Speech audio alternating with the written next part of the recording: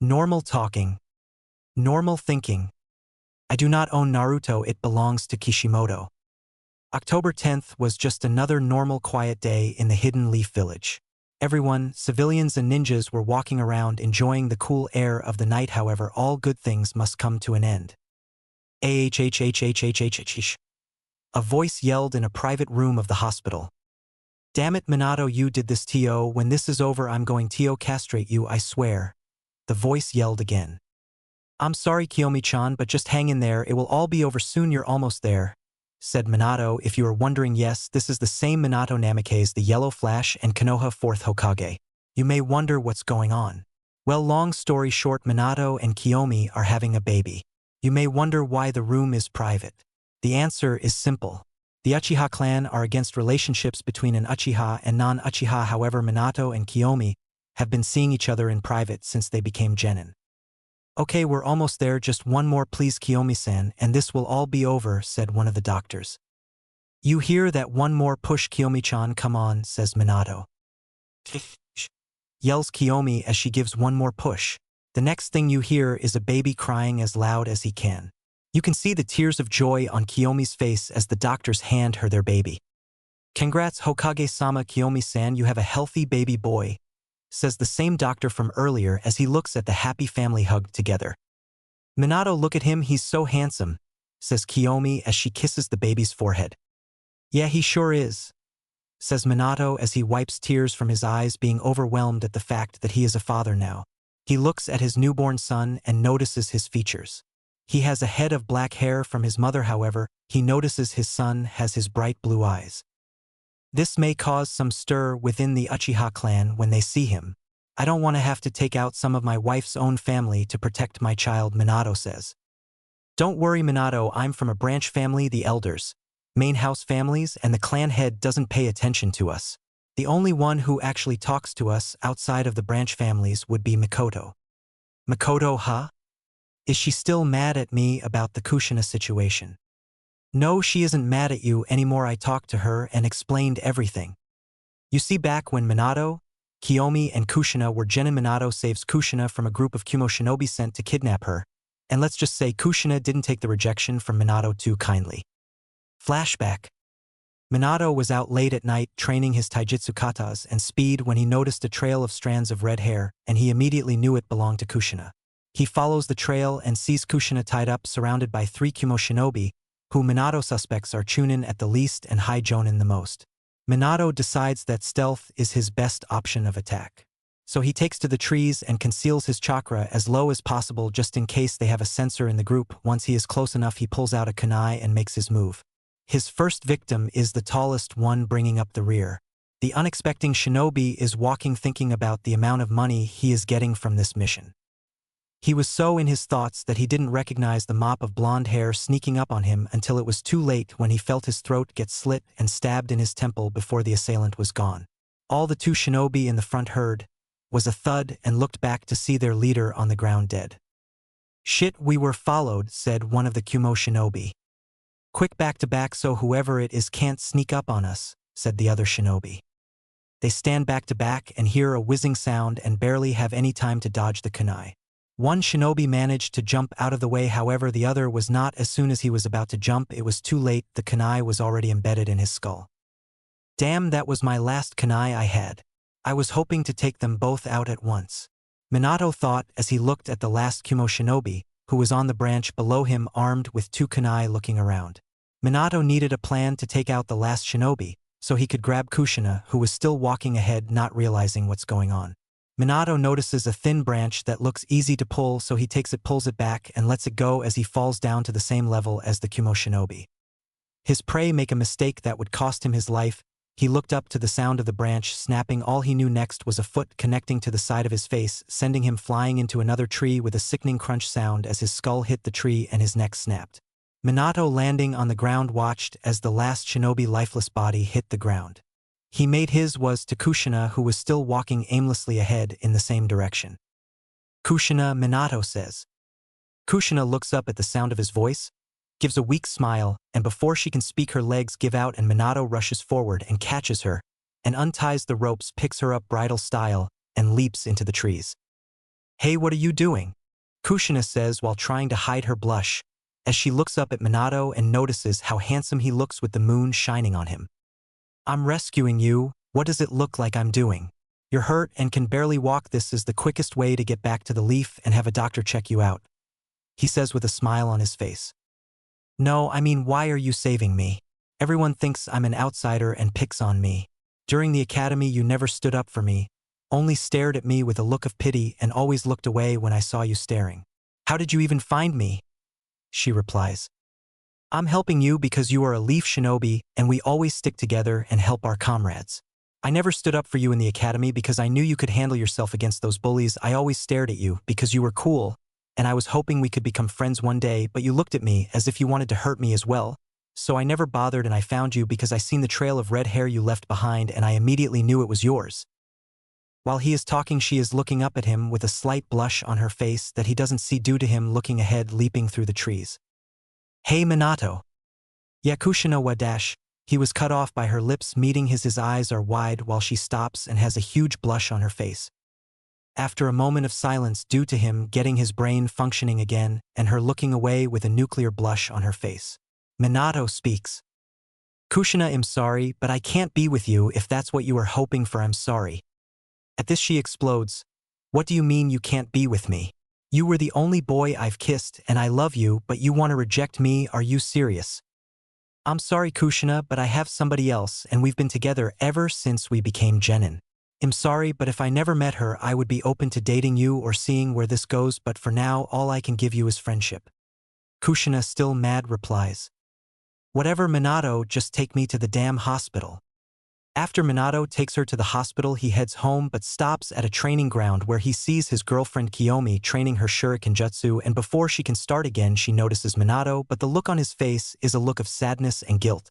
She asks what's wrong and he breaks down and tells her everything. She comforts him over his first 3 kills, and although she was originally mad at the kiss it wasn't his fault and she couldn't blame Kushina since she didn't know. After Minato calms down he thanks him with a kiss and goes home. The next day he is at the academy waiting for his team assignments when an enraged Makoto comes up to him and yells at him, accusing him of using Kushina to try and get in her pants, calls him a loser and a horrible person, and walks away leaving a stunned Minato and crowd. Flashback end. After that Makoto became cold to Minato and had a deep hatred towards him even after Minato and Kushina made up. They even became friends. Actually they were more like brother and sister. That's good, I was hoping our kids would be friends. She recently had a son a couple months back, right? Yes, she named him Sasuke, she replies. Well, congrats to her, we will have to. He is cut off by a loud roar.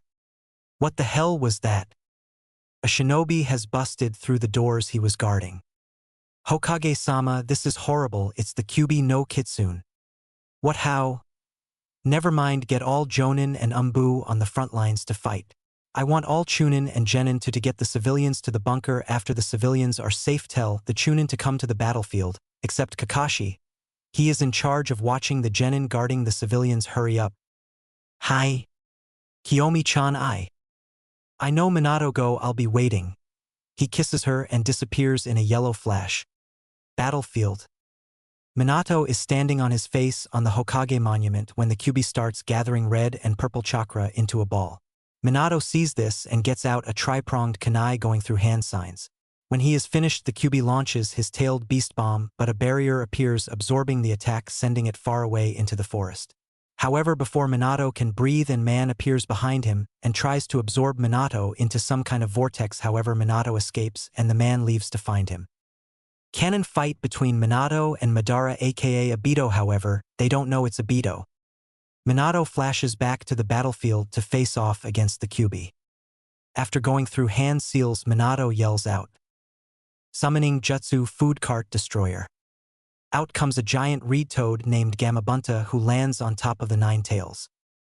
Bunta, I need you to hold down the 9 tails while I get ready. I have a plan. Easier said than done, Minato, but I'll try. Minato, what's the plan? What are you doing? Asked an elderly man holding a staff known as the Professor of Shinobi and the 3rd Hokage Hiruzen Sarutobi. I'm going to seal it away to save the village from any more destruction. I'll be back. Before Hiruzen can reply, Minato flashes away. Hospital Kiyomi room. Minato arrives at Kiyomi's room to tell her his plan, and what he sees before him is heartbreaking. Kiyomi is dying while shielding her son from the Ki and demonic chakra in the air from the Kyuubi. She smiles weakly at Minato with tears in her eyes, knowing she won't live after tonight. No words are said as she already knows what Minato plans to do, and he begs him to come along to be with her family one last time. Minato grabs her as she holds on to their son and flashes away to start the sealing process. Battlefield. Minato arrives back on top of Gamabunta and asks him to hold him for a little while longer so he can gather enough chakra. Once he has enough chakra, he flashes himself, his family, Gamabunta, and the Kyuubi away.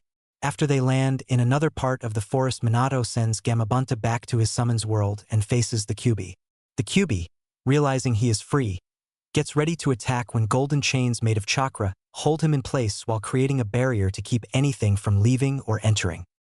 Kushina, Minato, and Kiyomi yell, seeing her condition. She is battered and has bruises all over her body with some cuts on her arms while her clothes are torn up. Minato, I was attacked by a man in a mask claiming to be Madara Uchiha. He ambushed me and ripped out the Kyuubi from the seal. I know, Kushina, it's not your fault. He snuck up on you. He also fought me, but I managed to get a hit on him with my Rasengan and he retreated. Now I'm about to seal him into my son. I know it's wrong, but it's the only option. I can't reseal it into you as it would just break out again. This is the only way. Kushina smiles sadly, knowing he is right. Can I hold him, please? She asks weakly. Kiyomi smiles and hands her their son. What's his name? Kushina asks. His name is Naruto, they both reply. The Kyuubi roars as he fights against the chains, but they won't budge. Minato, seeing this, summons an altar and places Naruto on it. He begins going through hand seals to start his plan. Reaper Death Seal. Hiruzen arrives at the sealing area and recognizes those hand signs and tries to stop Minato from summoning the Shinigami, but it's of no use as he can't enter the barrier. He can only watch on as his successor and two of the best kunoichi sacrifice their lives to save the village. After Minato finishes the hand signs, a spectral of the Shinigami appears. Mortal, why have you summoned me to this world? The Shinigami asks. Shinigami, I would like to seal the Kyuubi into my son Naruto, Minato says. Very well, however, the cost of this sealing is your own soul, says the Shinigami as he begins to chant while he stabs and cuts open his stomach.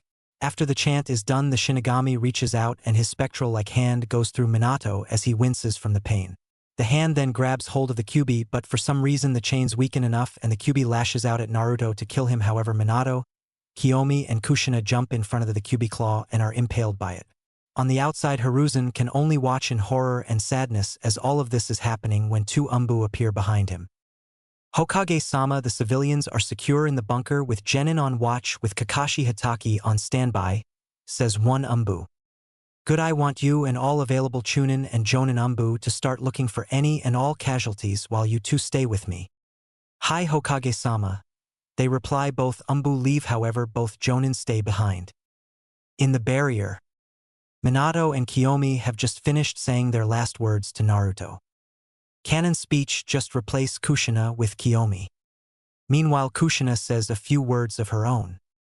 Naruto, this is your Oba-chan. I wish we could have had more time to be together. You would be like the son I never had. I leave to you all the Uzumaki sealing items. It's all I have left in life. Something tells me with you being the son of Minato, you will be interested in Fuinjutsu. She pauses to cough, but blood comes out. I know how the life of a Jinchuriki is. It will be hard, but you can't let the hate and anger of the Bijou take over. You must counter it by love and happiness. So please, no matter what happens, do not go down a dark path in life. I love you. I wish you the best in life. She finishes with tears coming down her face. Minato looks on, sad that neither will be allowed to live to raise his son, but trusts the Sandaime to look after him. He smiles as he says his final word. Seal. The Kyuubi roars one last time as he is sealed inside Naruto. After the seal is complete, the Shinigami removes his hand from Minato while removing his soul. At the same time, Kushina and Kiyomi both fall to the ground on their last breath. The barrier drops and Hiruzen and the two Jonin with him come rushing in. Kiyomi, Kushina, hang in there. I have medical help on the way. It's no use, Hokage-sama. We're done here. It's time for us to move on. Kiyomi says, his name is Naruto. She says, motioning to her baby boy. I want you to give him Kushina last name of Uzumaki. I don't want him to be used as a weapon for the Uchiha clan if he awakens the Sharingan, and he can't take Minato last name due to IWA being willing to do anything to kill him or his legacy wait until he is a Chunin or Jonin to tell him about us. Unless he awakens his Sharingan you can tell him about me, but you must not tell him about his father until he is Chunin or Jonin or when you deem him worthy of knowing. I left him all my notes on my taijutsu style. If he is like me, he won't be really good at the Uchiha style of taijutsu even with the Sharingan. She reaches in her robes and pulls out a scroll. This is for him from me. I want you to give this to him after you tell him about me. Minato has one as well, but it is sealed in your office with a blood seal only able to be opened by Naruto. Please take care of him, Hiruzen, that's all I ask, please. I love you, Naruto. She kisses her son one last time before she takes her last breath. Hiruzen looks down in sadness with tears in his eyes. He looks over at Kushina and sees that she is no longer breathing but has a scroll in her hand and assumes it's for Naruto, so he takes it and puts it away. As that happens, the Jonin appear and help him with the bodies, looking down in sadness and hatred at the bodies of the Hokage and two of the most powerful kunoichi from the Leaf Village and the newly born Jinchuriki who they wish they could kill. Hiruzen, seeing the hatred in their eyes, can only sigh as he knows he would have to retake the mantle of Hokage to protect Naruto. They collect the bodies and leave to deal with the backlash of the attack. Normal talking. Normal thinking. I do not own Naruto or any of its characters. Those rights belong to Kishimoto. Kill the demon. Why would you bring that thing in here? Let's burn it alive. Throw it in the forest of death to be eaten. These were some of the things being said by the civilian council. You may wonder why. Well, Hiruzen Sarutobi just announced to the council about Naruto being a Jinchuriki, and as you can see things did not go so well. Having enough of the bickering and screeching of the civilian council, he lets out an enormous amount of Ki which causes everybody to be quiet and stare at him scared. While the civilian side of the council is scared, the shinobi side ANS clan heads are smirking or openly laughing except for two who have stoic looks on their faces, these two being none other than Fugaku Uchiha, the head of the Uchiha clan, and Hayashi Hyuga, head of the Hyuga clan. Naruto will not be killed, and that is final. If you kill him, then the Kyuubi will just be released again, and we don't have another seal master like Minato or Kushina around to seal it. That is when a man with pineapple hair and a lazy look on his face that makes him look like he is sleeping spoke up. Hokage-sama, not that I am against Naruto, but we still have Jiraiya as our final remaining seal master, says Shikaku, head of the Nara clan. Yes, we do have Jiraiya, however, as great as he was at seal, something like sealing a tailed beast as powerful as the Kyuubi at best, he would be able to suppress it with another seal should it try to break out. Compared to Minato and Kushina, Jiraiya was an amateur in sealing despite him being a seal master. He hasn't mastered the Uzumaki level of sealing like Kushina has, and Minato was well on his way to mastering them before he perished. Hiruzen responded. Suddenly a man with bandages over his right eye, short, shaggy, dark brownish hair, with a scar on his chin, speaks up. Hiruzen, what has happened to the Uzumaki Fuinjutsu scroll? If you would like, I can hold on to them for safekeeping. For you, and keep them out of the wrong hands. He says while barely hiding his hunger for knowledge. That is a question I cannot answer. Danzo, for Kushina was the only person who knew where they were and what would happen to them should she die. Hiruzen calmly replied to the now named Danzo, who had to hide his frustration at not being able to get his hands on something so powerful.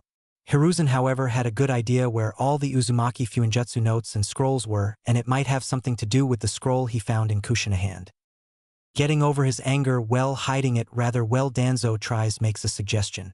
Very well, however, this brings up the question of the Jinchuriki. If you want, you may hand him over to me, and I can give him the proper training and conditioning to use his powers, make him a powerful tool.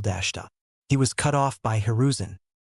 No, Danzo, you will not be getting Naruto to turn him into a mindless weapon to use at your own disposal.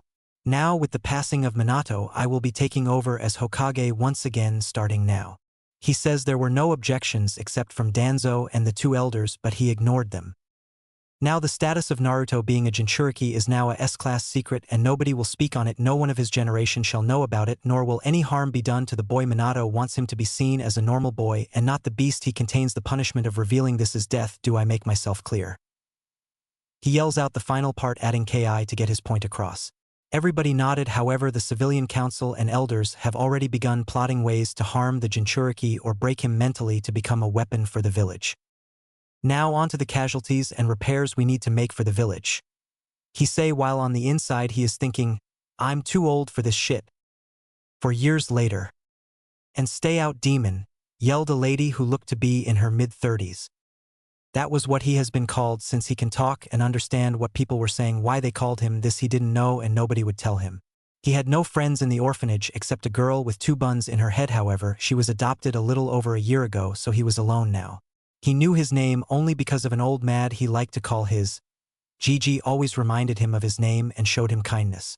This man was the 3rd Hokage and the only other person in the village to treat Naruto with respect and showed him love. Now, however, little Naruto is walking through the village late at night hungry and tired when he smells something lovely. He follows the scent and finds a small little restaurant called Ikaraku's. However, Naruto, having been treated bad by all adults, he sees, turns and walks away until he bumps into an older man with a chef hat on his head. The man looks down at Naruto and smiles sadly. He knows who Naruto is and who his parents were because they were close friends. Hey young man, I'm Tucci. Are you hungry? You look like you could use some food. He says as he introduces himself, but couldn't help but be angered by how frail Naruto is, so he offers some food. I would, but I don't have any money, mister. I'll be fine. I always go a week without eating food at the orphanage, sometimes 2, so it'll be okay for a couple of days. Naruto responds in a small yet shy voice. Now Tucci was pissed. How dare those idiots at that orphanage treat Minato's son like that? Wait until Hokage-sama find out about this. He thought to himself. However, he cleared those thoughts away as he looked back at Naruto. Nonsense, come on. It's on the house. I couldn't charge you even if I wanted to. He says and grabs Naruto by the hand and leads him into his shop. When Naruto sits down, he is greeted by a girl, maybe 5 to 6 years older than him. Hi, welcome to Ikaraku's. I am. The girl says with a smile, holding her hand out. Naruto, he responds while tentatively taking her hand. Tucci sees this and smiles. He wished he could have adopted Naruto, but the council banned anybody from adopting him. His thoughts were interrupted by the sound of Naruto's stomach growling. Laughing, he says, I'll get you some ramen. Naruto, just sit there. He goes and starts to prepare the ramen. Meanwhile, Ayam is talking to Naruto a lot, and he seems to have gotten over his shyness and is laughing with her at some of the jokes they share. So Naruto, what is your dream for you when you get older? Ayam asks. I want to be Hokage and maybe start a family with a girl I love. I don't want to marry anybody I don't love or have a lot of women. It's not really my style. He says, which is weird for a 4-year-old to say. Naruto, how do you know about love and marriage? She asks. Well, I couldn't get any kid books at the orphanage, so I could learn how to read, so I seen some orange book with a man and women on the cover of the book and started reading it. I didn't understand some of the workouts, but they sounded interesting to try out, I guess, because in the book the man and women were sweating and breathing hard after they were done, but I got uninterested when he started working out with 10 women at one time. Like, how can he do that? It's not possible. He says while Ayam is blushing up a storm at Naruto for reading a porno, but he didn't know. Meanwhile, Tucci was finished with the ramen for Naruto and had a tray with 3 large bowls on it. If he is like his parents, this won't even be enough to fill him, he thought as he remembered his best customers spending a fortune on ramen. However, he pauses when he hears Ayam ask Naruto what his dream was and couldn't help but cry, as those were the same words Minato said when he became a genin. However, he did almost burst out laughing as Naruto described the book he learned to read from. He might have to give Naruto the talk in a few years. Alright, 3 large bowls of miso ramen. Naruto, on the house, eat up, Tucci says as he comes out the back with the tray of ramen bowls. Naruto is intoxicated by the smell and couldn't help but drool at the food in front of him. Itadakamasu, Naruto says, and after 5 minutes the 3 bowls are gone, and he asks for more, causing Tucci to laugh as he heads to the back to make more. After another 10 bowls, Naruto bids farewell with a sad look on his face and begins to walk out. However, a hand on his shoulders causes him to look back and he sees Tucci smiling down at him. How about you stay here tonight and tomorrow morning we can go see the Hokage about your living arrangements? Naruto, not being used to such kindness, stares at him in shock and rushes to hug him, thanking him over and over. They close up shop and Naruto helps. They go through a door in the kitchen that led upstairs to their apartment. It was a decent-sized apartment with 3 bedrooms, a bathroom, a kitchen, and living room. Ayam leads Naruto to the extra room where he will be sleeping and gives him one of her father's shirts, so she can wash his clothes for him since it's all he has. The shirt was so big all you could see was Naruto's head. Everything else was covered up. Naruto fell asleep that night with a smile on his face and had the best sleep he has ever had. Next morning Naruto wakes up and goes to the kitchen and sees Ayam making breakfast. She greets him as she gives him some food to eat before saying they are going to see the Hokage later, so the shop will be opening late. After everyone eats they get ready to leave. However, when they open the door the Hokage is there with two Umbu behind him, one with gravity-defying hair in a dog mask and a taller one with brown hair. However, Naruto, being used to the feeling of hatred, can feel it coming from this certain Umbu in a monkey mask. Hokage-sama. Tucci greets them with a bow. We were just about to come see you to talk about something important about Naruto. Yes, I was coming here to tell you the civilian council wanted you arrested. However, I know better than to believe anything they say, so let's go to my office. He replies. They got to his office and began to talk. So Tucci, do you mind telling me why Naruto was living in your house now? Hiruzen asks but doesn't really care, but has to do it for the elders minus Danzo are in the room. Well, Hokage-sama, in all honesty Naruto does not live with us. He was staying there for the night since he doesn't have anywhere to live. As I told you earlier, we were on our way to speak to you. However, I believe it would be best if Naruto were to explain what happened. Tucci replies. No, that boy has nothing to say during this meeting, we won't hear it. Says the old lady who is one of the elder advisors named Koharu. She lost one of her daughters and husband during the Kyuubi attack and holds a deep hatred towards Naruto and blames him. She didn't want Hiruzen to become Hokage because he would protect the boy she wanted to harm. Koharu, behave yourself, let him speak. He has a right to speak as much as us during this meeting. After all, it is about him. Go on. Naruto tells us what happened. Replied the other elder advisor named Hamura. He lost family as well to the beast when it suddenly attacked. However, he had his suspicions about the attack because as far as he knew, Minato just checked the seal the day before and seen Kushina's condition before the burial and noticed it looked like she was on a serious fight. He didn't blame Naruto. Hell, he felt sad for the boy knowing what he contained. He wasn't against Hiruzen becoming Hokage despite voting against him. He was only looking out for his friends/teammates' health and believed the stress would kill him. Naruto, nodding at him, told them everything from how he was treated in the orphanage to him being kicked out. However, what he said next shocked everyone. I know about the law that prevents anybody from adopting me for being a demon and disgrace to the village. The lady at the orphanage made sure to tell me that every time somebody was adopted, especially when my only friend was adopted and taken away, but I will not say her name, I don't want her treated badly like I am. Is it possible for me to have my own place? I know how to clean since the orphanage had me cleaning up every day, while they took all the kids out to play or walk around the village. He says, not noticing the shocked/angry looks on 4 people in the room and a look of smugness on the other. Very well, Naruto, I will find you a place to stay after I am done at the orphanage. However, I want you to stay with Ayam and Tucci until then. Don't worry about opening up shop today, Tucci, I'll cover the amount you would make. How much exactly do you make on a Friday? Hiruzen asks. Tucci and Ayam are standing there in shock over the kindness, but he begins to run numbers in his head for about 2 to 3 minutes before he responds. We make about 1,500,000 Ryo on a Friday due to a lot of ninjas returning to the village from missions and are always hungry and want something that can be made quickly. He replies. Hiruzen, knowing how ninjas eat, isn't shocked that much but wasn't expecting that much. However, he writes a check to Tucci and says to take it to his secretary so she can deposit it to his account. Tucci bows and leaves with Ayam, leaving Naruto behind to finish his meeting with the Hokage. Orphanage. Hiruzen walks up to the orphanage and sees the helper for the day at the orphanage, a girl named Kurinai Yuhi, a fresh Chunin who has been helping at the orphanage on her off days ever since she was a genin. She sees him walking in and greets him. Hello, Hokage-sama, may I ask why you are here today? She asks. Yes, I am here to see Naruto Uzumaki for the day. It's time for our usual lunchtime at Ikaraku's. He says, but it's a lie since Naruto just met them yesterday, while inwardly seeing how she would react to his name, knowing she lost his only remaining family during the Kyuubi attack. When he went to the front lines to hold the beast off, she later found him dead under rubble during the cleanup, and it took a lot for her to get back into training. To his surprise, she took on a sad look and let out a heavy sigh. I was actually going to talk to you about that. He has been beaten a lot while staying here. I was walking around helping out 2 years ago when I seen the matriarch beating him a broken pipe, claiming it was his fault, but he told me not to say anything, and every time I came after that he would always stay away from me and say he doesn't want me to associate myself with a no-good demon brat. Although the Kyuubi heals him physically, it's the mental scars I'm worried about. But I haven't seen him all day. In fact, I hadn't seen him last night when I usually come check in to start my shift and his room was empty. She replies with tears coming down her face. It's alright Kurenai, Naruto is safe.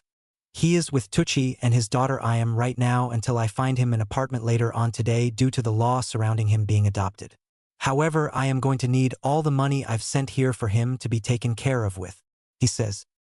I'm sorry Hokage-sama, but for the past 4 years I've been working here his money account was always empty. I assumed they would spend it on him, however I doubted that since all his clothes we poorly taken care of and looked like he was stitching them up to wear them more. Kurenai, are you telling me the orphanage has been stealing his money from him? He gets a nod back, but what gets him even more angry is when she says they always have new clothes and jewelry for themselves and clothes and toys for the kids minus Naruto. Kurenai, over the last 4 years I have sent over 400,000 ryo, and you're telling me they haven't spent any on Naruto. He gets another nod. Thank you Kurenai, I will need you to watch the orphanage for 2 weeks, while I look for new caretakers. I'll double the pay since you are a Chunin and you will still get your Chunin pay on top. Think of this as a B-rank mission. He says she is so shocked that all she can do is nod in agreement. He leaves to talk to the lady who is in charge of the orphanage along with her help that were all about to lose their job, however they didn't know it. What he sees disgusts him. The children at the orphanage are throwing food around, more specifically at the wall, but what's on the wall is what gets him mad. On the wall is a picture of Naruto that looks to be taken right after he was beaten with the words demon on it, and somebody drew 9 tails behind him, most likely one of the adults who are sitting in a chair laughing about getting rid of the demon child while counting money. He walks up to them slowly before speaking. Good afternoon ladies, how are you today? He says with a fake smile, scaring them in the process. Gigi, good afternoon Hokage-sama, how may I help you? She replies while inwardly scared because she knows why he is there after looking at the clock. Oh, I'm just here for Naruto. It's time for our daily walk that we do. I figured I would take him to get some lunch. Anything that gets me away from my paperwork. He says while this was true, he wanted to get away from paperwork, he was still setting them up. I'm sure you are Hokage-sama. Paperwork is indeed troublesome. Always having to make every single thing is accurate and on point, she says while laughing, not realizing she fell for his trap. So do you mind if I go up and get him now? I'm sure he is getting impatient, he says. No, that's okay Hokage-sama, we can go grab him, she says as her and the rest of the helpers rush up to Naruto's room. What are we gonna do? He is here for the demon brat and we kicked him out last night, says the lady from the front desk. After a while, one speaks up. I have an idea, he gets the demon brat and we keep our jobs, she says, then explains the plan and they all grin. After a while they all return with Naruto, and they start along with the plan. Everything was going good and fine until Hiruzen asked a question. Naruto, are you ready to head out and grab some lunch at a ramen stand that I'm sure you'll love? He says with a smile. Naruto responds in a tone too happy to be him, and that's when they fall into his trap. Hiruzen snaps his fingers, and suddenly 4 Umbu appear and release the hinged orphanage worker who was a former ninja. Now, did you really think I would fall for a simple hinge? I know Naruto isn't here, and I know you have been stealing his money that I've been sending for his care. Now, Umbu, take them to the TI department. I want to know everything they've done to Naruto and how much money they have stolen. He turns to Kurenai and smiles at her. Kurenai, I will be sending some help for you over the next 2 weeks until I replace the workers and head of the orphanage. After that, I have a request that has come into my office that I think you would like. Thank you, Hokage-sama, she says with a bow.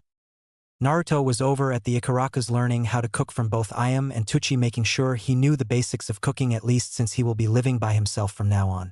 Then there was a knock on the door and Tuchi opened it to see Hiruzen with a smile on his face. Okage-sama komein.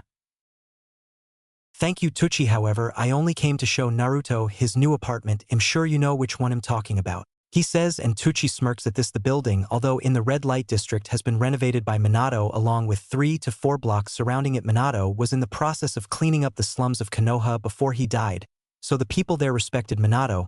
The most he added stores which created jobs, however some things never changed a lot with the brothels and crime rate. Tuchi saw the way the apartment was that Minato set up for Naruto, for when he moved out he didn't have to pay rent since Naruto technically owns the building. However, he can't collect any rent from people yet. He has to wait till he can publicly claim his inheritance. Naruto's apartment was set up with 2 bedrooms, 2 bathrooms with one being connected to the master bedroom, a kitchen with everything included, and a living room that already has couches in it and a coffee table. Naruto, come along now, we have to get to your new apartment. Hiruzen says. Naruto nods and gives Tucci and I am a big hug and goes to his new apartment with his GG. 2 years later. It's been 2 years since Naruto moved into his own apartment. He still talks to the Ikarakus and visits them almost every day, as well as his Gigi, as he likes to call the Hokage. However, right now we find young Naruto running for his life from an angry mob. He doesn't know why this happens. All he does is mind his own business, but the people still chase him and beat him whenever they can due to him constantly running. He is as fast as a high genin shinobi and he is only 6. That usually is enough to outrun a mob. However, these aren't just civilians, there are some Chunin and Jonin in the crowd throwing kunai and shuriken at him while civilians throw bottles and rocks at him. While Naruto is running sweaty and out of breath, he makes the mistake of running into an alley thinking he was at the corner of his street where the apartment is located. Nowhere to run now, you little demon. It's time to get you back for killing our loved ones and comrades, you little shit. Yeah, you stupid fox, it's time to die. Dude, we're not supposed to speak about that, you know the law. So what, it's not like we will be punished. The Umbu who was supposed to watch over him hate him, so they will let us get our hits in and let him bleed out. Oh yeah, that is right. Let's begin the punishment of the fox. Naruto, hearing this, starts to think, why are they calling him the Kyuubi and saying he killed their loved ones? He hasn't killed anybody, he's 6 for Kami's sake.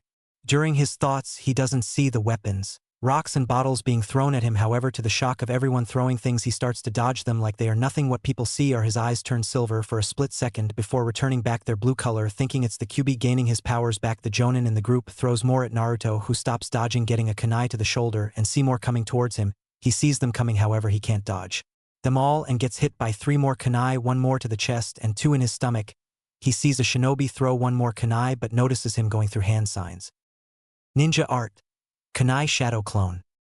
The 1 kunai turns into 12 and they are coming at him. However, they slow down and he moves out of the way. What everybody in the mob sees shocks them. His eyes turn red with 1 tomo in his right eye with 2 in his left eye. That's when things get worse. Do you see his eyes? Is he an Uchiha? No, it's a trick. The demon must have killed an Uchiha and stole his eyes. Let's kill him. They proceed to punch, kick, and stab Naruto with the kunai they found. However, they are all stopped by an enormous amount of ki and the sound of chirping birds. They turn around and see the Hokage with Umbu Captain Dog next to him are Raven and Weasel, both with the Sharingan activated. Anbu Hiruzen barks out. Hi Hokage-sama, they say together. Kill them. Next thing they know is a complete massacre of civilians and ninja alike. After the massacre is over, Hiruzen looks at Dog and asks him. Dog, who was supposed to be guarding Naruto tonight, he asks. It was Boar and Mouse, Hokage-sama. I want them found and sent to the TNI department to get everything out of them, then kill them. Hi. Dog vanishes in a shunshin to find them and take them to the TNI department. As this is going on, Weasel and Raven have finished cleaning up and disposing of the bodies. However, they turn to look at Naruto, who is being helped up by a blonde girl that nobody realized was there. He looks at her and smiles. While she looks away blushing, she says her name is Samui, which he tells her his name. However, she has to leave due to her parents looking for her. Once they find her, they see the Hokage and Umbu and bow to them. However, they sneer at Naruto, which causes him to flinch and look away. Before Samui leaves, she tells him to meet her in a certain clearing in the forest in 2 days if he wants to play. He smiles and thanks her as she leaves. He looks up at the Umbu and they gasp at his eyes and look at the Hokage for answers, who only said 1 word. Shit. Hiruzen mutters. Grab him and go back to my office. Hokage office. Okay, I know all 3 of you have questions, so I'll start with Raven and Weasel. However, Naruto, what you are about to see and hear cannot be spoken of. Do you understand? He says, getting a serious nod from Naruto. He sighs. Weasel and Raven, remove your masks. They do as told and reveal 2 black hair boys. However, one has 2 long marks on his face with 2 bangs framing his face and the rest of his hair tied in a ponytail going down his back. This is the current heir of the Uchiha clan, Itachi Uchiha. However, next to him is another guy with short spiky black hair with a smile on his face that gives warmth compared to the stoic look of Itachi. This man is Shisui Uchiha, best friend of Itachi and cousin of Kagami Uchiha. Now Naruto, I'm sure you have questions and I will answer them for you. Naruto nods and fires off all his questions. Why was I able to dodge all those kunai and shuriken? Why do the people of this village treat me like that? Why did they call me the Kyuubi? And where was my damn Umbu guard? Naruto, the reason you were able to dodge those shuriken and kunai is because you have unlocked a dojutsu belonging to the Uchiha clan from your mother, he says, getting a gasp from all three occupants in the room. Now before you get mad at why you were not raised by the Uchiha clan is simple. 6 years ago on your birthday the Kyuubi attacked the village, nobody knows why though. However, it was up to Minato, who you know was the fourth Hokage, to stop the beast, but it was only by sealing it away, and he needed a newborn baby, and seeing as how you were the only baby born, he had no choice but to use you for the sealing process, thus making you a Jinchuriki, or power of human sacrifice. Now this does not make you the Kyuubi itself, only the container. Now as to why you were not raised by the Uchiha clan is because the Uchiha clan head and elders would have tried to break you mentally and use you as a weapon, and I know that Minato did not want you to be used as a weapon but seen as a hero and live a normal life. However, I messed up by revealing your Jinchuriki status to the council. However, I had no choice in the matter, as the Jonin who were with me at the time already told the elders and some of his ninja friends what happened. I did make it a S-ranked law to not speak of it or harm you in any way to protect you. However, it seems nobody took me seriously, which is resulting in deaths of civilians and shinobi alike. He explains, as for the Umbu guards that were supposed to watch you apparently hated you for holding the Kyuubi as well and left their post and let you be caught and beaten, nearly being killed. However, I had dog-tracked them down, sent to the TNI department. Naruto nods at that, still getting over the fact that the Kyuubi is sealed in his gut. However, he realized something. Hey Gigi, you never answered my question about how I was able to dodge all those kunai and shuriken. Before Hiruzen could speak, Shisui spoke up for. He did answer your question. It is due to your Sharingan, everything slows down for you, allowing you to dodge and anticipate and predict your opponent's movements. He replies. Then Itachi spoke up.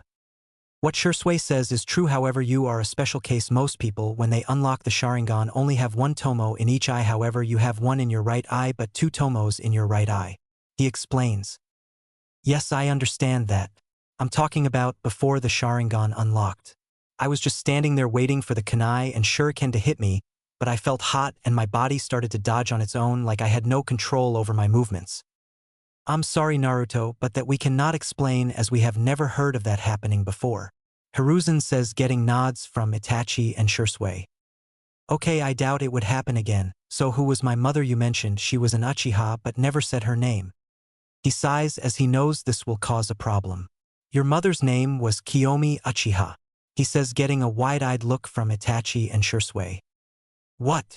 Shisui yells as his Sharingan flared to life. Yes, it is true Shisui, he is your sister's son. The reason I didn't tell you is because despite you both being half-brother and sister, she was moved to the branch family because she refused to marry Fugaku because she met Naruto's father, and despite him not being a part of the Uchiha clan, which is frowned upon, she didn't want to marry or have kids with anybody but him, so it was either be banished to the branch family and become one of the most hated Uchiha, or be in a loveless marriage and pop out babies whenever the clan head wanted. She obviously chose to become hated rather than marry Fugaku. After that, she kept seeing Naruto's father, and a few years later she became pregnant, and the day that was supposed to be the happiest moment of her life was turned upside down as she died due to the Kyuubi toxic chakra and Ki mixed with the stress her body went through during childbirth. She was shielding you from the chakra and Ki but was killing herself in the process to protect you. I'm sorry Shisui, but I can't allow you to have custody over Naruto, but I can give you a long-term A-ranked training mission until he starts the ninja academy in 2 years. He replies with a smirk. Shisui looked back with a smirk of his own, catching on to what he is implying. Of course Hokage-sama, but just to be sure, this will not interfere with me and Itachi's current S-ranked mission, will it? He says. Hiruzen tells him it will not. However, Naruto has a couple questions. Hang on Gigi. I have 2 questions. Number 1, what will he be teaching me? He asks with a smile on his face. That will be up to Shisui, however you can sort that out when you guys see me next week to iron out the details. Now, what was your second question? He asks, and he was not ready for it. I didn't know you read those orange books too, they must be really popular. He said, pointing to the orange book that fell on the floor from his robe. Hiruzen had just stood there in shock and was curious as well. Naruto, where did you read this book at? He asks, hoping Kakashi didn't give one to him. Oh, those were the only books I was able to find and read at the orphanage. Somehow when I wanted to read, all the kid books would be missing. So I found those and taught myself how to read. He replies innocently. Okay Naruto, just don't read them anymore. Okay Gigi, but I have another question. What's a pussy and why would a guy want to pound it hard and fast? He asked innocently. The result of the question was 3 men falling to the ground, having no choice but to give him the talk now. After a long and embarrassing talk with Itachi, Shisui and his Gigi Naruto went home and went to sleep. 2 days later, Naruto is in the forest around the village looking for the girl Samui. He finds her sitting by a river and they play tag, hide and seek, and Naruto has to save her from invisible ninjas promising to play again. They play some more throughout the week and even bought a yin and yang necklace with each other's name on the back. Samui has the yin symbol, but with Naruto's name on it, while Naruto has the yang symbol with Samui's name on the back. They even went as far as to be each other's first kiss, which had them both blushing up a storm and sit in awkward silence, unaware of the blank masked Umbu that had been watching them, that left and reported to his master, who told Samui's father, and the next day she was told Naruto had been killed by a rogue ninja and they were moving to Kumo. After that day, Samui never showed any emotion towards anybody but still wore the necklace she had with Naruto. A couple days later, Naruto is in the Hokage's office. He was down these past couple of days not seeing Samui. He still wore the necklace but kept it tucked in so nobody would see it. Naruto, it's good to see you now. All we need is for Shisui to arrive. No sooner than he said that did Shisui appear via Shunshin. Now Shisui, since you are here, the details of this mission are simple. You are to train Naruto as much as possible for the next 2 years until he starts the academy, because I fear that the teachers will try to sabotage him and teach him wrong. He says. Hi Hoket-sama. Shisui replies. Now Naruto, this scroll is from your mother. It has her taijutsu style she used because she was no good at the Uchiha style. Shisui laughs at this because he remembers his sister when he was younger watching her struggle with the Uchiha interpreter fist. Anyway, she left this for you along with her ninjutsu she created, handing Naruto a scroll. Thank Gigi, but can I ask a question? Getting a nod, he continues. I've seen some shinobi putting stuff in scrolls and making it disappear into the scroll. How did they do that? He asked out of curiosity. He is just like Minato. It's a good thing both Minato and Kushina left their notes behind on Fuinjutsu. Hiruzen thought to himself, holding back his tears. That Naruto is called Fuinjutsu, it is an extremely hard skill, and there has only been 4 sealing masters in Konoha history. We only have 1 left, but he is out of the village. However, I do have some books on Fuinjutsu if you would like them to study. He gets an eager nod from the boy and chuckles, handing him a book on Fuinjutsu. Now you both are dismissed. I expect good results from this training. Now you are dismissed. They both leave. Now Hiruzen is sitting there looking at his stacks of paperwork and is about to get started when his secretary walks in with a cart with 3 more stacks of paperwork, causing him to cry anime tears, yelling at the picture of Minato. How did you do it? Causing his secretary to walk out with a sweat drop. In the training field, Shisui is sitting with Naruto going over what he will teach him. Okay Naruto, first things first, I'm going to teach you how to unlock your chakra. After that we will be working on your taijutsu, ninjutsu, shurikenjutsu, and genjutsu. I'll leave the fuinjutsu to you, since I know nothing about it. Finally, we will work on upgrading your Sharingan to its mature state. It becomes mature when you have 3 tomo in each eye like I do. As he turns on his Sharingan. Now I want you to sit in a lotus position and try to unlock your chakra. You've only unlocked a small amount due to the Sharingan activating, however, it isn't completely unlocked. Try to remember what you felt in your eyes when the Sharingan activated and pull it to the surface, you understand. He gets a nod from Naruto and lets him begin. After about 3 hours, Shisui was about to call it quits for the day. However, he felt something coming from Naruto. Inside Naruto mind. He was trying to search for his chakra when he wound up in a sewer-looking area with pipes leading in 2 different directions. He feels hated coming from his left, so he goes the opposite way to his chakra, and instead of finding a small amount he sees quite a lot and pulls it, and all of a sudden he was fading from his mindscape. Outside his mind. Shisui is walking to Naruto when all of a sudden chakra starts to flow from him, and it hits a certain point before stopping. Naruto opens his eyes to see Shisui staring at him with a smile on his face, but inwardly he is freaking out. Geez, he already has as much chakra as a mid-Chunin. I need to teach him chakra control ASAP. He thought before he could speak. Naruto said something first. Shisui, I thought we were here alone. Getting a confused look from Shisui. What do you mean we are alone? He says. Naruto only looks over the shoulder of Shisui and nods his head slightly. Shisui, understanding, asks, how many? Naruto holds up one finger. Shisui, getting the hint, Shunshin in front of the person in the trees, which happens to be a blank masked Umbu with an E written on it. Before the Umbu can react, Shisui puts his tanto through his chest, killing him, but takes the mask for evidence. He teleports in front of Naruto and tells him they're going to the Hokage's office. They get there to see Hiruzen reading his orange book while giggling perversely with blood coming out of his nose. Naruto gets an idea. He walks slowly behind him, looks over his shoulder and yells, "Hei Orojiji," causing the professor of shinobi to jump up and land of his desk in a battle stance with a serious look on his face. However, he feels a hit to his pride as he sees Naruto and Shisui laughing on the floor with tears in their eyes.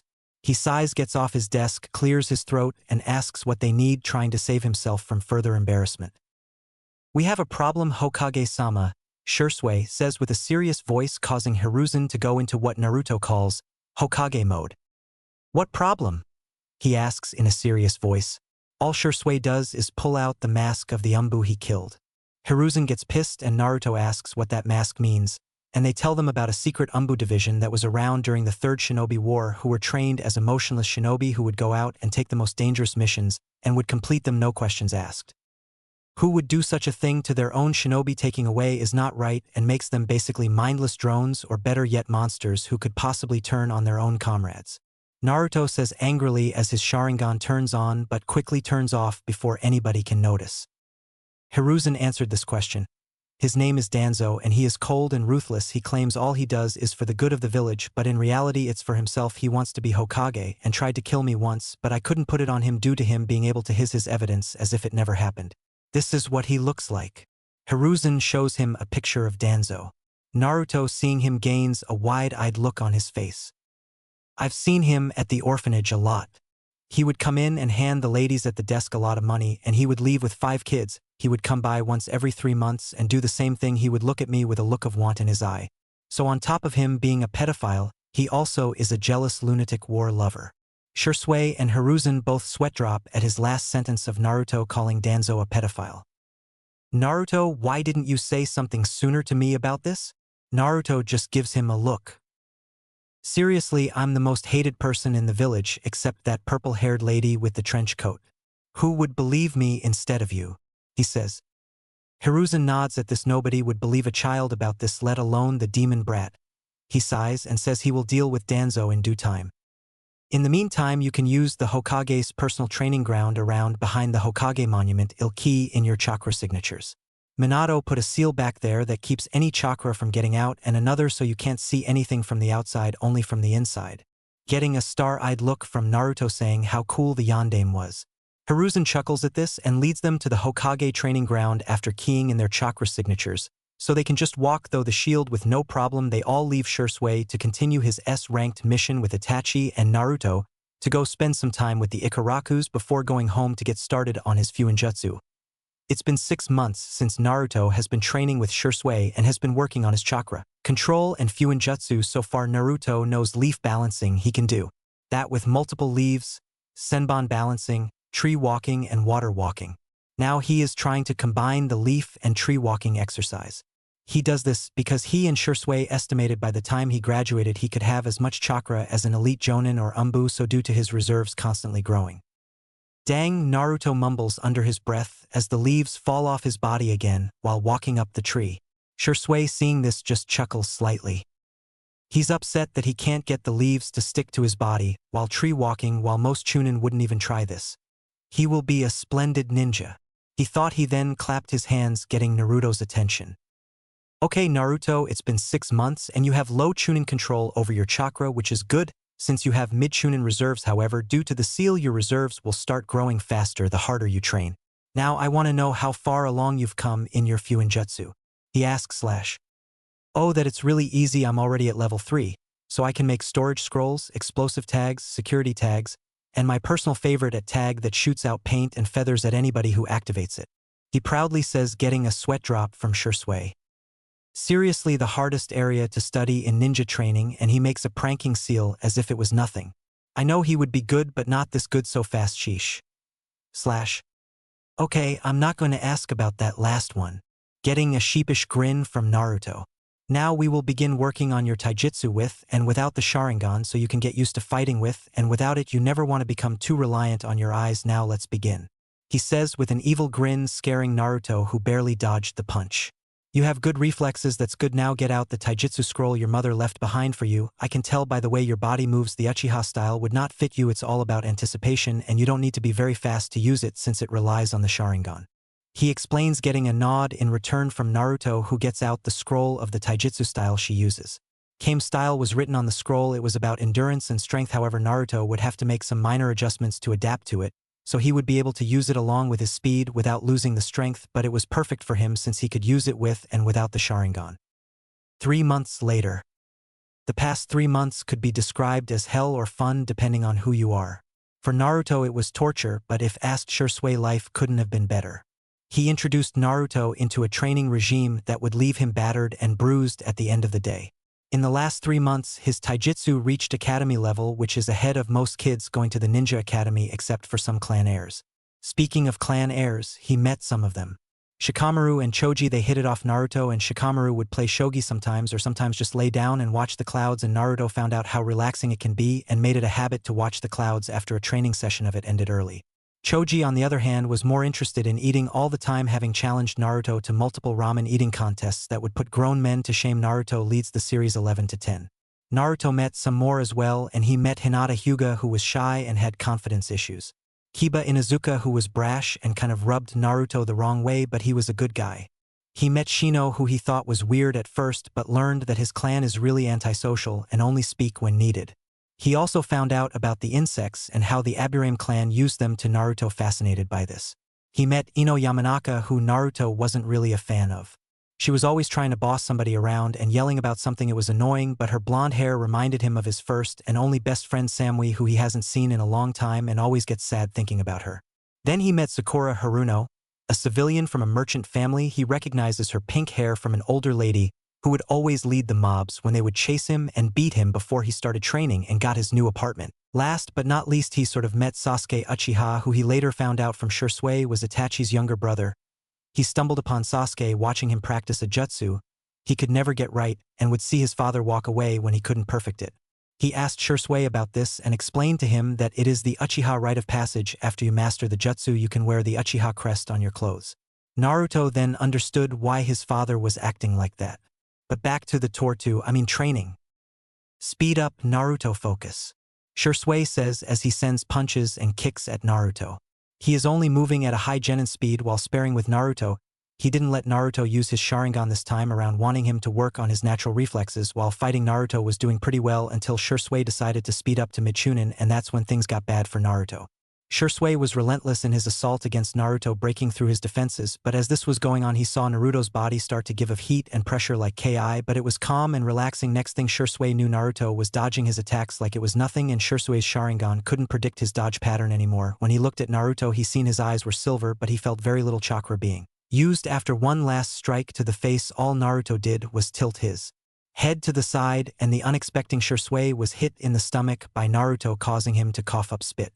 When he regained his composure, he saw Naruto passed out on the ground. His breathing was heavy, but he was alive. He picked Naruto up and shunshined to the Hokage's office. Shisui arrived in the Hokage's office, seeing him finishing up some paperwork. However, when he saw Naruto, he started to panic, but Shisui just held his hands up and said he was fine. Shisui report. What happened? He asked, serious. I honestly have no clue. I know what happened, but I can't really explain it, he says with a sigh. He then explains what happened during training with Naruto. The Hokage just sits there thinking about this. Shisui, I want you to take it easy on Naruto for now. Only train him using high genin, low chunin speed and strength. Clearly, whatever happens to him isn't normal and causes stress to his body, as we can see. However, how is his training going? He gets a smile in return. Well, for the first 6 months, I trained him on chakra control since he has mid-chunin reserves already. Getting a wide-eyed look from the Hokage, he continues. I've taught him leaf balancing, senbon balancing, tree walking, and water walking. Currently, he is trying to combine tree walking with leaf balancing. It's not going good for him, but he will get it. His Fuinjutsu really impressed me since he does it on his own. He's already at level 3 and makes his own storage scrolls, explosive tags, security tags, and he made a pranking seal that explodes in paint and feathers. He said with a laugh, causing Hiruzen to laugh as well. His taijutsu has come along great the past 3 months. We started working on it. His mom was right to leave him that taijutsu style. He is a natural at it. I would say he is about academy level borderline low genin right now. I would say he would be at high genin by the time we are done training. He says with a proud smile. Good, and I assume you haven't taught him any ninjutsu yet, because you are working on conditioning his body and chakra control right now. He gets a nod in return. Good, now on to other matters. Any progression on the S-ranked mission? All I know so far, as well as Itachi, is they just walk around ready to snap at anything. That's why I keep Naruto away from them, because I know they would take their anger out on him. He says with a sigh. Alright, continue to train Naruto. You have only just over a year left. Make your sister proud, Shisui. Dismissed. Shisui picks up Naruto and takes him home before leaving himself. Naruto's mindscape. Naruto wakes in the same sewer as last time, but this time he follows the pipes with red chakra filled with hate and malice. He walks until he sees a giant cage with a piece of paper with word seal on it and notices the large fox with 9 tails behind it. He walks close to the cage but has to jump back to avoid a claw that lashed out at him. However, what causes him to fall on his face is the fox is asleep with drool coming out of its mouth. He takes a deep breath and yells, "Oh, I fox, wake up, you're drooling." This causes the fox to jump up looking around, and when he finally fully wakes up he notices Naruto standing there. "Huh, what? Oh, it's you. What's up?" it says, causing Naruto to sweat drop. "What, no evil monologue about how you're the all-powerful Kyuubi no Kitsune? No threats to rip my guts out or eat me? Threaten to break out?" he asks. "No, it's too much work and a waste of words. Besides, I knew you wouldn't pay attention to it anyway. So why are you here?" "I was training and passed out due to exhaustion and woke up here. So I have some questions for you, if I may." He gets a nod from the fox. "Okay, why did you attack the Leaf Village? Why is my mind a sewer? Are there more like you, and what's your name? You have to have one right." The Kyuubi is there in shock because nobody has ever bothered to learn its name. However, it responds. "I didn't attack the Leaf Village on my own. While I was ripped out of my previous container Kushina Uzumaki by a man who claimed to be Madara Uchiha. However, I knew he wasn't him because I've been under Madara Genjutsu before, when he used to attack the first Hokage before I was sealed into my first host Mito Uzumaki, making her the second Jinchuriki ever, only after my creator. After Mito sealed me, the first Hokage decided to capture my brothers and sisters, the other 8-tailed beasts. We range from one tail being the weakest to me, the 9 tails the strongest of them all. After Hashirama captured them, he gave them away like useless items to the other villages to create peace, but all he did was gave them ideas to create Jinchuriki and turn them into weapons for war. There have been 3 major shinobi wars already, and I've seen them all. Now, the reason for your mindscape looking like this is because of your childhood before you met your uncle and got your own place to live. However, if you notice it isn't as bad as it should be, that's because of the fond memories you have of the walks with the old monkey you call your Gigi, the moments you spend with the Ikarakus, the time you played with the bun-haired girl, and then my personal favorite, the little blonde girl you met before she disappeared. That is why your mind looks like this. However, it is up to you to change it. Now for your last question. Yes, I do have a name. However, I will not be telling you because you are not worthy to know it yet. Once you get strong enough, I will tell you my name. However, I have not deemed you ready yet. It says, getting a nod of understanding from Naruto.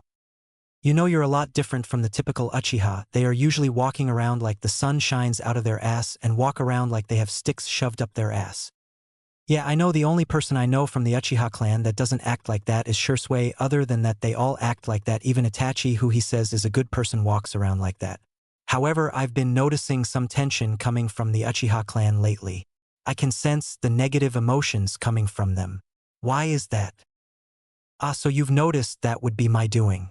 I wanted to give you something like an edge, so I gave you my ability to sense negative emotions on top of the regular sensor abilities you had.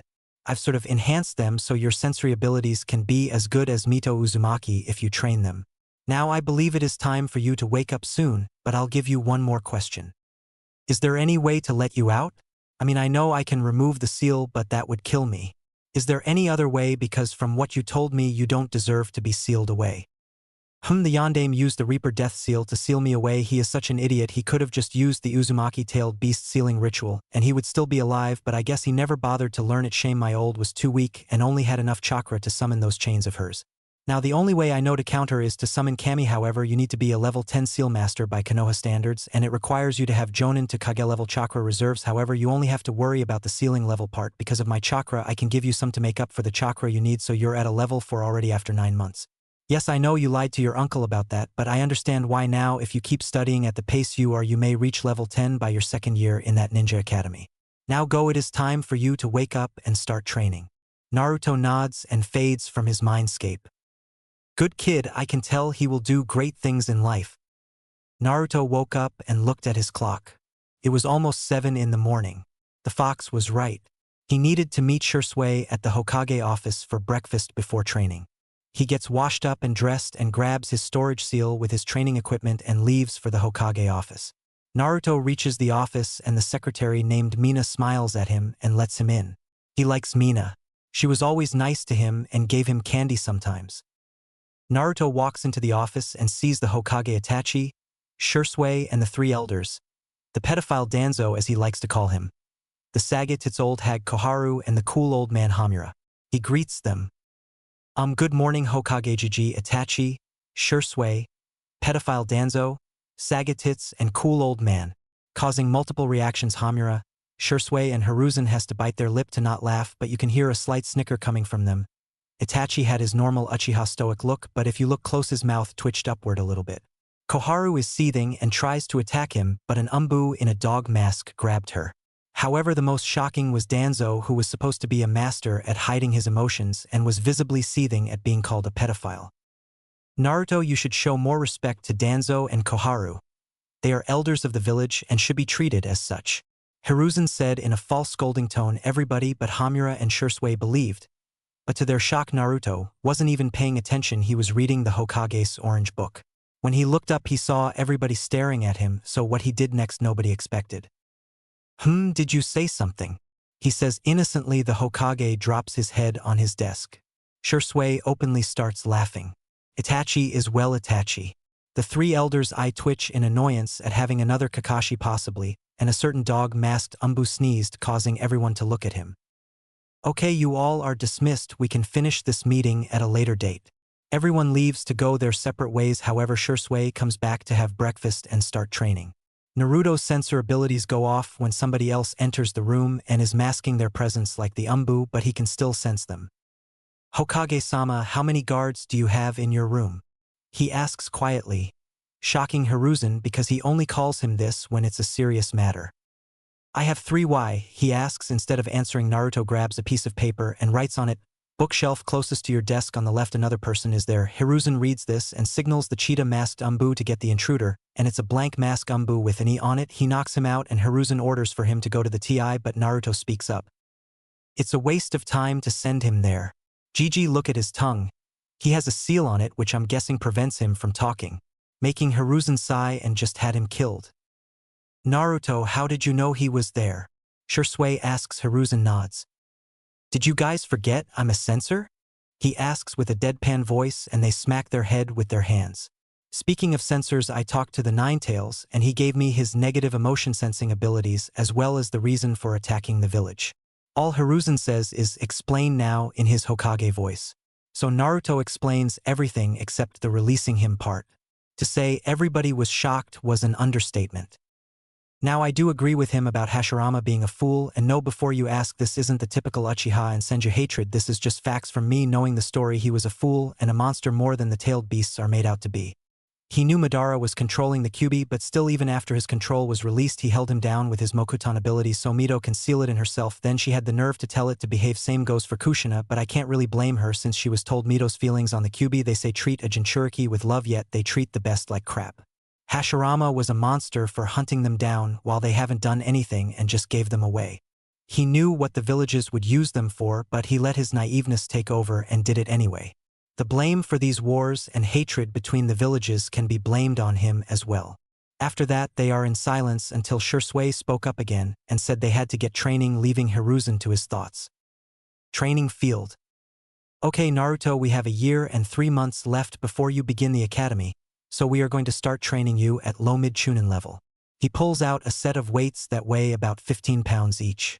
Put these on. These will help with your body conditioning as well as your speed. I got these from a Konoha Taijutsu specialist. I hope you never have to meet him yet. Anyway, we are going to continue to work on your Taijutsu and chakra control. However, we will be working on maturing your Sharingan. You still have 1 Tomo in your right eye and 2 in your left, but that is because I trained you to not rely on them. Now we will work on them until they mature. I can feel you are almost at 2 tomo in each eye, so you might get that today after the training we go through. We will also be working on your ninjutsu, and if your Sharingan matures before time is up, I can teach you some Sharingan Jinjutsu. He explains, getting a nod from Naruto, and pulls out a slip of paper. This is chakra paper to tell you your natural element for ninjutsu. If it cuts, it's wind; if it burns, it's fire; if it gets soggy, then it's water; if it crumbles, it's earth; and if it crinkles, it's lightning. Now channel some chakra through the paper so we can get started. Naruto does, and both are shocked. The paper cuts into 4 pieces, however one is shredded to tiny pieces, another crinkles so much that it is a small ball, but you can see currents flowing if of it. The next piece just turns into water like it came out of the air, and the last one burned, but the color of the fire was blue instead of the normal color. They stand there in shock at what happens. They look at each other and can only say one thing. Holy shit! After getting over the shock of the results, Shisui gains a psychotic look on his face. Now Naruto, the real training begins. First things first, I will be teaching you the substitution jutsu, the henge and clone jutsu. However, we may have to use a different clone because of how dense your chakra is due to the Kyuubi chakra leaking into your system, so instead of a regular clone you will use the shadow clones. He says, but I want you to practice hand signs before anything. I'll show you them. After he shows Naruto the hand signs, he tells him to practice them for 3 hours until he can do them without looking at his hands. He was expecting Naruto to take the full 3 hours to do them, however he had them down in an hour and used the remaining 2 hours to focus on his speed. He got his hand sign speed to a low genin level, which was good for him at his age. Okay Naruto, it's time to practice the jutsus I told you about now. First, the substitution jutsu. After 2 hours of practice, Naruto got the henge and substitution jutsu down. However, due to his dense chakra, his henge was solid, and even came up with ideas for this jutsu with an evil gleam in his eyes, which actually scared Shisui, but Naruto promised not to use it on him. Now for the shadow clone jutsu. The difference between these clones and the regular clones are these ones are solid and can move, however it takes just one punch to defeat them. The regular clones are basically a form of genjutsu. You can just wave your hand through them and it will disappear. Now let's get started on the shadow clone jutsu. He demonstrated the hand signs to Naruto and told him to practice. He was in for a shock when it took Naruto only 30 minutes to get the jutsu down. Naruto, it's been 5 hours, so go have lunch and meet me back here at 2 o'clock. Shisui says. Naruto hurried over to his favorite ramen stand where he sees Choji and Shikamaru eating. Choji, Shikamaru, how's it going, guys? It's going good, Naruto. I can eat food and take a nap here without my mom yelling and nagging me like does at home. Shikamaru replies while muttering troublesome mothers, getting a laugh from Naruto. Choji, what about you? Anything new? Naruto asks. No, not really, I've just been hanging out with Shikamaru, Choji said. You guys have been hiding from Ino, haven't you? He asks. Choji replies, no, we invited her, but she and her mother are hanging out with Sakura and her mother today. I see, well, I'm hungry. Hey old man Tucci, can I get 5 bowls of miso ramen with extra toppings? He asks. Sure thing, Naruto, coming right up, Tucci replies as Ayam finishes taking his order. However, Tucci goes to make the food as Ayam is running the register today, so she stays back but goes around the counter to give little brother figure a big hug.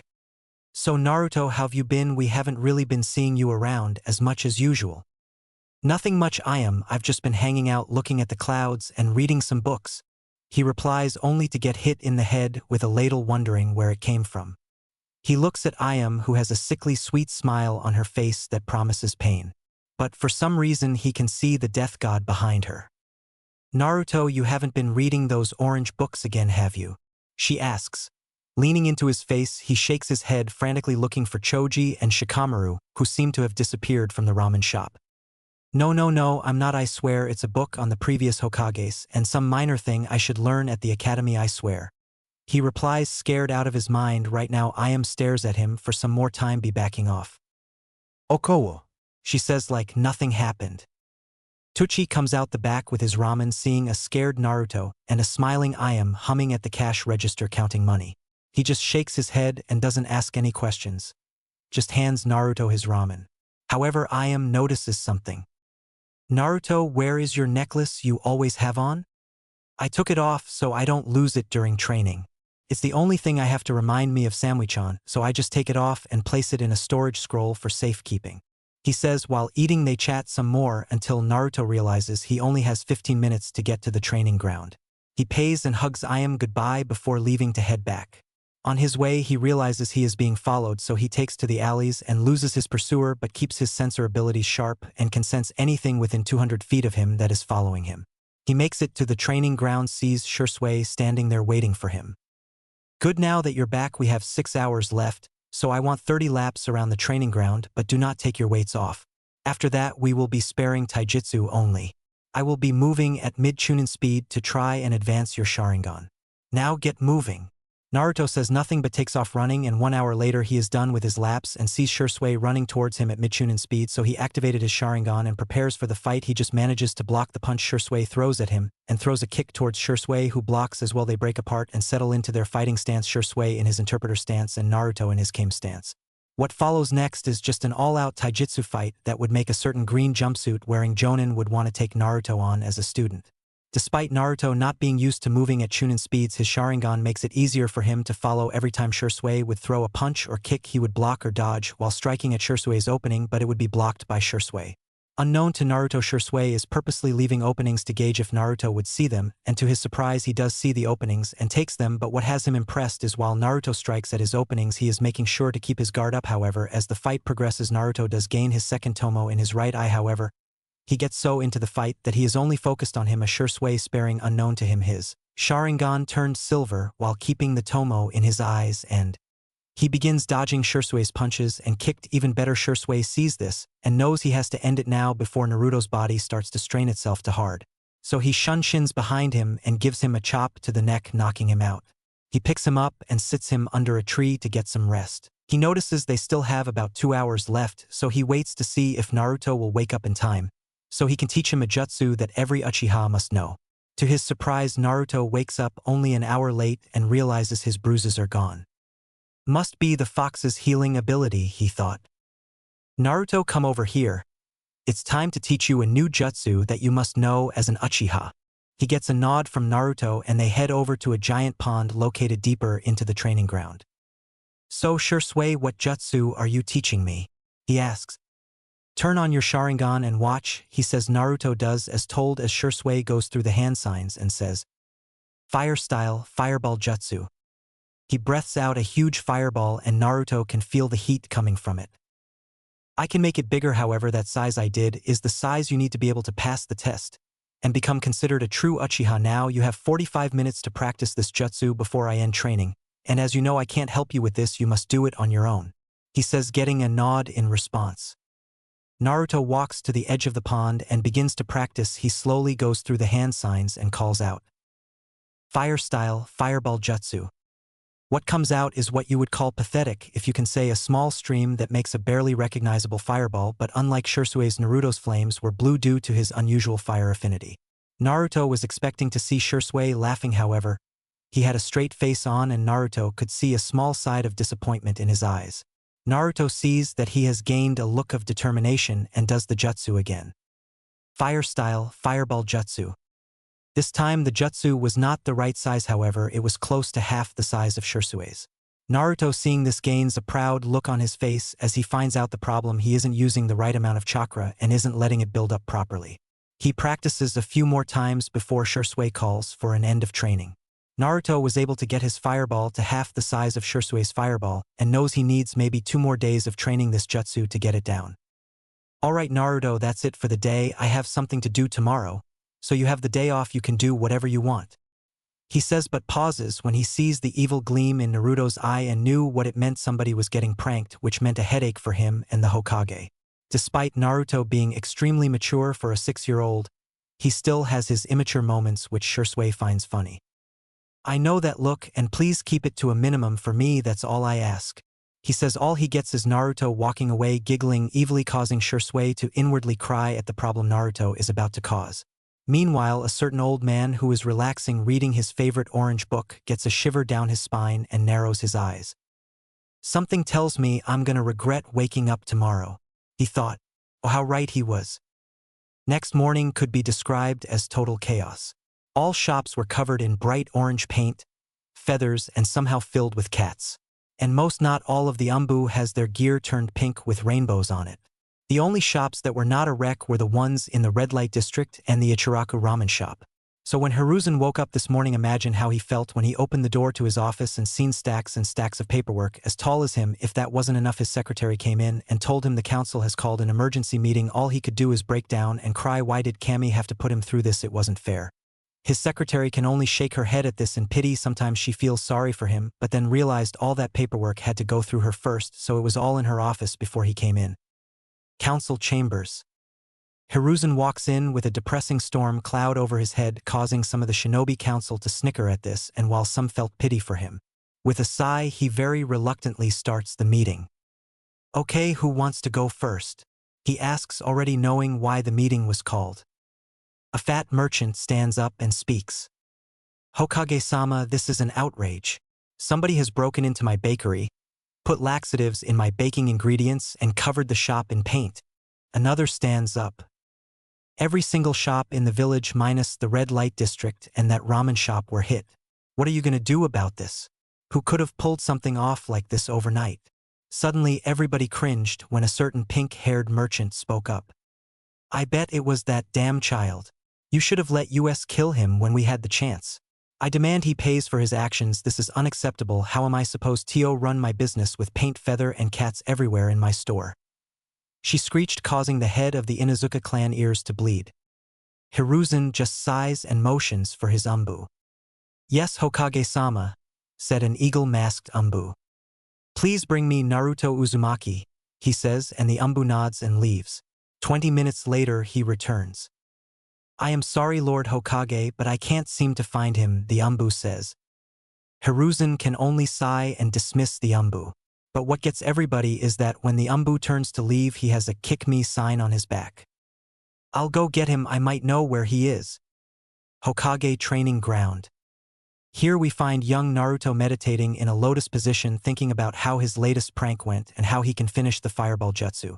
When he feels his Gigi chakra signature enter the barrier, so he stands up and greets him.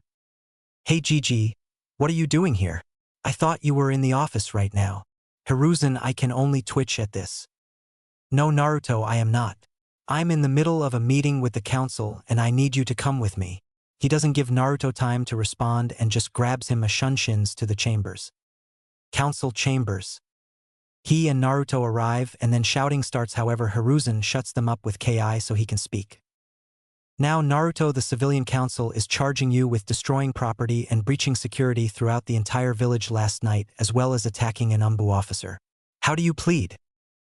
Not guilty, Naruto replies with a straight face. Liar, we know it was you who did this. Just because you have no parents and nobody to love you doesn't mean you can destroy our stuff, you little shit. I want him dead.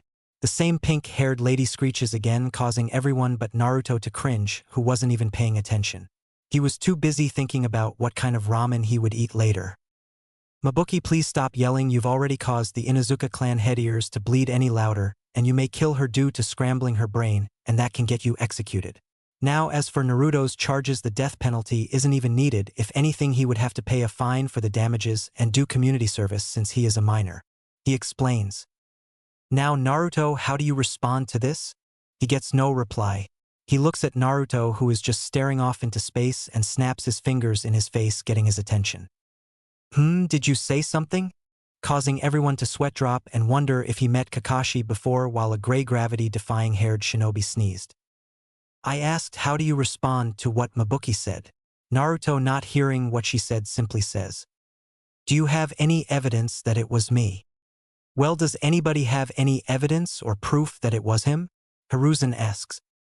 Well, no, but it was him, we know it was, said one merchant that refused Naruto service when he entered his shop. Wait, so you mean to tell me that the entire village was pranked overnight? He gets a nod from Hiruzen. So you all blame me, a 6-year-old, for doing all this? I mean, seriously, I'm 6, how could I possibly do all this overnight? It doesn't make any sense. I mean, I know you all don't like me, but man, this is low even for you guys. He says with a fake hurt expression, but nobody can tell it was fake, not even the shinobi and elders could tell. Well, since nobody has any evidence that Naruto did it, the case is dismissed. Hiruzen says, secretly wondering how Naruto did it. What, Hiruzen, this is an outrage, you know he did it. This boy is nothing but trouble, yelled Koharu. Hey Sagat, I didn't know you would be here. How are you doing? What's up, one-eyed pedophile and cool old man? he says, getting 2 out of the 3 elders to bristle in anger while the Inuzuka clan head lost it and started howling with laughter. That is too damn funny, she says while banging the table, getting snickers from the Yamanaka, Nara and Akimichi clan heads while the Hyuga and Uchiha clan heads have their normal blank faces on. Can I go now, old man? I'm hungry, Naruto said.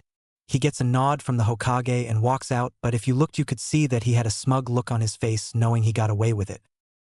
Later we find Naruto at the Hokage's training ground practicing his fireball jutsu.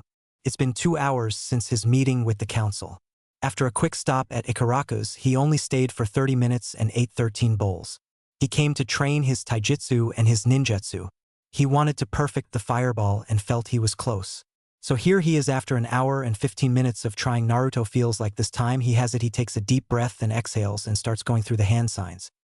Fire style, fireball jutsu. Out comes a huge blue fireball 3 times the size of the one Shisui showed him. He looked at it and was proud that he mastered it faster than he thought. He was cut off by the sound of hands clapping. He turns around and sees Shisui with a proud smile on his face. Good job on the fireball, Naruto. You are officially worthy of wearing the Uchiha symbol now. So other than that, I know I said you had the day off, however now I'll start working on maturing your Sharingan, he says. Shisui, you mentioned maturing the Sharingan, but is there a level above the 3 Tomo Sharingan? Naruto asks, causing Shisui to freeze. Should I tell him about the Manjikyu? I don't want him to try and gain just for the power and drive him crazy. He looks at Naruto and sees him playing with some foxes that usually hang around the training ground. He smiles at how pure-hearted Naruto is despite everything he has been through. He decides to tell him about the Manjikyu Sharingan. Naruto, come here. Naruto walks over with the pack of foxes he was playing with and sits down while they lay down next to him while the smallest climbs in his lap. Okay, you asked if there is a level above the 3 Tomo Sharingan, and the answer is yes, there is. He activates his Sharingan, but what shocks Naruto next is his 3 Tomo spin and morph into a 4-sided shuriken pattern in both eyes. This is called the Manjikyu Sharingan, the 4th stage of the Sharingan. To unlock these eyes, you must see your best friend or somebody extremely close to you die. The rush of emotions triggering something in the brain causes a surge of chakra to go into your eyes, thus causing the Manjikyu to activate. But these eyes come with a price. The more you use them, the light in your eyes deteriorates, causing the person to go crazy, and eventually they go blind. However, there is a way to avoid blindness. You must replace your eyes with a family member of yours to retain eternal light.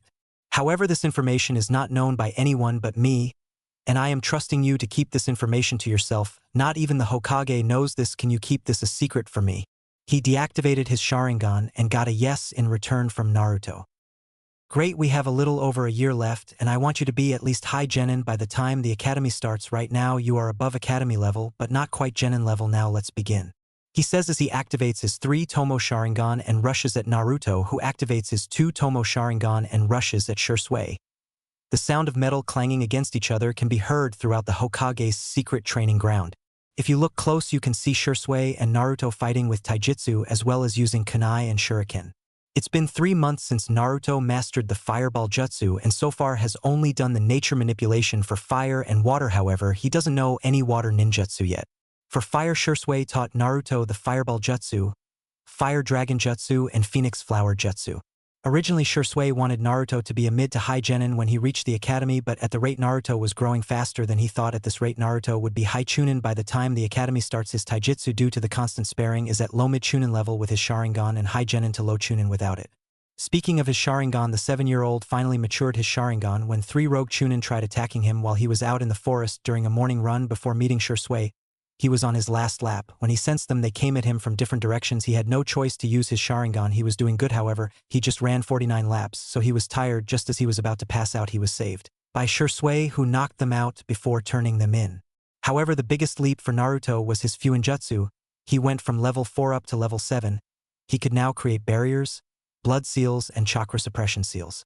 He hasn't talked to the Kyuubi, however. He understood why the fox didn't want to talk. It was waiting for Naruto to become worthy enough to know his name. However, what Naruto didn't know, he was closer than he thought. His genjutsu would never work without his Sharingan due to how dense the Kyuubi chakra made it. However, he could detect and break up to high B rank genjutsu and high A rank with his Sharingan. He was broken out of his thoughts when Shisui landed a punch to his gut, knocking the wind out of him. Good spar, Naruto. Now we have 1 year left and I will teach you some Sharingan Genjutsu and wind manipulation. I don't have any lightning or water jutsus in my arsenal, however. I'm sure your month we left you some water ninjutsu in that scroll of hers. Now another thing we will work on is your hand speed and work on cutting down the amount of hand signs you would need for a jutsu. Now do you have any questions? Shisui says. I do have a question, but it isn't about the training. He says. Okay, ask away. What's going on with the Uchiha clan? Why do they all seem so tense and on edge? I've noticed they've isolated themselves even further from the village by not allowing any non-Uchiha clan members in. And the other night I heard 2 of them talking about some kind of plan that would take place next year. So what's going on? And don't bother lying to me, I'll be able to tell. Shisui was inwardly cursing his luck for his nephew being so observant. With a sigh, he decided to tell Naruto the truth. After the Kyuubi attack, the Uchiha clan was blamed for the attack after some people, ninja and civilians, claimed to see a Sharingan pattern its eyes during the attack, and we weren't on the front lines the entire fight. We were told they needed us to help secure civilians after and injured to safety and keep watch. Shortly after the attack, 2 of the elders, I'm sure you can guess who, had the Uchiha clan relocated to the outskirts of the village, claiming it would be for better security of the village. However, we were the only clan moved around. All this happened before Hiruzen officially retook the Hokage position, so he couldn't do anything about it since it happens in private while Minato was alive, so since it during his reign he would be the only one to cancel that order. However, he is dead now. Years later, the village continued to ostracize the Uchiha clan, and they have gotten tired of it, so me and Itachi have been undercover trying out the plot. However, with what you just told me, I can only think of one thing they would result in doing, and that is a coup d'etat, but that would just cause a civil war and possibly start the 4th Shinobi War, and the world cannot handle another war. Shisui explained. Naruto took all of this in shock that the Uchiha would really go as far as starting a civil war to get the respect they want and to clear their name. I think you should tell Gigi what we just found out, but leave me out of it. I won't tell anybody about this because I know there are spies in the village, from the one-eyed pedophile and his emotionless booty tag Umbu. He probably plays with it while they sleep. He says, getting a sweat drop from Shisui. Seriously, he's only 7 and he already knows about that kind of stuff. He thought, however, Naruto had a point. He did need to tell the Hokage about this. Alright Naruto, you're dismissed for the day. We start the rest of your training tomorrow. He says as he shins to the Hokage's office, leaving Naruto by himself. He seriously needs to teach me that, he said to himself. He said as he walked off, if he would have turned around he would have seen the group of foxes that usually play with him disappear in a cloud of smoke, as well as a lizard-looking creature with wings disappearing a cloud of smoke as well. Hokage's office. Shisui arrived in the Hokage's office, but to his shock and luck both Hiruzen and Itachi were in there. Good, you're both here. I think I made a major breakthrough in our mission, Itachi. As soon as he said that, the Hokage put his hand up and dismissed his Umbu. He let out a chakra pulse looking for any intruders from route and found none. Then he put up a privacy seal in his office and let Shisui speak. Okay, the only thing that I've been able to come up with is that the Uchiha clan are planning a coup d'etat, he said, getting a shocked look from both Hiruzen and Itachi. How did you come up with that idea, Shisui? It doesn't make sense. The Uchiha clan isn't that big and are outnumbered in the shinobi side by a ratio of 25 to 1. How would they possibly plan a coup with such low numbers when luck clearly isn't on their side? Itachi says. However, Shisui instantly replies. Think about it, Itachi. The Uchiha clan have grown tired of how the village and people are treating them. What better way for a power hungry that thinks with their fighting instead of their actual brain? A coup d'etat is the perfect plan to overthrow a village that treats them like shit. You are the most level-headed Uchiha and a Sharingan prodigy, second to none other than Madara Uchiha himself, yet your eyes are not good enough to see what's right in front of you. You know I'm right in this. The Uchiha clan cannot simply see the forest for the trees. They believe that a coup would work when actually it would fail, resulting in the near extinction of the Uchiha clan, unless they have something big planned, maybe outside help from another village or help inside from some ninja or ninja clans. He says. Hiruzen meanwhile has a serious thought on his face, then decides to speak up. Shisui, although I am not disregarding your assumption, you've given me some good points to look at, but I need actual proof. If they are planning a coup d'etat, then I will try to sort this out peacefully. We cannot afford to have a civil war break out. He replies, getting a nod from Shisui. He looks at Itachi, who has a thoughtful look on his face. Itachi and Shisui, I want you both to try and figure out what they are planning and report anything you find to me. If they are planning a coup, I want to know when and how they will pull it off. Dismissed.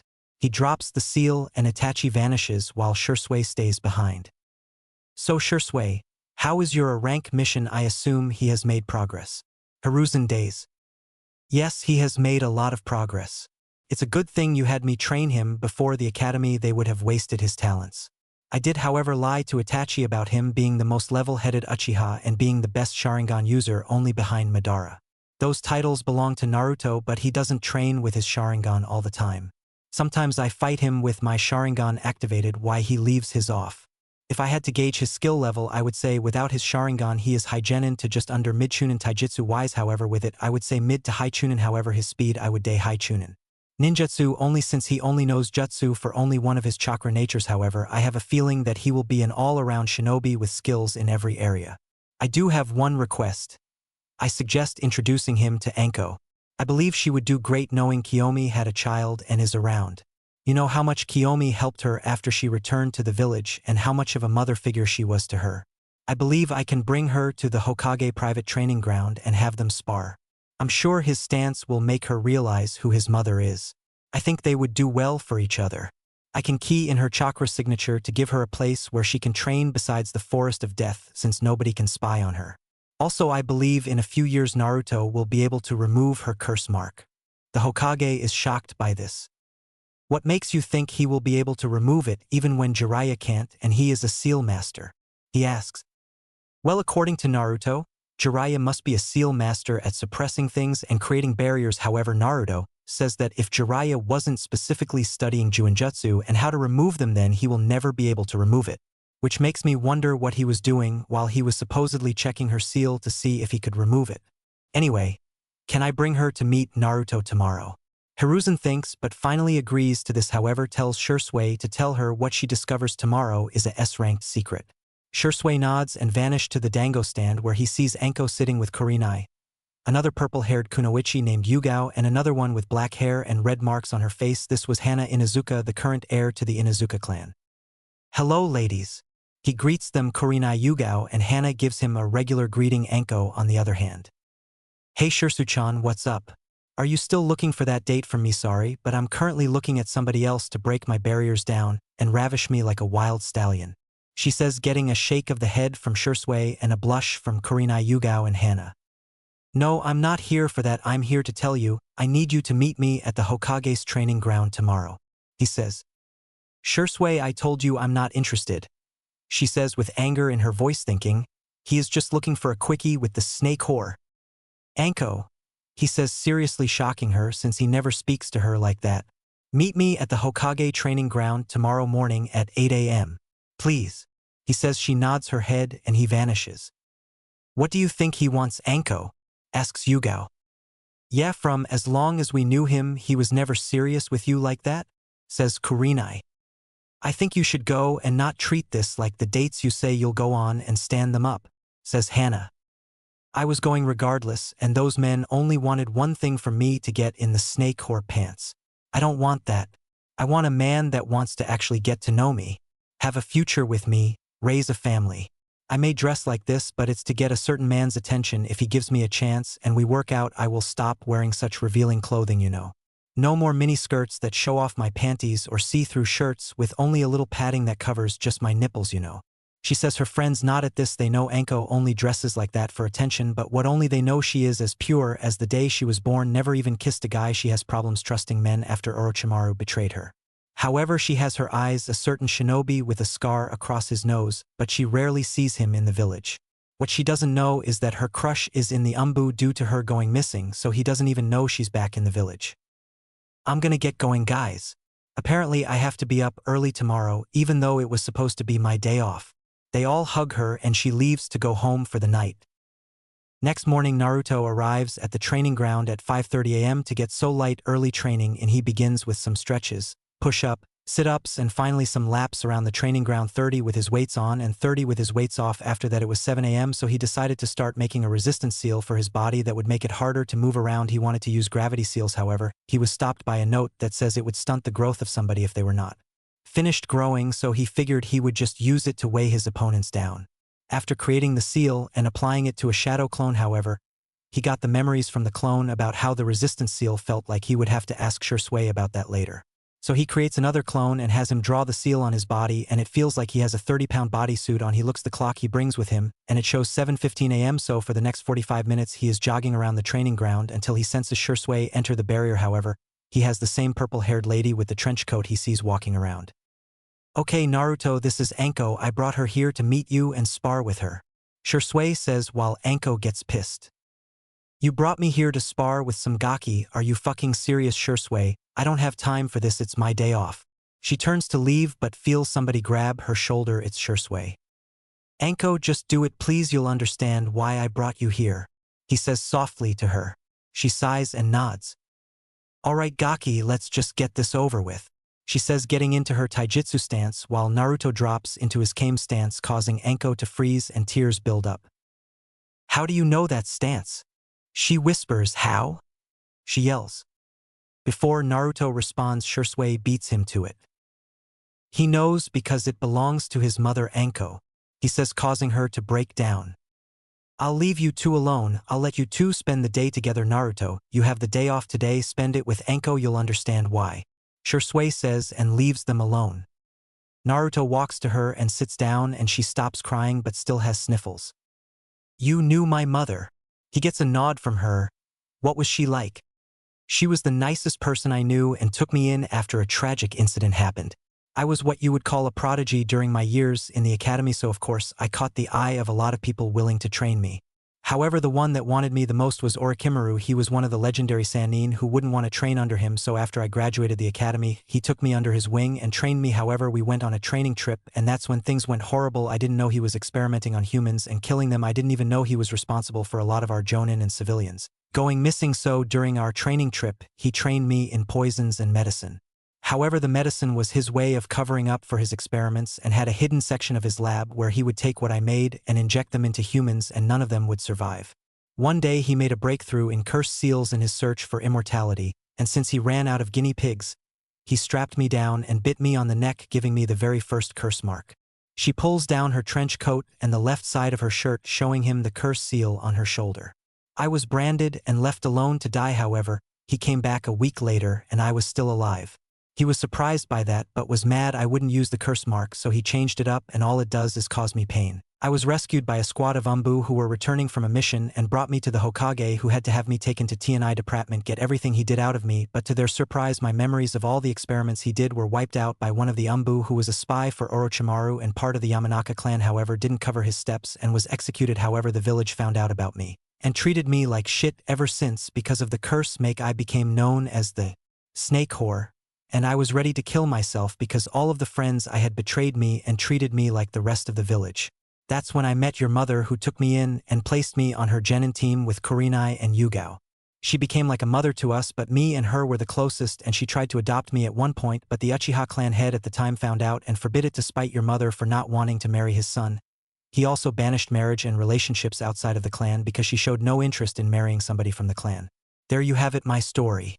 I was close to being raised as your sister, and I was robbed of that. I didn't even know she was pregnant with you. I guess she kept it a secret, since I have a feeling your father isn't an Uchiha. So tell me about your life."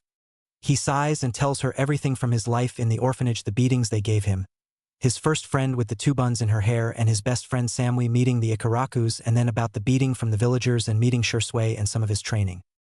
"Anko, I know we don't know each other, but I wouldn't mind having you as my friend or sister." He gives her a hug as she starts crying again, saying thank you over and over again. After she gets done crying, she speaks. "Naruto, with your training, I can teach you a jutsu your mother taught me, but first, have you learned all the steps to fire manipulation and learned the fire dragon jutsu yet?" He nods. "Great, now watch me." She goes through 20 hand signs and calls out, "Fire style, dragon rain jutsu." What happens next leaves Naruto in shock, and she breathes out a huge flame in the air, but it doesn't go away, it stays there. Then large dragons made of begin to fall out onto the ground and explode on contact. "Wow, Ankone, that was so cool. I need to learn that as well as the other jutsus she left behind," he says with stars in his eyes. Her heart flutters at him calling her that, but she smiles fondly at him and gives him a hug and kiss on the cheek. "Don't worry, Naruchan, I'll teach you this and one more jutsu she made that requires water affinity like me. Do you have that as well?" He nods and tells her his 4 affinities. She is shocked but gets over it. Okay, good, I can only help with your fire and water, those are the only two I have, but I'll teach you what I can for the next year, she says. Now this jutsu requires a high water affinity due to the fact that it's an offensive and defensive jutsu at the same time. She goes through 20 hand seals. Water style, Octo Shield Jutsu. What happens is she is surrounded by a large body of water acting as a shield. However, there are 8 tentacle whips of water at the top of the shield. She moves her hand and one of them moves towards a small tree, knocking it over. Whoa, cool. But do you really need to use all 20 hand signs?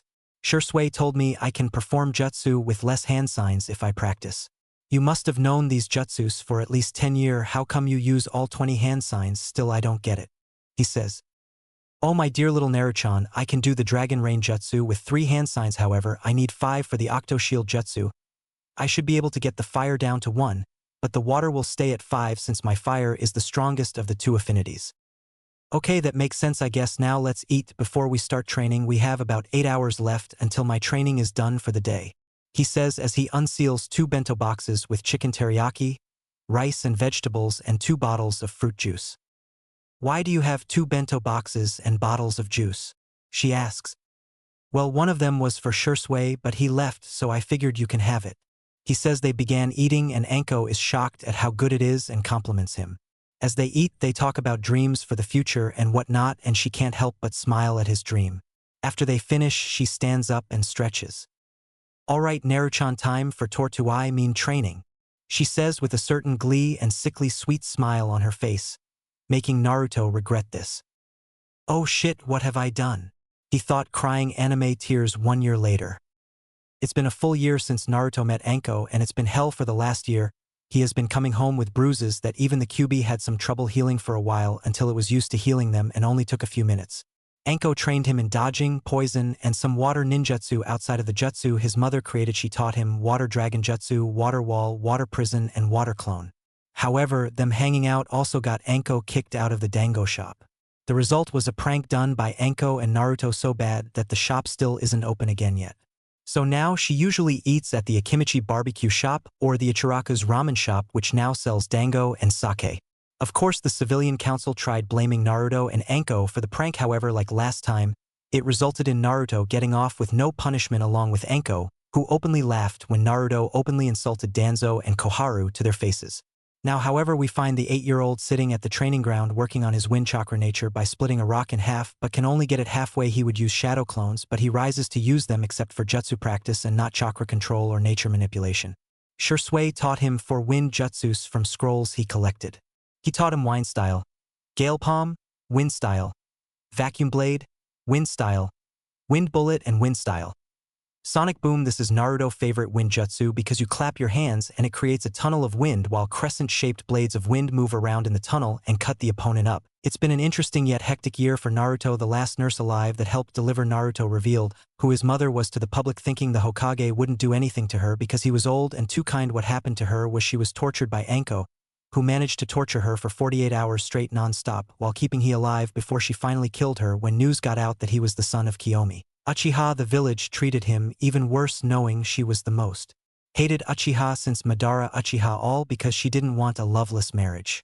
The Uchiha clan started to act like they cared, but Naruto knew otherwise. They just wanted the Sharingan to remain in the Uchiha clan. However, they also wanted the QB under their control, but they were stopped by the law stating Naruto can never be adopted or taken in by anybody.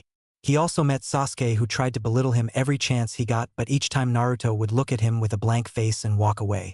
He also met Kurenai, who he recognized from the orphanage, and she became somewhat friends with her, only somewhat, because he told her he learned to read from the Ika Ika books and Kurenai hated those books.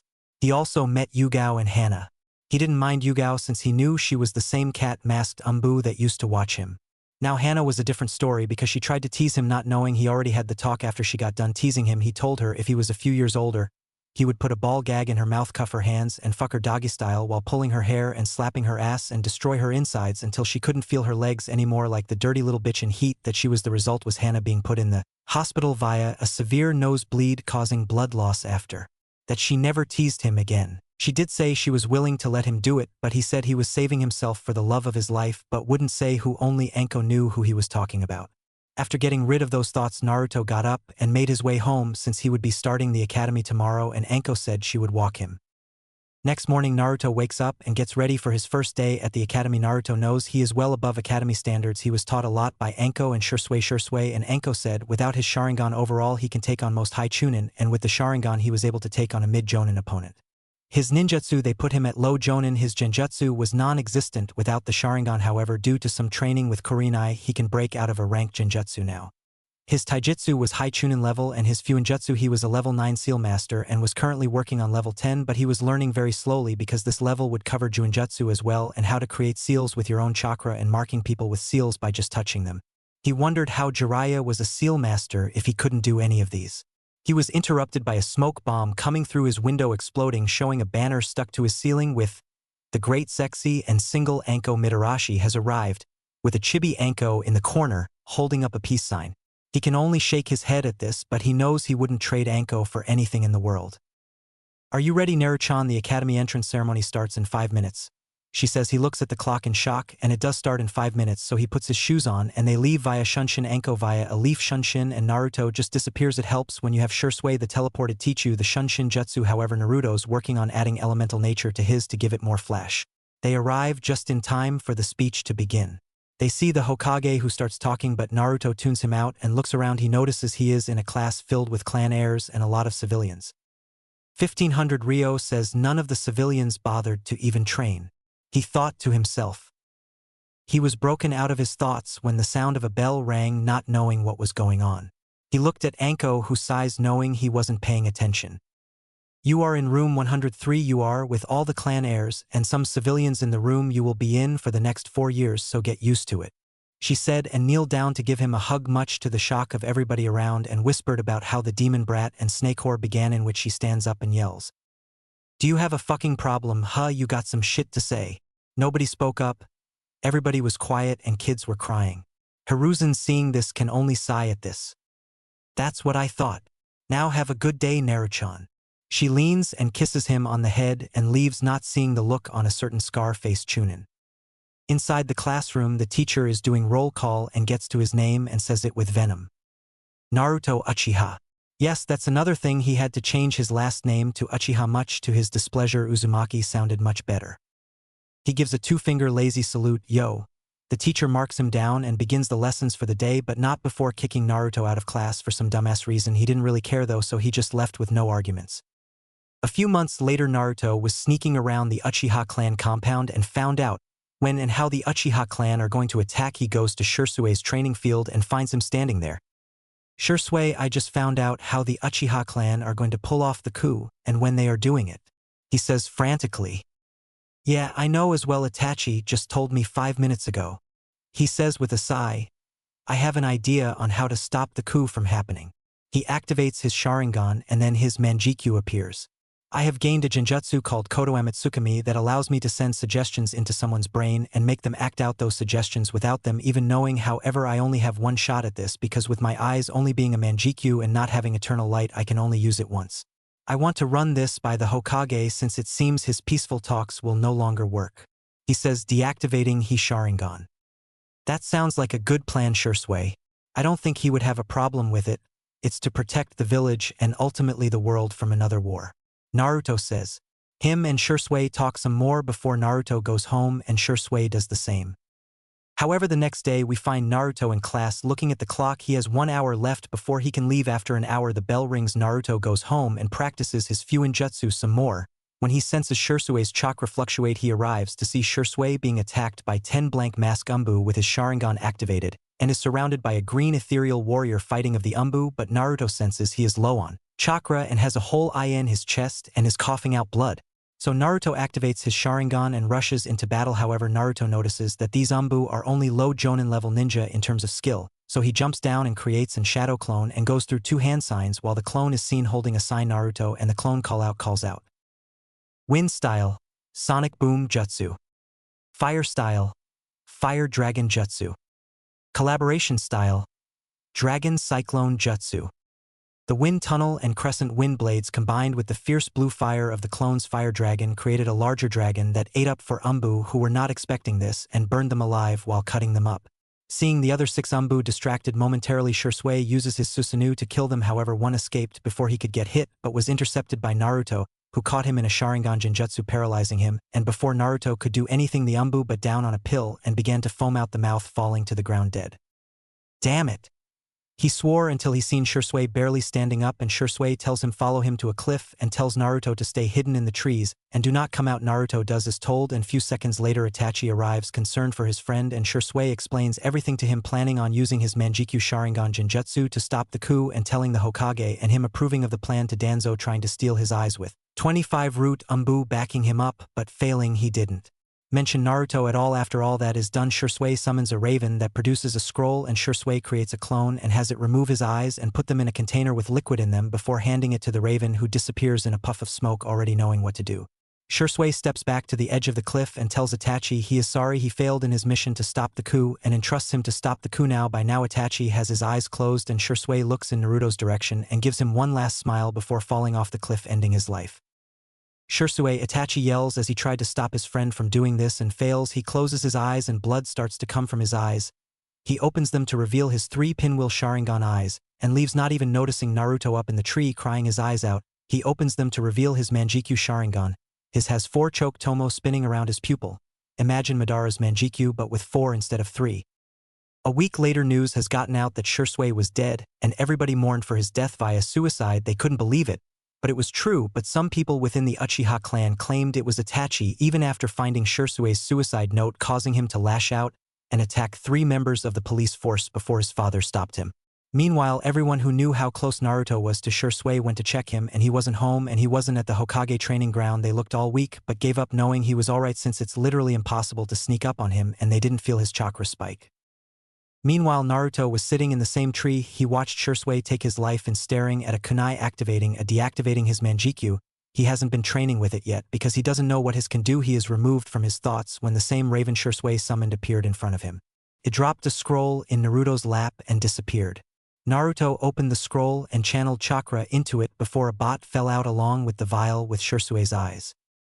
Naruto, I know this will be hard for you to cope with it. My death was necessary for the village. Even if I succeeded in stopping the coup d'etat, I would most likely have died within the year anyways.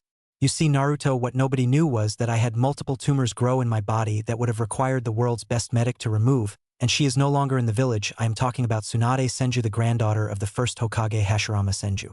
Now do not go blaming her for not being here to save me. I didn't find out until a week before we discovered the Uchiha clan's plan to take over the village. I am happy, Naruto, that I got to meet you and spend time with you. I cherished every single moment I spent with you. Despite you being my nephew, I couldn't help but look at you as my little brother that I always wanted but never got. I have left my eyes to you because, like I told you before, you will need to gain eternal light, and despite having the QB sealed in you, it cannot stop your eyes from losing the light, only slow down the process. I want you to practice with your Manjikyu and master them and transfer switch my eyes with yours. When everything starts to become a blur, once your eyes reach that stage, they will deteriorate at a faster pace. I would suggest you having somebody you trust do the transplant for you. Keep my eyes on you at all times. You cannot let them fall into the wrong hands. Like someone like Danzo, the ability to basically control someone's mind would be dangerous. I so suggest placing a barely noticeable blood seal on your body and keeping them there until you need them. Now I'm here to tell you the abilities of the Manjikyu Sharingan. The first is the Genjutsu I have, Koto Amitsukami. It lets you go into the mind of someone to either give them suggestions or take info out of them without them even knowing you did it. The second ability is the most powerful Genjutsu that can only be broken by another Manjikyu Sharingan only if their will is stronger than the caster of the Tsukuyami. This Genjutsu lets traps your opponent in a world you control for 3 days. However, in the real world it only lasts 3 seconds. Third, we have Amaterasu black flames that burn for 7 days and 7 nights and can only be extinguished by the caster of the flames. Next, we have the ability to control the shape of the Amaterasu flames called Kagetsuchi. Next, there is the Kamui and long-range and short-range move to absorb anything including yourself into your own pocket dimension. The left eye is long-range while the right eye is short-ranger. Next, we have the Susanoo, an ethereal warrior made of chakra, the ultimate defense of the Manjikyu Sharingan used for offensive and defensive fighting. Finally, we have the Izanagi and Izanami. Izanagi is a genjutsu that allows you to control reality and cheat death. The cost is the eye you use goes blind, and the only way to regain the eyesight is an eye transplant or unlocking the Rinnegan. The Izanami is a genjutsu that affects your opponent through physical contact between them and the user, and unlike the Izanagi where you alter destiny, the Izanami decides for you. That is all I know about the Manjikyu Sharingan and abilities. I need you to burn this note after you read it.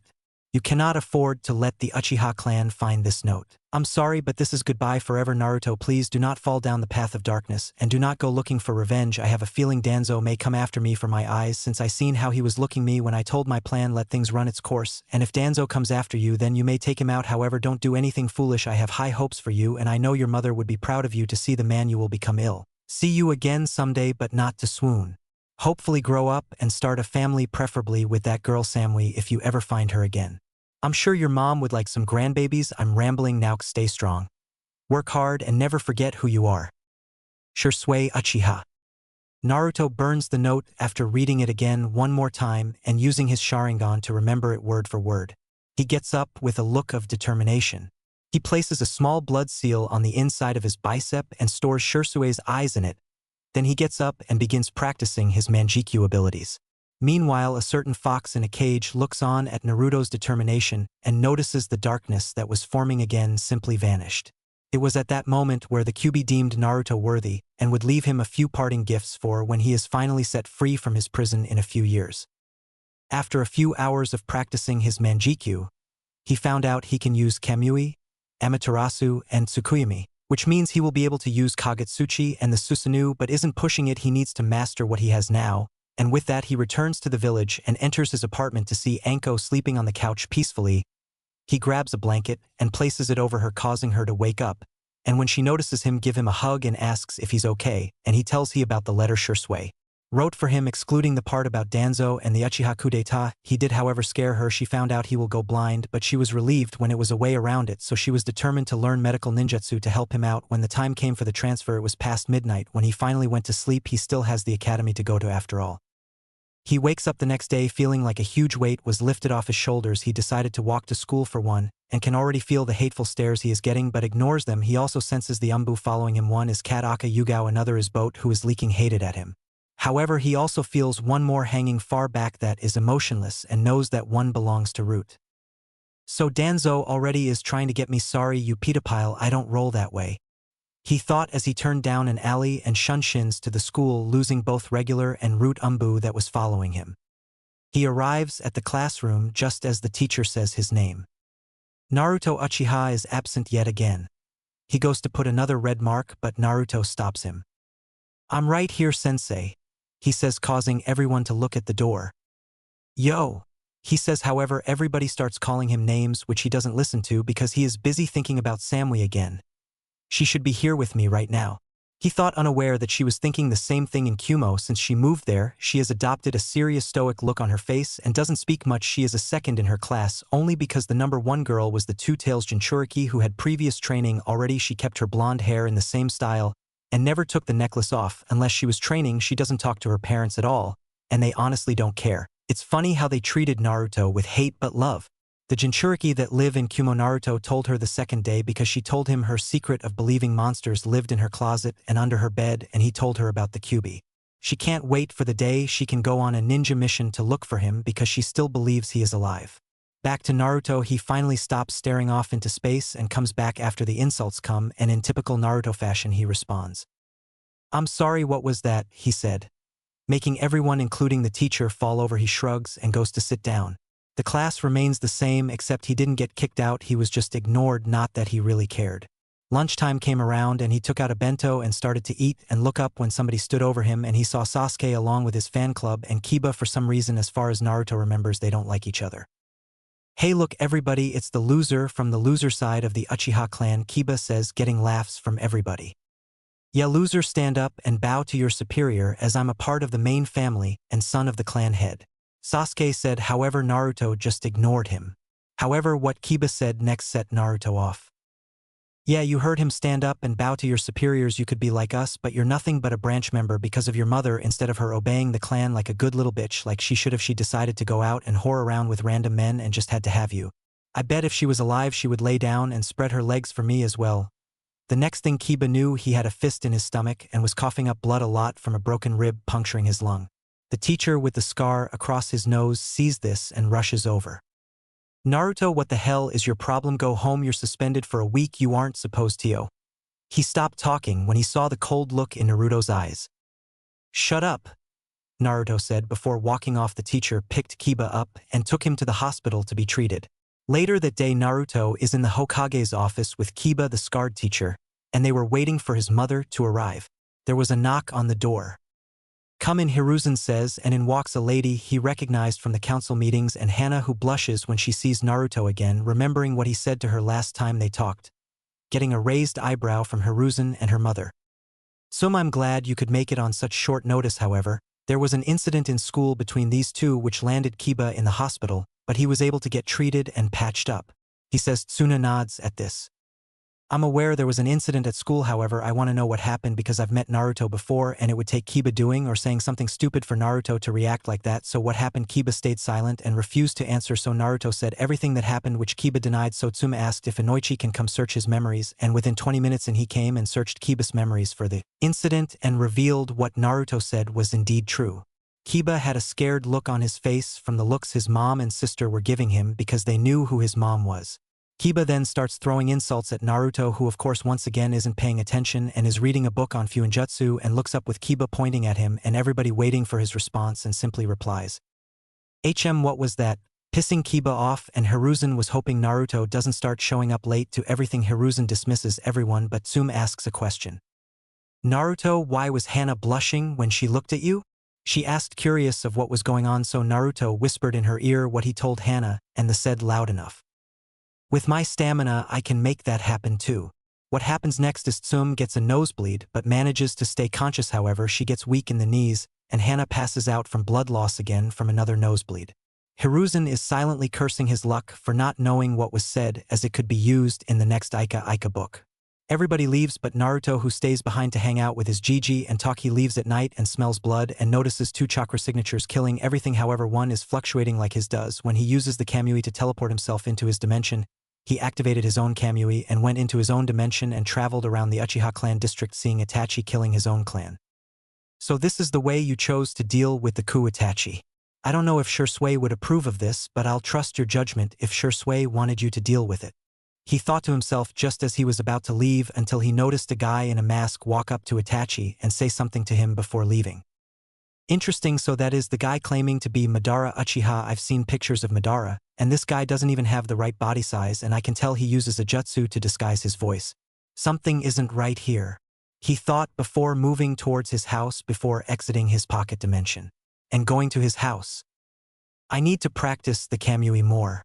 Takes 4 seconds for me to activate the Kamui. That's too long for me. I need it to be instinct activated. Then I can start trying on the Kagetsuchi and Susanoo. I need to learn some more of my mom's ninjutsus as well. I heard she had a lighting jutsu she couldn't handle due to her lighting affinity not being strong enough to handle it despite her doing all of the exercises," he said to himself before falling asleep. He wakes up in the morning walking. He can hear the people talking about the Uchiha massacre, but he remained calm because it didn't affect him when he was asked why. He said the only person he cared for from the Uchiha clan was dead before the massacre happened, but would never tell who it was. He gets to the classroom and the teacher comes in and says both Uchiha have the entire week off from school to deal with the massacre. All Naruto did was packed a week's worth of clothes and stayed at the Hokage training grounds and trained his Manjikyu techniques and begin on lightning manipulation. The following week he was supposed to return to school. He was walking when he saw an old lady struggling with her bags and decided to help her out, but she lived on the other side of town and arrived at school 3 hours late. "Naruto, mind telling me why you're late?" the teacher asked, knowing he wasn't paying attention. To his surprise, Naruto answered right away. However, the answer is what pissed him off. "Well, you see, I was on my way when I spotted an old lady struggling with her bags, and I walked her home, but I had to take the long, easy back due to a black cat getting in my way," he said. Silence everybody but the teacher and Sasuke, who was brooding, had the same thought. Does he really expect us to believe that? Damn it, I have a Kakashi in class. This was going to be a long 4 years. 5 years later, Naruto was walking down the streets of Konoha on his way to the academy for graduation. It was finally time for him to graduate and become a genin. It was 5 years because the Sandaime decided to add an extra year in not wanting to send kids out at 12 years old on dangerous missions. He wanted to add 2 years, however. He had to make it 1 year due to being outvoted by the civilian council who had children in the academy, and with the vote of the Uchiha clan not being counted anymore, he lost the vote. Naruto was excited even though his skills are way above Genin level. Without his Sharingan he is at low mid Jonin. However, with his Sharingan activated he can take on a high Jonin, but it would be close. Now if we were to use his Manjikyu, he can take on a Midambu level opponent. Speaking of his Manjikyu, Naruto was able to summon the Amaterasu flames almost instantly.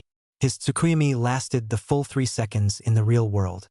He got the Kamui down to 1 second, however it was still too slow for him. The guy who used it at the Uchiha massacre used it instantly. He unlocked Kagutsuchi and was a natural at it, however, he has yet to unlock his Susanoo yet, but he isn't worried and doesn't want to stress his eyes yet. His relationship with Anko has grown, and it was like they were together his entire life. She even took over his second bedroom and made it her own, although he didn't mind.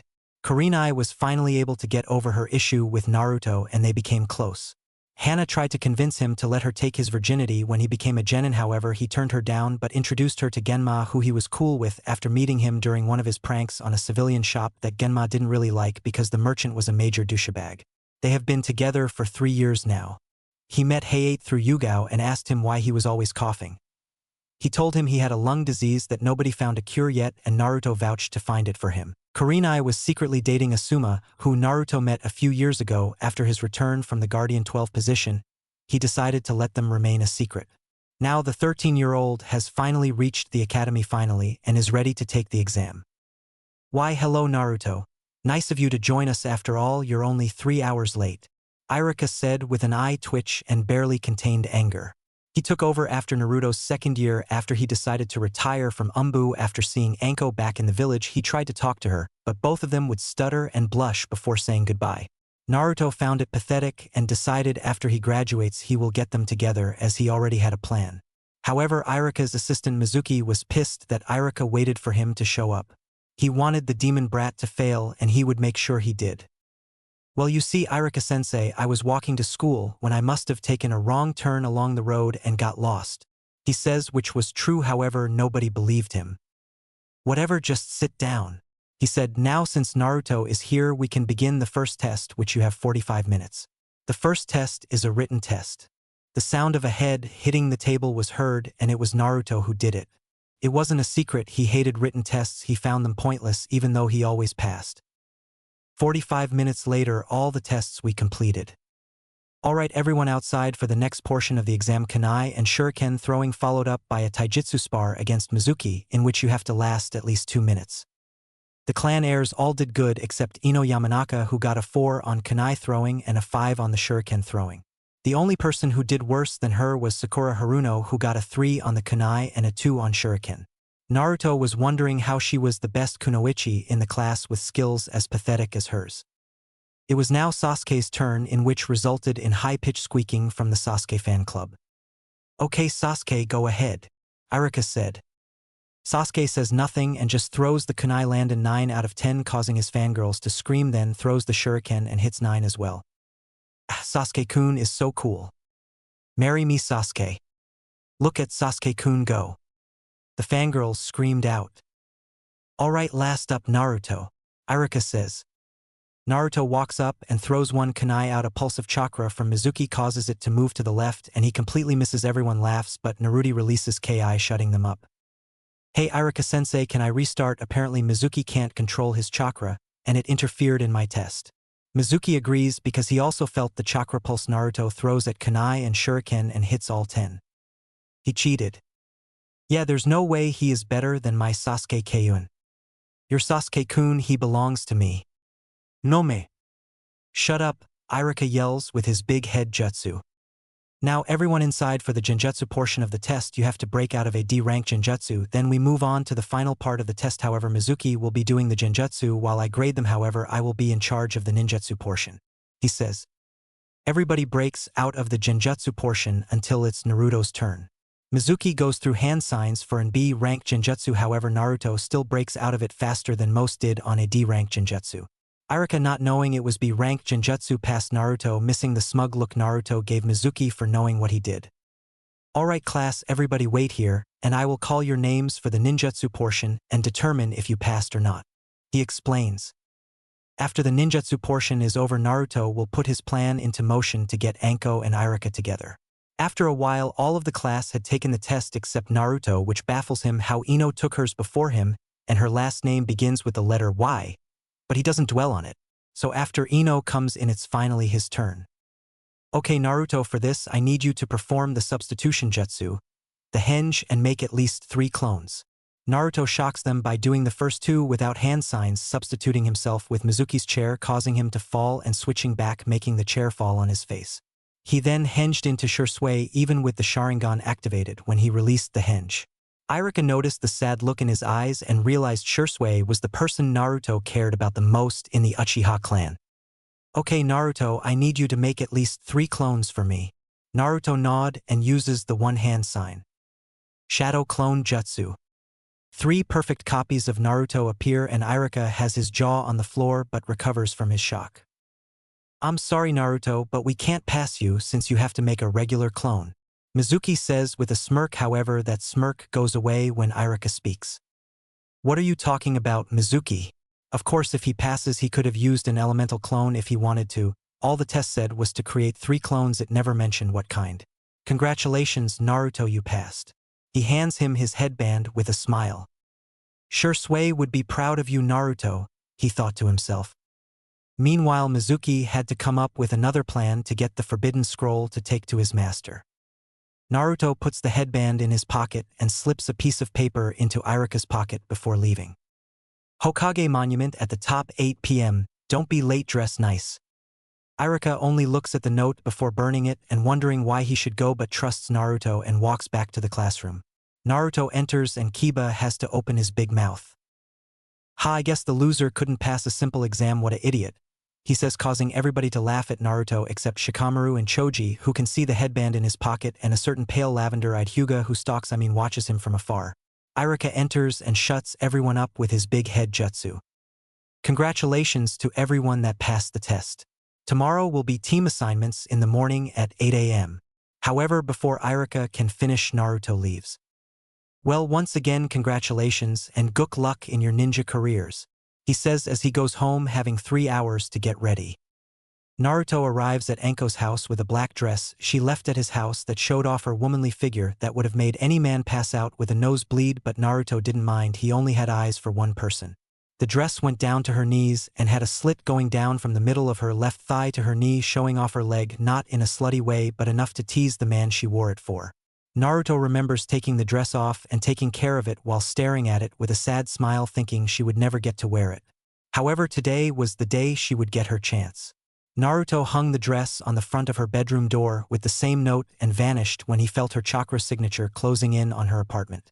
She walked in, saw the note and wondered what he was up to, but decided to go anyway. At 8 p.m. Iruka arrived in a black suit with a red shirt that had left the top button unbuttoned. He finished with it off with red dress shoes that looked really expensive. As he was waiting, Anko arrived in her black dress with some black 6-inch heels that complemented the dress, and she has on purple lipstick and eyeshadow. She saw Iruka there and blushed at how handsome he looked since he had his hair down and Iruka had his jaw hanging open. He couldn't believe how beautiful she looked. She had Kurenai come over and do her hair for her. She has her hair down, which reached her mid-back, which was straight, but at the end was curled up due to a curling iron. Hey Iruka, what are you doing here? She asks, looking away shyly with a blush on her face. Hey Anko, I was told to come here at 8 and it seems you got the same note. You look very beautiful. I mean that's a nice dress.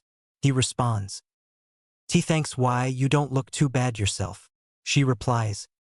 Damn it Anko, get it together, you don't stutter, you're better than this. She thought to herself. They stood there in awkward silence between the two of them until somebody clearing their throat made them turn around. It was Naruto with his usual spiky black hair slicked back thanks to 15 jars of hair grease, and has on a waiter's outfit with a white towel on his left arm, standing next to a table with candles and some sake and wine glasses. Good evening Yumino-san, Mitarashi-san, welcome to the Hokage Monument Private Restaurant. My name is Naruto, and I will be your server this evening. If you follow me to the table, I will go and grab your meals while you enjoy the sunset. He says. They both walk over to the table and Iruka pulls the chair out for Anko while Naruto pours them some sake. He leaves to get the food prepared for them. Wow, the sunset is so beautiful from up here, she says, gazing out at the view before her, unaware of Iruka staring at her with a loving smile. Not as beautiful as you, Anko, he says, making her blush and look away. However, he reaches over and grabs her hands, making her look at him. Anko, I have to be honest, you are the most beautiful girl I've ever met, and I have been wanting to tell you that since the academy, but I was too shy to say anything. When you went away with Orochimaru, I was happy but sad at the same time. Happy because you were living your dream of training to become one of the best kunoichi, but I am sad because I didn't know when I would see you again. When I heard Orochimaru was a criminal wanted for human experiments and killing multiple of our shinobi during the process, I begged Hokage-sama to go after you, but he couldn't let me go. So we made a deal that if I passed the Chunin exams in 6 months and impressed the judges, he would promote me and personally place me in Umbu to look for you. I looked for you every mission I went on and had to give up 5 years ago because I couldn't find you. I retired from the Umbu and became an instructor at the academy. I was going to walk away after the speech, but then I saw you standing with Naruto and I felt relieved that you were alive, and every time we talked I would want to tell you how I felt, but the nerves just got in my way. I guess what I'm trying to say is I love you, Anko Mitarashi, more than you can imagine. He finishes and looks at her. She has tears in her eyes and he reaches over to wipe them away. Why now? Why tell me this now? I fought. When I returned you hated me like everyone else. You were one of my best friends. I thought you betrayed me like the rest did, avoided me and talk shit about me being the snake whore, that nobody wants, just to use me for a quick fuck and move on. I haven't been with anybody because that's not how I am, and it was hurting me that you weren't around, you weren't there for me. Yes, I met Kurenai and Yugao, but it was too late by that time. I had already began not caring anymore and stopped taking shit from people. I wanted to kiss you so much when I see you again, but I couldn't bring myself to do it. I was mad at you, but my feelings for you caused me to act shy around you. So why tell me now? She asked. I honestly don't know why. I just feel like I can't hold in my true feelings for you anymore. That would be my doing, Naruto says as he returns with the food. I placed a seal on both of your chairs that makes you tell each other your true feelings. I got tired of watching you two stutter like some idiots around you, so I made this plan to get you guys together. Anko, you deserve happiness the most out of anybody in this village, and as my sister I couldn't let you live your life alone. I saw the look you had on your face when you showed me the dress when you tried it on. Irika, I saw the look in your eyes every time I mentioned Anko around you, so I knew this had to be done, he says as he takes the seals of their chairs. Now before we get to the food, I have one more surprise for you, Anko. She gets a curious look on her face. I have finished studying Juinjutsu and mastered all levels to sealing levels by Konoha standards, and the first 2 of the Uzumaki sealing levels left behind by a woman who would have been my godmother. The reason I am telling you this is because when you were sleeping over my house, I took that time to study that curse seal on your neck, he says as she reaches up to her neck to cover the seal.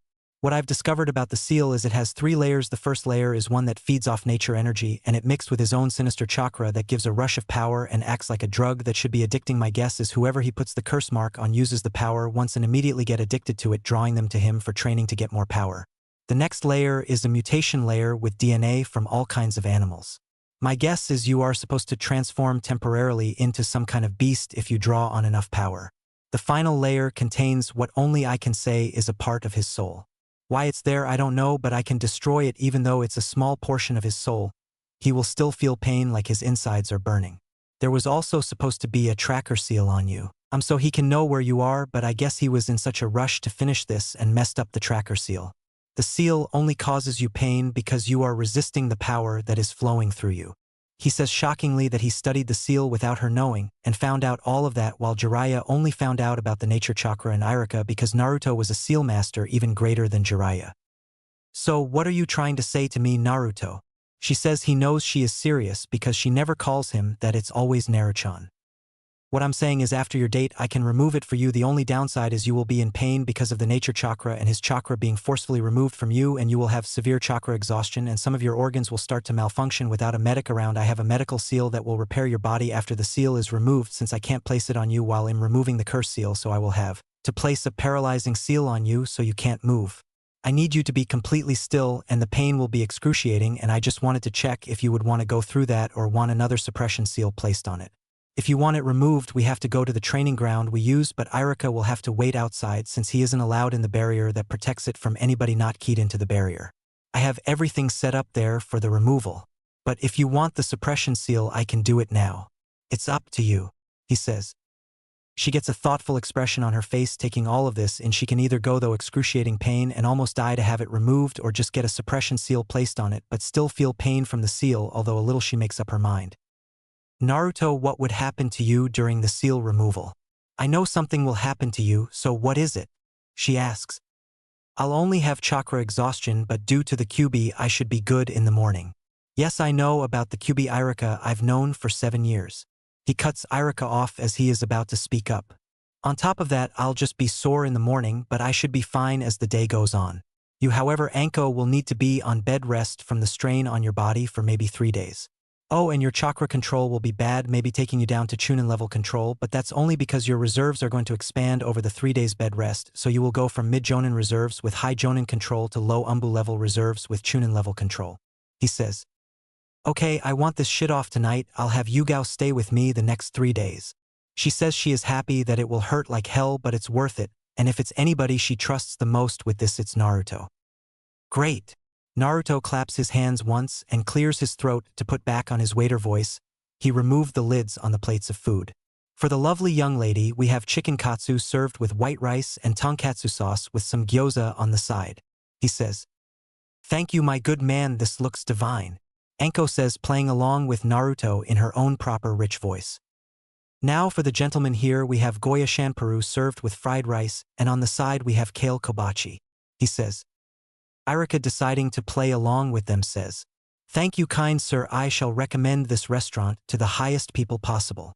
They all stare at each other before breaking out in laughter. Now for dessert, I have prepared a triple chocolate cake served with ice cream. He says he puts the dish on the table and sees Anko drooling at the sight of the cake and ice cream. She stands up and gives Naruto a big hug, which he returns. Thank you so much Naru-chan for doing this for me. She whispers to him. Irika, seeing this, can't help but smile at this. Anko sits down and they begin eating and talking about missions and random stuff. It was now 10 p.m. and they were at the training field getting ready for the seal removal. Naruto gives her a t-shirt and some sweatpants and tells her he doesn't want her to ruin the dress after her fantastic date, so she goes into the woods and changes, placing her dress in a storage scroll. She come back ready but nervous until Irika kisses her on the cheek and says she'll be fine. She blushes but walks to Naruto. She has a look on her face and nods at her, getting what he means. She rushes and gives Irika a passionate kiss before running towards Naruto to being the removal. They reach the ceiling area. Irika can't see inside, so he is worried for Anko but will trust Naruto if Anko does. Okay, Anko, are you ready? Naruto asks as she nods. Okay, I need you to take your shirt off and lay on your stomach so I can get started. She does as told, and when she lays down she can't move anymore, and she realizes it must be the paralysis seal Naruto size and begins to rapidly go through about 50 hand signs and call out. Curset seal removal, seal obliteration.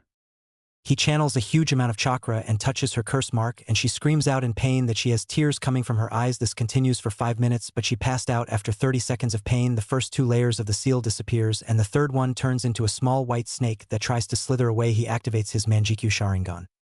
Amaterasu. He sets the snake on fire, killing it, and then cancels the flames after letting them burn for an extra 10 minutes to be safe. In the hidden sound village, Orochimaru is on the ground, screaming on the ground, writhing in pain. It feels like his body is burning from the inside out. He medic, a silver hair med teen wearing spectacles, was doing whatever he could to stop the pain but was having no luck. Naruto finished removing the seal, and you can't even see that it was there. He removes the paralysis seal and Anko's body begins to go into shock, and her breathing speeds up. Naruto hurries up and places the medical seal on her, and after 10 minutes her breathing returns to normal. Although she is still passed out, he puts her shirt back on her and carries her to Irika, who had a worried look on his face, but Naruto told her it was a success, and that she was just sleeping, and asked him to take her home so he can clean up. After all, he still had one more promise he needed to keep. After Irika leaves, Naruto enters the barrier again after making sure to key in some of the Kyuubi chakra so the barrier security alarm doesn't go off. Naruto sits down and creates a clone with a paralysis seal for himself. The clone nods at what to do as he goes into his seal. Naruto's mindscape. Hello, Kyuubi. Are you ready for your freedom from this prison now? Of course I'm ready, although you took an extra 3 years, Kyuubi said with an eye twitch. Sorry about that. I learned to summon Kami, but that process of removal would take 5 hours, and I know you want to be out as soon as possible, so I learned the first 2 levels of Uzumaki sealing. Since it covered sealing and unsealing tailed beasts, the process only takes about 30 seconds, but it will hurt like a bitch on my end, he says, rubbing the back of his head, reminding the Kyuubi of a certain blonde-haired Hokage. Wow, you've really outdone yourself. You came along farther than I expected, Kyuubi said. So do you deem me worthy of your respect and knowing your name? Naruto asks. Oh, you've been worthy and had my respect since the death of your uncle. Before you interrupt me, I will explain. Now the day he died and you awaken your Manjikyu Sharingan, a darkness formed inside of you that always comes with the awakening of the Manjikyu. When you read that letter and saw that the pedophile Danzo tried to kill your uncle for his eyes and was ultimately responsible for his death, you were thinking about getting revenge, causing that darkness to grow. However, when you read that he doesn't want you to go out looking for revenge and falling down the wrong path, when he mentioned your mother and Samui, how he wants you to grow up and have a family, you started to think about that Ichiraka family as well as Anko and the old monkey you made. Your resolve right then and there and the darkness that was forming in you completely disappeared. From then on I had given you my respect and deemed you worthy of knowing my name and something else, however, that will have to wait until I am free. The QB says. Well, alright, let's get this party started then. I'll see you on the outside, my friend. He says and disappears from his mindscape. Once outside, Naruto begins going through 100 hand seals at the speed of and mid-level Umbu. Uzumaki sealing. Tailed beast removal. He then laid down on his back and had the clone place the paralysis seal in him before dispersing itself. 5 seconds later, all Naruto could feel was pain from the Kyuubi being freed from the seal. 30 seconds later, the Kyuubi was out standing at all its might. Naruto was thankful for the seal around the training ground, or everybody would have felt the Kyuubi chakra and then seen it standing there. The paralysis seal wore off and Naruto was in pain all over his body. Ah, it's good to be free. Now for my 2 gifts, the first is you may have noticed the seal still in place now, within that I've left all but 1% of my chakra in there for you to use. But I would recommend not touching it yet. In order for you to use it, you must separate the hated within the chakra. When you separate it, you need to lock it back up and let it regenerate before you can take the rest. Once you separate it, you will gain a chakra cloak that is a yellowish-orange color. When you do that, you will be faster than you can ever imagine and will be able to use the tailed beast bomb, but I would have to train you for that. You will also be able to create chakra arms. However, once the chakra regenerates that you resealed, you should go and absorb that as well, and everything I just described to you will be enhanced by 100. Now onto the second gift. I left you the same healing ability that I have, which will be able to get passed down to your kits if you have some. Now your third and final gift from me will be this. A scroll almost the same height as Naruto appeared before him. What is this? He asks. This is the fox summoning contract. I've been keeping any eye on you from both inside and outside the seal with my little helpers. The Kyuubi motions to the 3 foxes coming out of the forest that Naruto always played with. One was all black with a red patch on its chest. The second one had the orange fur, but its paws were covered in white fur, and the tips of its 3 tails were white as well, and the final one, the one that always climbed into Naruto's lap to sleep, was still small enough to sleep in his lap and had red fur with a white patch on its chest, and its eyes were silver. These are 3 summons that I had watched you and saw your progress, although I gave you my respect and found you worthy of knowing my name. It is up to them if they find you worthy of the fox contract. So do you 3 find him worthy of signing the fox contract? After 3 nods of the heads, the scroll unrolls and the Kyuubi tells Naruto to prick his fingers and sign with blood, and make sure he has blood on all of his fingertips and make his hand print. Naruto does as told and the scroll then disappears. So now what? He asks. Now you must try to summon the boss of the foxes. Your chakra should be replenished by now to do it. The Kyuubi says. Naruto nods, pricks his thumb and goes through hand signs. Summoning jutsu. Nothing happens. Naruto's eye twitches and he tries 3 more times. What the fuck am I doing wrong? He yells. Meanwhile, the foxes, including the smallest one, is laughing at him. Oh, you're not doing anything wrong, I'm already here. The Kyuubi says, causing the foxes to laugh even harder. Naruto's eyes begin to twitch at dangerous level, making him look like he should be locked in a cell. Okay, enough of the jokes. The foxes that are currently with you don't talk. However, the smallest one will be able to talk. As she grows a little bit more, she will become your personal summons. However, you must name her. The other 2 are both messenger foxes. However, the black fox prefers to work at night while the orange fox prefers to work during the day. Now Kurama, the strongest of the tailed beasts and boss of the fox, summons, hereby welcoming Naruto Uchiha as the first person worthy of signing the fox contract. Now name your personal summons so she may return home. Kurama says. Naruto thinks of a name and finally decides. He looks at the fox Kit, who is staring at him waiting for a name. Scarlet will be her name. Naruto says, getting a happy yip from the fox, who starts to run around Naruto. While this is going on, Kurama notices the same small lizard creature with wings that was watching Naruto before. It makes eye contact with Kurama before looking at Naruto and back to Kurama, as if asking a question without speaking. Kurama nods and the creature disappears in a poof of smoke. So they want him as a summoner as well. That is interesting, but they have my blessing to give him the contract. Kurama thought.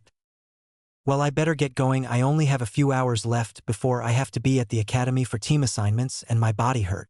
He gets a chuckle from Kurama, who nods and disappears along with the other three foxes. Naruto collects everything and shunsins to his house. He decides to sleep on the couch, too tired to move to his bed. He wakes up the next morning at 7:30, so he showers and puts on his outfit.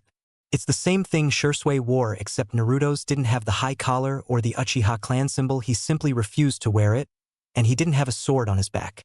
His headband was on his forehead, brushing the bangs out of his eyes, but he had two of them going down the side of his face. He walked to the academy, ignoring the stares and glances towards him, and he made it to the academy. 45 minutes, gets to the classroom, and of course Kiba speaks up.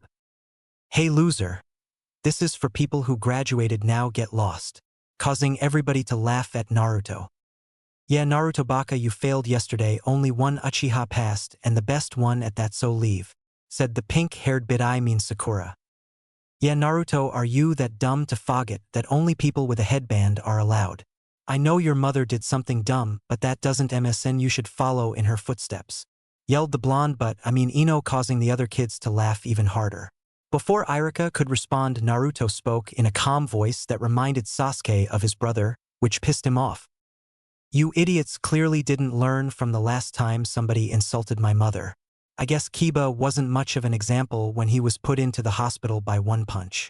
So clearly I need to make another example out of somebody, preferably you, Ino. Perhaps you would like to be sent to the hospital by Irika-sensei next. How about it? What about you, Sakura? You're a ninja now, although a pathetic one. You're even weaker than you were when you came into the academy. You and Ino are both at the same skill level that can barely be considered academy level. For your information, I passed yesterday, just didn't put my headband on. Now shut the fuck up, you good-for-nothing fangirls, and Kiba, stop acting tough or I'll simply tell your mom and sister. Let's see if you act like this around them. He turns to Irika. Sorry, I'm late, Irika-sensei. It's okay, mind telling me why you were late. He knew why he was late, but he had to act like he didn't. Yes, I was getting some last-minute training last night and overdid it. My body is still sore. He says and gets a nod from Irika. However, Ino and Sakura decided to speak, but each were interrupted by a kunai landing as it was near their heads.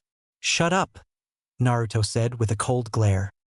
Okay, yes, as you've heard, Naruto did in fact pass yesterday. Why he didn't put his headband on, I don't know. Now, before the teams are assigned, I have to announce Rookie of the Year, Kunoichi of the Year, and the dead last. Rookie of the Year is Sasuke Uchiha. Immediately squeals and cheers were heard from his fangirls. Kunoichi of the Year belongs to Sakura Haruno. She screams. I don't know why you're happy. You only got it because the academics and you're motherfucking some of the teachers to boost your physical grades. The real Kunoichi of the Year should be Hinata. Naruto says. Shut up, you baka, I'm better than her. She screams at Naruto. That's enough, Naruto. Sakura is Kunoichi of the Year, and that's final. Even if what you said is true. He mumbled that last part under his breath, but Naruto heard him and smirked at Irika, who smirked back at him. Now dead last belongs to Kiba Inuzuka, he said. How am I the dead last? That loser slept through basically every single lesson, he said, pointing at Naruto. Yes, Naruto did sleep through the lessons, however all his grades were higher than yours. In fact, I don't even think he was trying. And he finished first in all the physical tests, however his written test scores kept him in the middle of the class. He said. Now Team 1. Teams 1 through 6 are pointless. Team 7, Sasuke Uchiha, Sakura Haruno, and he was cut off by Sakura yelling. Yes, take that, Eno pig, true love prevails. Sakura, shut up. Now, as I was saying, Team 7 Sasuke Uchiha, Sakura Haruno, and Naruto Uchiha, your squad leader is. He finishes and looked at Naruto, whose eye was twitching.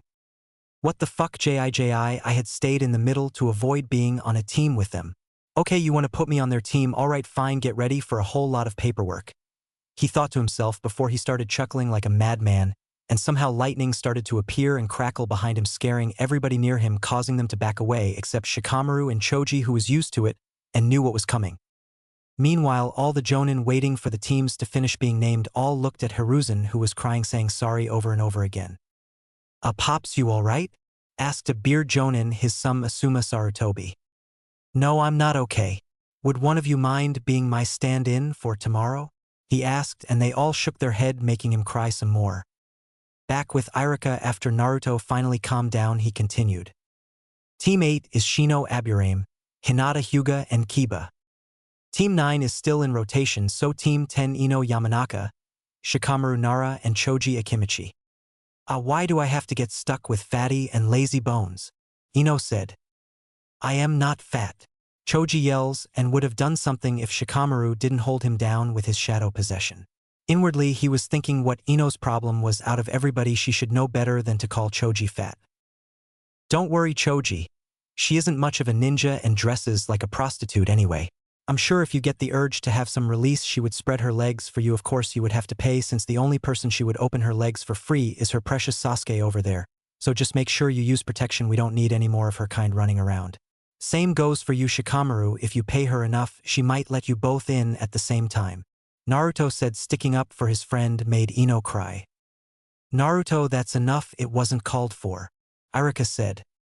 Neither was her calling Choji fat and Shikamaru lazy, yet she still did it. I was only sticking up for my friend. Now tell us who our Jonin sensei will be. I have to go check on Ankone. He said, pissed off. Oh, right. Team 7 Jonin sensei is Kakashi Hatake. Team 8 Kurenai Yuhi. Team 10 is under Asuma will be here at 12 to pick you up, so you have the next 3 hours to yourself. He says. Naruto just shins out of there, surprising everybody in the classroom that he could do that. Naruto arrives at Anko's house and uses his key to enter her apartment. She gave him a key to check on her house when she was out on missions.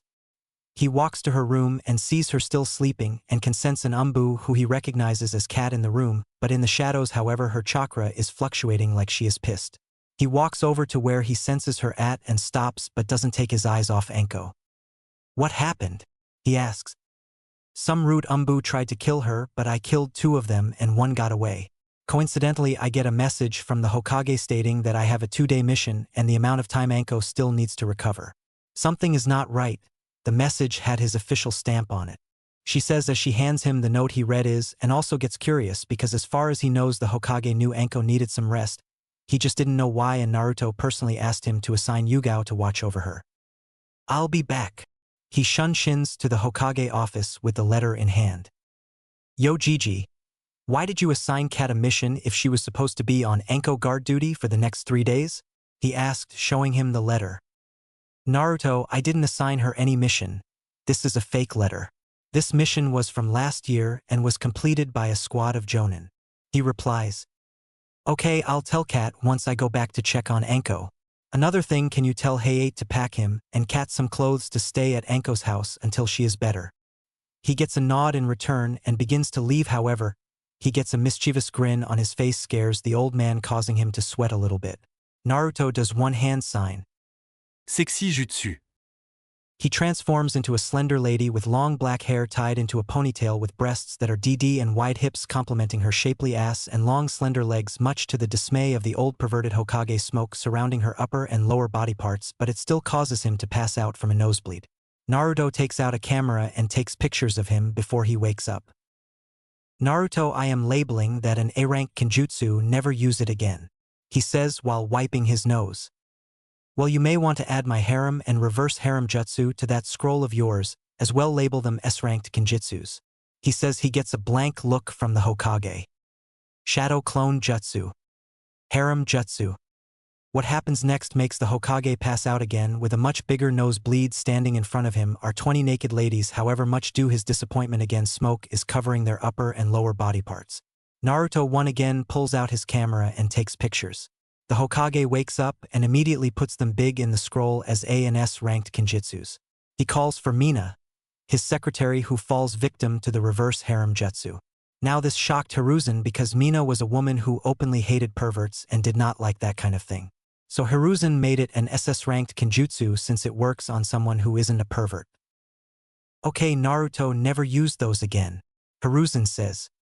Alright, by the way, why wasn't Mizuki at team assignments this morning? He asked. Oh, he was caught trying to steal the forbidden scroll and Ibiki had his way with him. Too bad Anko missed out on it. But it turns out he was working for my former student Orochimaru, who gave him the curse seal. He was going to take him the forbidden scroll to join his ranks, but he won't be doing anything since he was executed. Hiruzen said. Oh well, later, and don't forget about Hayate. He says and vanishes from the office back to Anko's house. The letter was a fake, but I asked him to send Hayate over later with some clothes for you two to stay here overnight with her for the next couple days until she wakes up. Oh yeah, I have these for Hayate. It's medical seals that won't get rid of his sickness, however, it will stop the pain and his coughs as well. As he hands her about 100 seals. All he has to do is place them on his chest, and the seal will instantly activate, but he has to change them once every month. He tells her before heading back to the academy. He returns to the classroom seeing Kiba trying to talk up Hinata, who isn't paying attention to him. Shikamaru is sleeping. Choji is eating a bag of chips. Shino is sitting by himself quietly. He looks at Naruto and gives him a nod, who nods back, and then he finally sees Sasuke being hounded by his two most loyal fangirls who are arguing about who will marry him and have his babies. He shakes his head and sits next to Choji, who offers him a bag of chips. Even after what I said to her earlier, she still fawns over him. Oh well, it can't be helped. He says they wait for about 10 more minutes before the Jonin senseis arrive. The first 6 teams left, then 5 minutes later Asuma and Kurenai arrive at the same time, pick up teams 8 and 10. However, Naruto notices Kurenai has a slight limp and gives her a knowing smirk that he picked up from Anko, and in return Kurenai gives him a glare that's basically tells him to shut up or die. He simply smiles at her and she leaves with her team, leaving him alone with Sasuke and Sakura, who is still pestering Sasuke about something. He falls asleep and wakes up 3 hours later when Kakashi decides to show up and Sakura shouts, "You're late. My first impression is that you're all idiots. Meet me on the roof." In 5 minutes he disappears in a puff of smoke and they go to the roof. Now introduce yourselves, your likes, dislikes, and dreams. Kakashi says. Sensei, can you go first so we know it's done? Sakura says. Are you kidding me? She was supposed to be the kunoichi of the year. Naruto thought. Oh okay, well my name is Kakashi Hatake. I have a few likes and some dislikes as well. My dreams for the future, well, I don't feel like telling you. All he said was his name. Sakura thought. Okay, Pinky, you first. Kakashi says, pointing at Sakura. My name is Sakura Haruno. What I like, I mean the person I like is... She looks at Sasuke and squeals. My dream for the future. She looks at Sasuke again and blushes with a squeal. Okay, your dislikes? Kakashi asks. Naruto Baka and Ino Pig. Okay, you next, the brooding one. He points at Sasuke. My name is Sasuke Uchiha. I have no likes or dislikes. I don't have a dream because what I have I will make a reality, that is to restore my clan and destroy a certain someone. He says with a dark look on his face. Sasuke-kun is so cool, Sakura thought. Just as I expected. Kakashi thought. Dude, Itachi would kill you multiple times over before you would even blink. Naruto thought. Okay, last one. Kakashi said, uninterested in what he has to say, unlike he was with Sasuke, something Naruto picked up on. My name's is Naruto. I like my precious people. I dislike child abusers, rapists, and pedophiles. My dream is to find somebody that was taken away from me as a child, become Hokage and start a family. He said, however, nobody was paying attention to him, but he didn't really care. Alright, meet me training ground 7 for your graduation exam at 7 a.m. Kakashi says. Wait, I thought we were already Genin. Sakura said. No, that was just a Genin hopeful exam. This test tomorrow is the real one and 66% of the teams never make it. So I'll see you tomorrow at training ground 7 at 7 a.m. Oh, and I suggest you don't eat breakfast, you'll throw up. He vanishes in a puff of smoke. Sakura once again asks Sasuke on a date, yet he refuses and she turned blame Naruto, but he left as well. So she decided to do what she usually does. She goes to stalk Sasuke. Well, watching over him from afar is what she calls it. Next day Naruto wakes up at 8:30 and eats breakfast. He left at 9:45 via Shunshin. He arrived at training ground 7 where Sakura yelled at him. You're late. Kakashi-sensei said to be here by 7, it's almost 10 you baka. She swings her fist at him, but he just leans back and she falls on her face and starts to complain about her dress being ruined. 10 minutes later Kakashi arrived. Joe. You're late. Sorry, I was on my way when a black cat crossed my path, so I had to go the long way around. Liar. I bet I know that cat, Naruto thought. Anyway, you have until noon to get these bells. Kakashi said as he pulled out 2 bells and a timer. But wait, Kakashi-sensei, there's only 2 bells and 3 of us. Sakura replies. Quite observant of you, Sakura. The one who doesn't get the bell gets sent back to the academy. He says. I can't afford to not be on a team with Sasuke-kun. I need to get those bells for us. Then he will love me and ask me to marry him. Sakura thought. I need those bells I have to pass in order to kill him, our resident emo thought. I wonder what Samui is up to right now. I know she's still alive out there. I can't feel it. I hope she's taking care of herself. Naruto thought.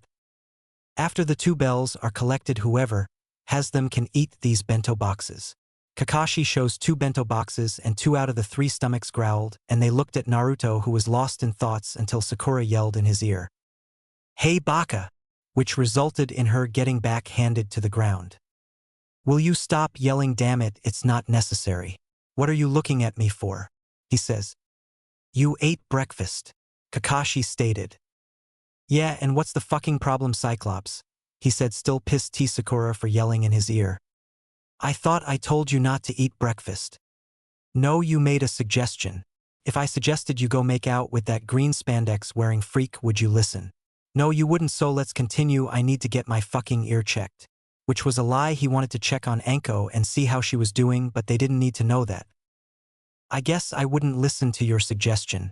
Okay, you have 2 hours, time starts. Now. All 3 of them vanished. Let's see. Sakura is in the bushes to my left. Sasuke is in a tree about 50 meters out, and Naruto is. Wait a minute. Where is Naruto? I can't sense him or smell him. Kakashi thought. He pulled out a certain orange book and began walking through the forest. Okay, I have wires set up that should wrap him up, and I'll be able to grab the bells and give one to Sasuke, she said out loud, not even noticing Kakashi right behind her. Pissed Sakura. She turns around and Kakashi puts her in a D-rank genjutsu that she should break out of easily. Inside the genjutsu, Sakura is walking in the middle of the forest looking around. Sakura. She turns around and sees Sasuke, but he has multiple kunai stabbed in his back. Help me, Sasuke says and collapses, and Sakura screams. Back in the real world. Sakura screams and passes out. Kakashi shakes his head at her and leaves to find Sasuke and see what he can do. Sasuke is walking through the forest when he hears Sakura scream. Kakashi must have gotten to her already. Shinobi Battle Skill Lesson 2. The illusion skill Sakura learned that in the academy and was said to be the best at breaking them, but I guess I was wrong. That won't work on me. I'm far better than her and Naruto. Say that after you get a bell, alright Sasuke. Kakashi and Sasuke stand off before Sasuke throws some shuriken at him, which Kakashi dodged. Sasuke threw a kunai at a rope that Kakashi didn't see, and it released more kunai that shot out of the trap at Kakashi. Sasuke took the time Kakashi was focused on dodging and appeared behind him, going for a heel kick to the side of his head, which Kakashi blocked, and grabbed his ankle, so Sasuke tried a right hook to the face, which Kakashi blocked with his hand. Sasuke used this opening to throw an overhead kick with his right leg, causing Kakashi to drop Sasuke's fist to block the kick with his forearm. Sasuke, seeing this, reaches out and touches one of the bells before Kakashi jumps back. Sasuke beings going through hand signs, shocking Kakashi that he can use a jutsu. Fire style, fireball jutsu. He shoots out a ball of fire towards Kakashi, and after a few seconds releases the jutsu, and Kakashi is gone. He looks left, right, and behind but doesn't see him. Earth style, headhunter jutsu. A hand comes out of the ground, pulls Sasuke into the ground, leaving his head visible. Shinobi skill number 3, ninjutsu. You were right, are different than the others, but different doesn't mean better. With that, Kakashi walked away. Looking for Naruto, he finds him at the memorial stone, criticizing the food he brought. I mean, seriously, this food looks like it was taken straight out of a box. It's dry as hell and has no nutrients. Why not just give us a piece of cardboard to eat, Kakashi? And what is in this one chicken teriyaki? It looks like dog food on top of mush. Naruto says he closes the food and sees because Kakashi was behind him. What do you want? Naruto asks. You're in the middle of a test and you have 10 minutes left and you haven't even tried to get a bell, Kakashi states. Oh, okay, well, can I have a bell? No. Oh, well, I tried. Naruto, you need to actually try. Why this whole test is farce. We both know the elders and council pressured you into taking a team with Sasuke so you can train him to use his Sharingan when he unlocks it, and you aren't a Sannin so you can't take an apprentice, so even if we fail the council will reverse the decision somehow and pass us by the eye. I did help. I released Sakura from that pathetic genjutsu you put her. Now I believe the test is about over with and I will let you tie me to the post. A couple minutes later they are all sitting down while Naruto is tied to the post. Kakashi tells them they all fail because they couldn't look underneath the underneath and says the actual goal of the test was teamwork.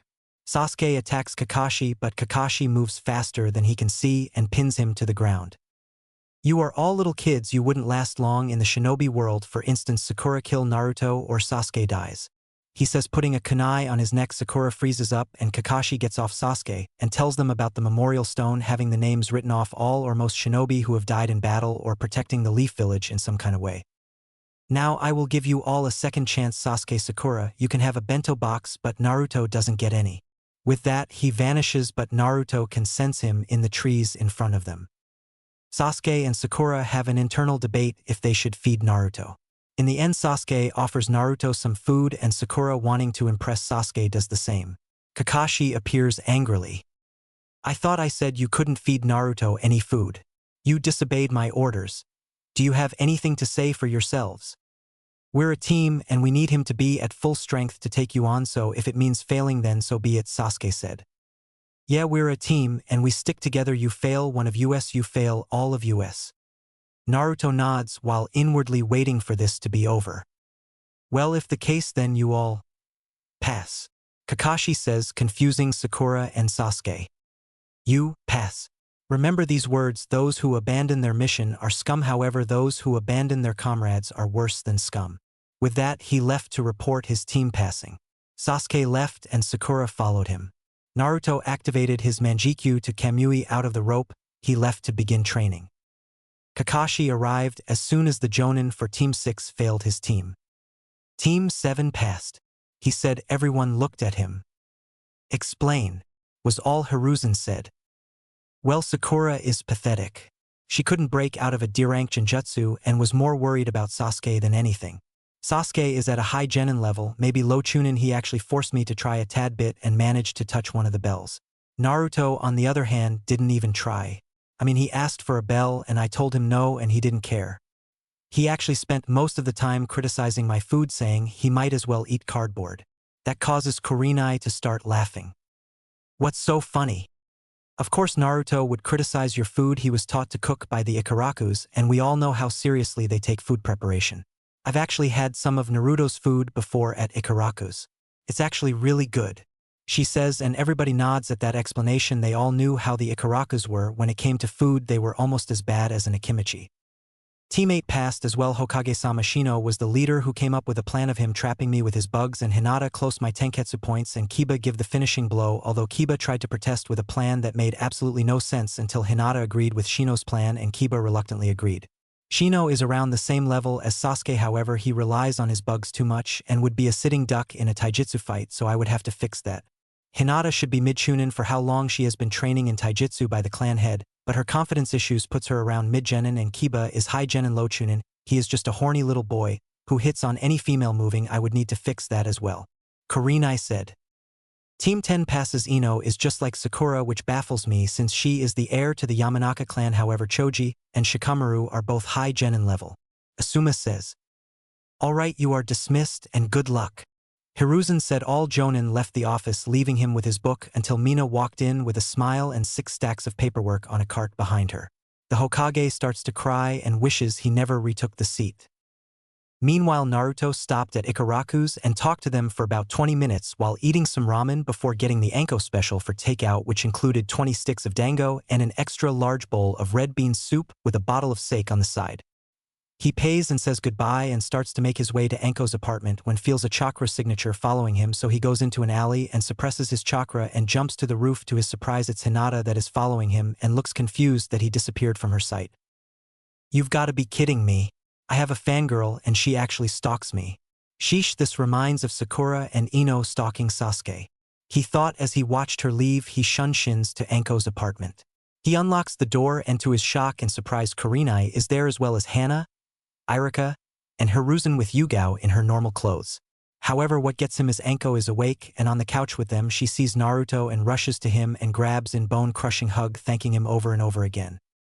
Hiruzen decides to speak up. Okay, what's going on? Why did you need us all here, Anko? Why are you here, Gigi? Don't you have paperwork to do? Naruto asks. I'm just a shadow clone. The original me is still at the office. Once I disperse, he will get my memories. The clone said. So let me get this straight, you send a shadow clone to do something for you if you need to be in 2 different places? He gets a nod. Yet you don't use the shadow clones to help you with your paperwork. All he gets is a blank look from the clone before it dispersed. Few seconds later, you can hear the Hokage scream across the entire village. Phew. Hiruzen then appears at Anko's apartment before he can knock. Naruto opens the door looking at him with a smug smile. You knew, didn't you? He asks Naruto, who nods happily. So why didn't you tell me? You didn't ask, Naruto said, making everyone laugh. Okay, why is everyone here, Anko? Kurenai asks. Well, first things first, I have a boyfriend, she says and kisses Irika on the lips. Kurenai, Yugao, and Hana squeals happily for their friend. Now the actual reason is this look. She puts her hair up in her high ponytail and pulls down her shirt by her left shoulder. Everybody minus Irika and Naruto wonder what's so special about the shoulder. I don't get what's so great about your shoulder that you had to call us all over here, Hana asked. What's missing from my shoulder? Yugao notices and says, no way, but how? How what, Yugao? Kurenai asks. Her cursed seal is gone, Yugao says, shocking everyone. Anko then explains what happened 2 nights ago about her meeting up with Irika because of Naruto and the removal of the cursed seal. She was done. She looks at Naruto and notices he has a takeout bag. What's in the bag, Naruchan, your lunch? Nope, this is one Anko special from Ichiraku Ramen, 20 sticks of dango, an extra large bowl of red bean soup, and 1 bottle of sake. He says, handing it to her, and she eats like it's not tomorrow. After hanging around a few more hours, Naruto and everyone get ready to leave. As Kurenai leaves, Naruto calls out to her. Yes, Naruto, can I help you? Yes. Can you tell Hinata to stop stalking me around the village? It's getting out of hand. I caught her today by going into an alley, jumped to the roof, and suppressed my chakra so her Byakugan couldn't find me. I've told her before I don't like her like that, and it's annoying at this point. I'll talk to her, Naruto. She said she liked you, so I told her to give it a shot and talk to you. I never knew you told her you didn't like her. I guess she thought you were joking, but I'll talk to her tomorrow. Thank you, and tell Asuma I said hey. And use protection, all right. He disappears as soon as he says that because kunai flew right when his head would have been. It's been 2 months since Naruto was assigned to this genin team, and he hated it. Not the D-rank missions, because money was money, and also it was them helping a lot of old people he has helped before. So imagine the look on everyone's face when they found out he was never lying about why he was late. His favorite mission had to easily be the Tora mission. To his surprise, this was the same cat that always crossed his path. So when he saw Tora, they had a good old Texas standoff which lasted for about 10 minutes until they rushed at each other. Everyone thinks this was going to be another genin that gets scratched up, but to their shock and horror a field of flowers appear, and they begin running in slow motion until the end, where Tora hops in his arms and Naruto gushes over Tora. Oh Tora, you mischievous little cat, I missed you stealing my bentos and our 3-hour chases. He cries anime tears while hugging the cat, causing it to purr in happiness. However, what gets them is the shout of youth in the back, causing the sun to shine brighter. The result, an entire block of people passed out along the street. It has happened 3 times already, and the Genjutsu was placed in the Forbidden Scroll next to Might Guy and Rock Lee Sunset Genjutsu. However, the combination of the Genjutsu were labeled SS rank in the Forbidden Scroll. However, what did piss Naruto off was his sensei's complete show of favoritism these 2 months. Although Naruto didn't need the help, the man could have at least tried to help him or Sakura. However, he didn't. And after the first 2 months, Naruto doesn't even call him sensei anymore. He sees the private lessons he gives Sasuke, and well, he was less than impressed by Sasuke's development. He could only guess that Sasuke would only begin copying jutsus with his Sharingan when he finally awakens it. That's another thing, Naruto has yet shown them any skills really, or that he has his Sharingan. Now here we find Team 7 returning from another D-rank mission. Naruto's favorite, the Tora mission. Yo old man, we're back from the mission, Naruto says as he is petting Tora. Baka, show the Hokage some respect, Sakura says and gets ready to swing at Naruto, but Tora hissed at her with claws out and she backed off. Hiruzen chuckles at Naruto. It's quite alright, Sakura. I allow Naruto to call me that because he is like a grandson to me. Now Tora rescue mission is complete. He says and walks in a fat lady who they also recognize as the fire daimyo wife. She grabs Tora and begins to squeeze the life out of her. Oh, Tora, mommy has missed you so much, you need to stop running away from me, she says, hugging the cat to death. That's right. Squeeze that little demon cat till she pops, Sakura thought. If she keeps this up, no more Tora missions, which means no more daimyo breathing down my neck about the stupid cat, thought the Sandame. HN thought our resident brooder. Why hasn't Sasuke unlocked his Sharingan yet? Actually, I think already has during the massacre but can't reactivate it yet, Kakashi thought. Everyone was cut from their thoughts by Naruto. What the hell are you doing? He says as he grabs Tora from the lady. Young man, do you know who I am? I am the daimyo's wife. I demand you show me some respect when speaking to me, she says with a rich snobby voice. Respect is earned, not given, fat ass, and you were about to kill Tora if you kept squeezing her. I'm sure she hasn't been taken to the vet to check for injuries. Perhaps the way you squeeze the cat is why the daimyo always pulls out while having sex with you. You would just kill the damn baby from squeezing it to death. Now you wait here, I'm taking Tora to the vet. He vanishes to the Inuzuka compound and sees Hana. Hey Hana, can you do a checkup on Tora for me? He asks. Sure, set her down on the table for me. He does, and her hand is surrounded by medical chakra. After 5 minutes her hand turns to normal. Well, all her ribs are bruised and her spine is slightly bruised and out of place a little bit. But minor surgery and 1 month of rest should do wonders for her, she says, but Tora screeches at the sound of that. No need, I'll just place an animal medical seal on her. She should be fully healed in about 10 minutes. Shocking Hana. Is it possible that I can have some of those? I can really use them for our Ninken after missions, she asks. Sure, they don't work on broken bones, though I've tried it and it didn't work. I'm the reason you have less stray animals that get cuts and bruises, freeing you up for more major injuries and have more free time. They all come to me and only go to you if a bone is broken. I've even set up a compartment at my complex where they don't have to walk up the steps to my apartment. They just go and lay on the seal in a cubby and it automatically puts the seal in them. The compartment holds 5 animals up to the size of your mother's partner, he says as he unseals a large scroll from his wrist. He pulls and unseals a tag and places it on Tora, who purrs at the feeling of the medical chakra going into her system. He gives the large scroll to Hana. Inside of the scroll is about 200 medical tags and the instructions on how to make them. Don't worry about adding chakra to seal other than to complete it, since it converts nature chakra into medical chakra using the correct dosage. I'll come by and build the compartment another time, or just request it from the Hokage if I'm busy. Well, I have to get back to the mission room to finish yelling at the daimyo's wife, so I'll see you around. Oh, and just between us, he means toward her ear and whispers. If I wasn't waiting to find my certain girl, I would have bent you over this table and completely destroyed that pussy of yours by now. He blew in her ear, making her horny before leaving. Hana was sure of one thing: Genma was definitely getting laid tonight after he returned from his mission. Naruto arrives back at the mission office with Tora in his arms, glaring at the lady. Now let me tell you how much you are hurting Tora. All of her ribs were bruised and her spine was bruised and slightly out of place. Now I had her fixed up, so I'm not going to take her from you, believe it or not. Tora likes the palace, however she hates when you squeeze her. It hurts. You are too damn big for that, and stop dressing her up. I've seen the pictures, the outfits are horrible, and please get her a male cat. She only leaves the palace when she is in heat, but sadly all the cats in the village are slobs, he says. So what are you telling me?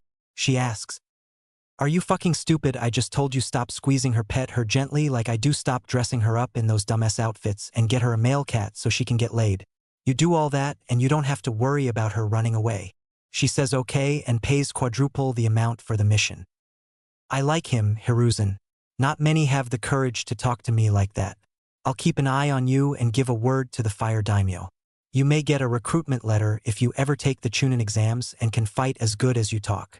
With that she bows and gently takes Tora, wags her tail goodbye at Naruto. Everyone minus Sasuke is looking at Naruto in shock that he just got away with talking by the fire daimyo's wife like that, and put an end to the Tora missions for good. The 2 Chunin who were in the room walked in front of Naruto and kneeled down and bowed their head to him. We appreciate all your hard work, Naruto-sama. We bestow to you the king of the Tora mission. Out of nowhere they produce a crown and place it on his head. And bow once more. Everyone's sweat drops at this, even Sasuke. Okay, now that whatever that was is over with. Kakashi, are you taking another mission today? He gets a nod in response. Okay, we have painting some fences, cleaning a river, or... He was cut off by Sakura screeching. No, I demand a higher ranked mission. You are holding me and Sasuke-kun back from being great. Give us a higher mission now, so dashed. She was cut off by Naruto placing a silencing seal on her neck. Thank you, Naruto, Hiruzen said. No problem, old man. However, although we have different reasons, I would like to also say we should take a C-rank mission since C ranks are relatively harmless. Although if you need to be persuaded, I can do that as well. So how are we going to do this, the easy way or the hard way? He asks. Hiruzen wouldn't budge. I'm sorry, Naruto, but I can't allow you to go on a C-rank mission 2 months out of the academy, he says with a no-questions tone. Sasuke looked ready to explode, but Naruto held a hand up for him to stay quiet and let him handle it.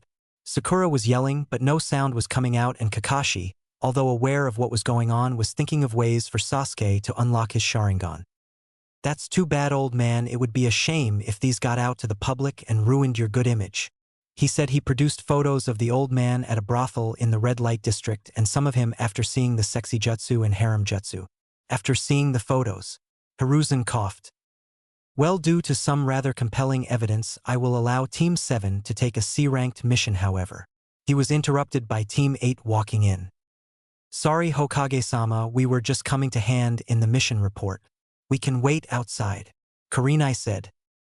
Actually, Kurenai, you arrived just in time. I'm assigning Team 7 to an C-rank mission, and I'm adding your team onto the mission as well, he said, shocking her. Are you sure, Hokage-sama? They've only been out of the academy for 2 months, she says.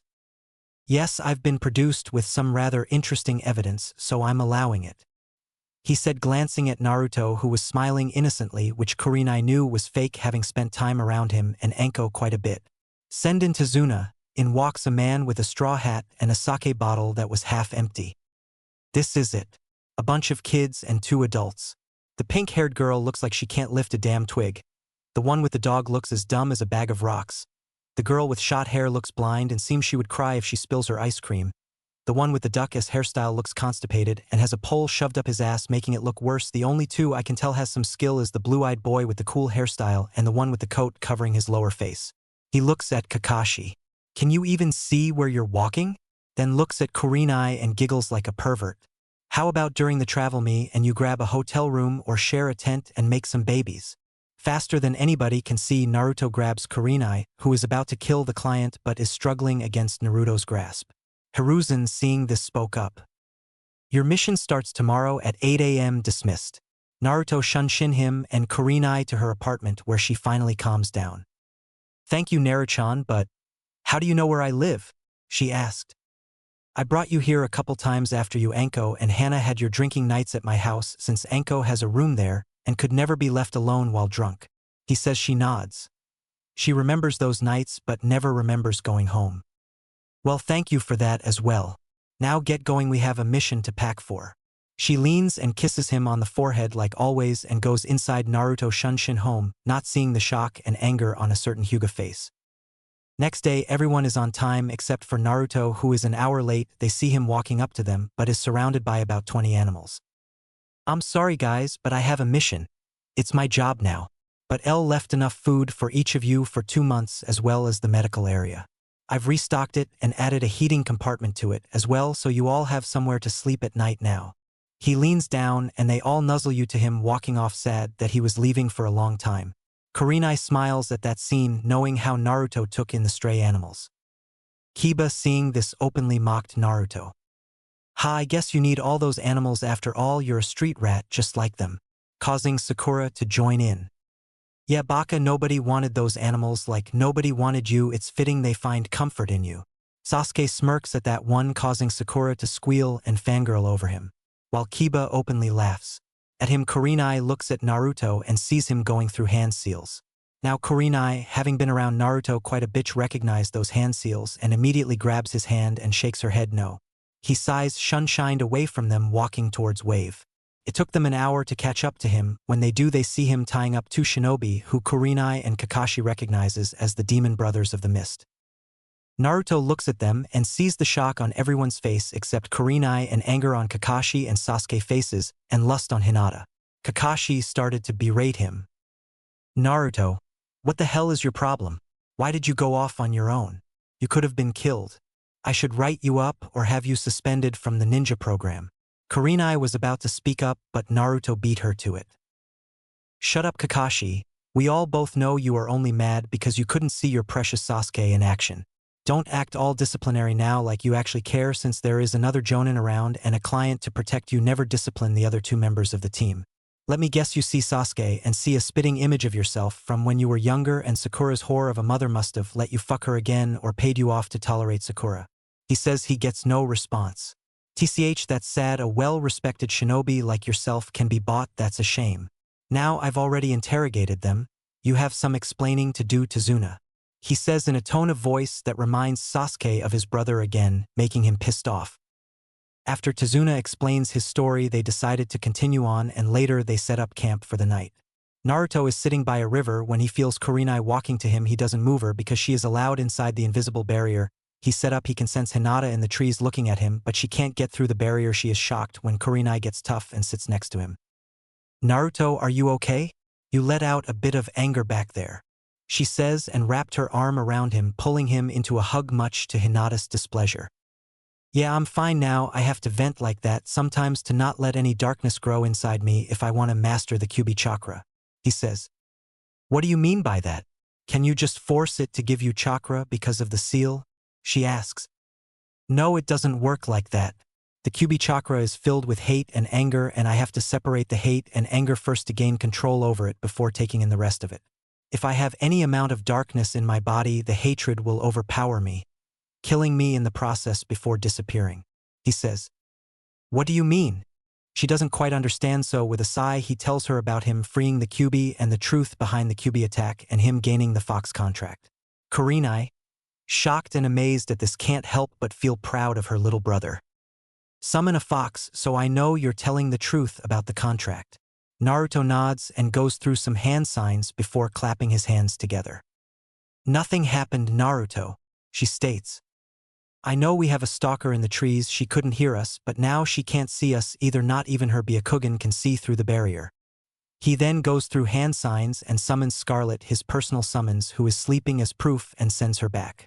Kurenai is amazed by this and couldn't help but gush about how cute the fox was. After talking for another hour, he drops the barrier and they leave. They wake up the next morning and Naruto tells Kurenai that Zabuza of the Hidden Mist will be waiting and has an apprentice with him. She nods and tells Kakashi. A few days later, Zabuza arrives, and what should have been an easy 2-on-1, since the apprentice decided to stay back, turned into a train wreck because Kakashi kept getting in Kurenai's way, resulting in them both being trapped in a water prison. Run, you guys are no match for him, Kakashi says. Kurenai doesn't say anything because she's focused on her breathing and working on a plan to try and escape. She looks up to see Zabuza create 10 water clones and Kiba and Sasuke rush in to fight them, but get easily handled. Naruto, seeing this size, and throws 2 kunai with at the clones, but what they don't see is a 3rd kunai with an explosive tag in the shadow that falls into the water. Kurenai saw it and braced herself. Next thing they know, the 2 kunai turned into 50 and takes out all the water clone, while the kunai in the river exploded, making Zabuza lose control of the water prison and freeing Kakashi and Kurenai from the water prisons. Kurenai jumps to shore while Kakashi and Zabuza go through hand signs mirroring each other. Water style, water dragon jutsu. The 2 dragons collide while Kakashi goes through another set of hand signs that Naruto copies. Water style, giant vortex jutsu. A whirlpool of water forms and crashes into Zabuza, sending him into a tree. Zabuza gets up. How did you use my jutsu before me? Can you see the future? Yes, and your future is death. Kakashi rushes at him to end his life but jumps back when 2 senbon hit Zabuza in the neck and he falls to the ground. Kakashi checks for a pulse and doesn't find one. He's dead, he says as he covers his Sharingan. Then a person in a Hunter-nin mask appears at Zabuza's body. Thank you for distracting him. I'll take his sword and body to turn them in. With that, the ninja disappears along with Zabuza and his sword. Naruto shared a knowing look with Kurenai, who shook her head. Good job Sasuke and Kiba, good teamwork. Sakura, Hinata and Shino, nice job protecting the client. Naruto, you're getting suspended once we head back to the village for not following orders a second time. Kakashi said. I don't really care, Kakashi. Whoever your Jounin sensei was would be disappointed in you. I hope whoever it was isn't alive so they wouldn't see what kind of failure and sellout you've become. Naruto said. Kakashi rushed at Naruto, but he simply dodged and struck a pressure point in Kakashi's back, temporarily paralyzing him. Naruto, you can't do that to Kakashi-sensei, apologize right now. Sakura screeched. Shut up and go put Sasuke's dick your mouth. That's all you Harunos are good for anyway. Useless bitch. Naruto says. Now this shocks Kurenai because Naruto has a lot of respect for women and would never call one a bitch like that and not apologize. I need to get him off that team, she thought. Alright, that's enough. Since Kakashi is out, I'm in charge. Tazuna, how much further until we reach Wave? Kurenai said. We should be there in another 30 minutes if we keep to the road we're on. It's a small boat that can take us the rest of the way, he says.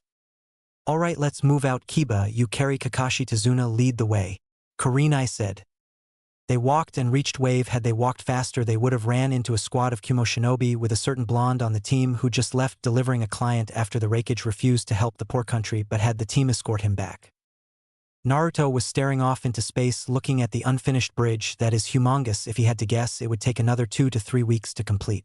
He was broken out of his thoughts when Sakura yelled in his ear. Hey, stop daydreaming and get moving, Naruto. I swear you're such a baka. Stop screaming in my fucking ear, you stupid bitch. He yelled back. He walked away, not even caring. Kurenai stops him. You're going the wrong way, Naruto. Tazuna said his house was this way, pointing in the direction. I'll meet you there later. I can easily find you. Remember, I'm a sensor type as well. I'm gonna try and find out anything about this Gato by walking around the village. He says. She nods and tells him to be back by 8 p.m. That gives him 4 hours to gather as much info as needed. He walks away as they head to the house. Meanwhile, Samui, who was jumping through the trees with her team, suddenly stopped and turned around. She thought she heard a familiar name called but brushed it off as her imagination. Samui, what's wrong? Why did you stop jumping? Asked a red-haired girl. Nothing, Karui. I thought I heard something. Let's keep going, she said in her usual cold tone of voice. Wow, Karui, you're really worried about Samui. You should be more worried about if your flat chest will ever grow, said a light blonde-haired boy on her team. Shut up, Omoi, I am only 13, they'll grow later, Karui said, punching the now-named Omoi in the stomach. That's enough, you two, come on, we have to get back to Kumo. Samui, I'm very impressed with your work on missions. You two as well. If you keep it up, the Raikage may give you all a field promotion to Chunin. Now let's go, said their Jounin sensei, who had blonde hair but had it in a long ponytail going down her back. It looked almost like a cat tail. Hi, sensei, they all said, and 3 of them took off. However, Samui stayed behind a little longer and pulled out her half of the Inyang necklace and looked at Naruto name on it. A tear fell from her eye and she hurried up and wiped it away before putting back on her cold stoic face. She takes off, catching up to her team. Meanwhile, Naruto is walking through the Wave Village and is taken back by what he sees. Everything looks poor and has no money. All the shops are barely standing and they have little food to eat. He keeps walking until he sees some of Gato's goons trying to force themselves on a woman and her daughter, who looks to be about 14 to 15. He rushes over just as they both try to grope their breasts and kicks them away. The 4 goons stand up and charge at Naruto, who takes them down with ease. He ties them up and tells the woman and her daughter to leave and go home. They nod, but not before thanking him and leaving. Naruto looks at the thugs and activates his Manjikyu Sharingan. Tsukuyami. 3 seconds later, in the real world, he has all the info he needed and killed the thugs and burned their bodies with a small fireball jutsu. He returns to the house after walking around some more, getting a layout of the place. However, before he left, made clones go to every house he could and drop of bentos and blankets to keep them warm at night. He kept in a large storage scroll sealed on his wrists. The food was kept and fresh warm due to a tiny seal he put on all the bentos. He left a note in every house that simply said, "Gato will be no more in a week."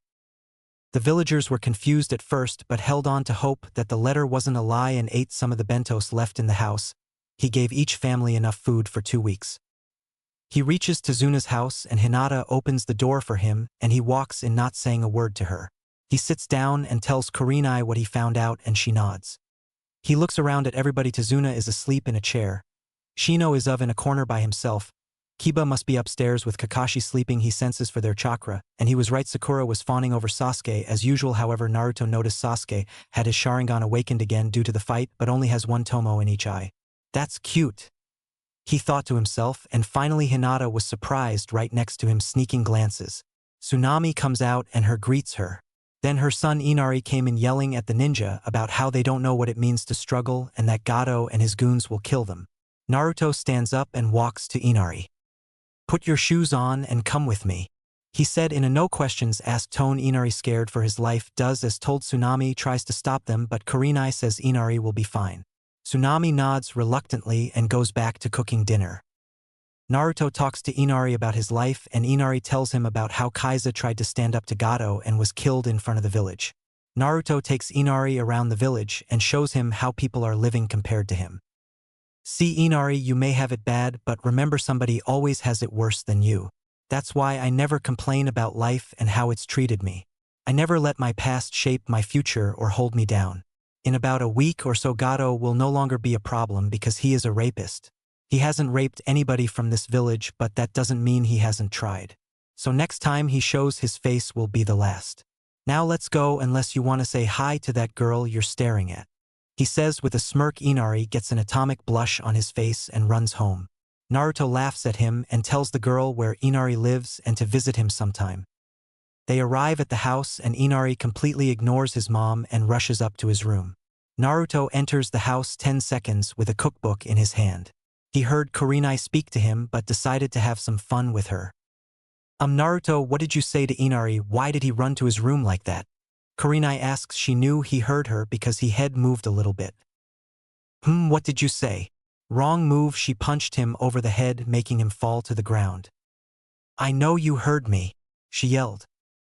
"Okay, fine. Spoil sport, ruin my fun, why don't you?" he said with a pout, rubbing the bump on his head. "Tsunami, it seems your son has a crush on a girl. All I did was tell him to say hi to her and he blushed and ran home.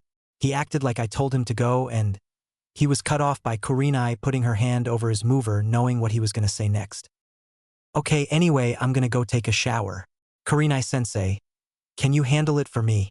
He glances at Hinata and she understands but waits for him to get in the shower. 2 minutes later the shower is running and Hinata activates her Byakugan but is mad she can't see him in the shower for some reason. Kurenai, seeing this, sighs.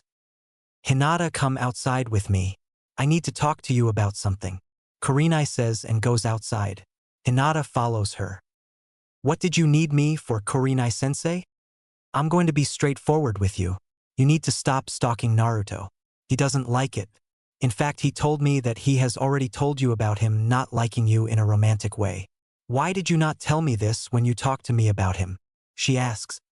"Oh, Kurenai, I'm not stalking him, I'm just making sure he gets around safe. And of course he likes me. He was just messing around with me. I mean, he did save me from some bullies when we were younger, and he hasn't said anything about me following him around." Hinata says. Kurenai slightly slides away from her. "Actually, Hinata, he doesn't like you, he likes somebody else. And contrary to what you've seen on this mission, Naruto is actually a nice kid. He doesn't blow up at people. He handled the situation the easy way. He doesn't want to have to tell your father," Kurenai said. "Who does he like?" Hinata asks in a dangerously low voice that sends warning signals off in Kurenai's head, so she stands up and turns toward the door.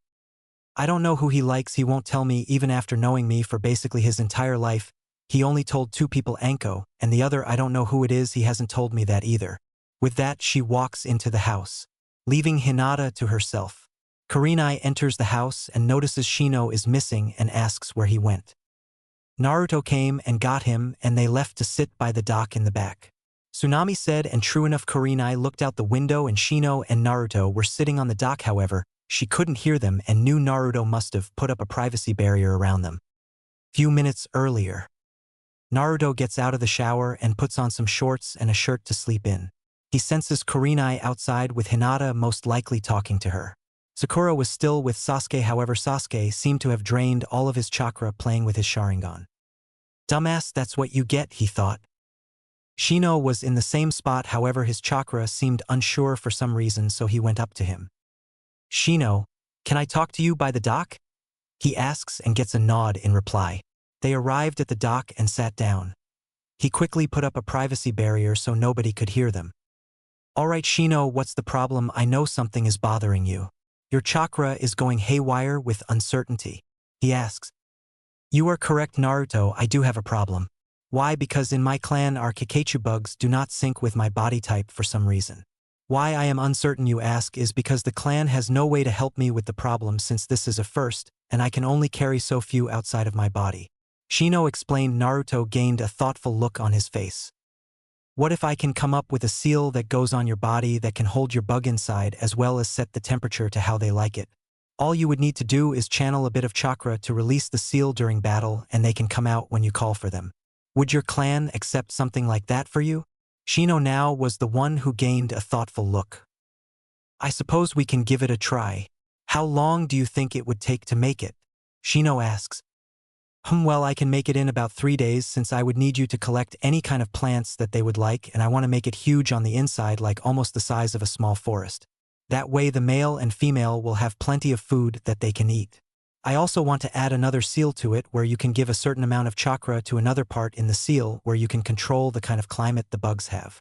To say Shino was shocked was an understatement, but you would never see it. Very well, I shall collect what I can, and thank you, Naruto, I owe you one? He say.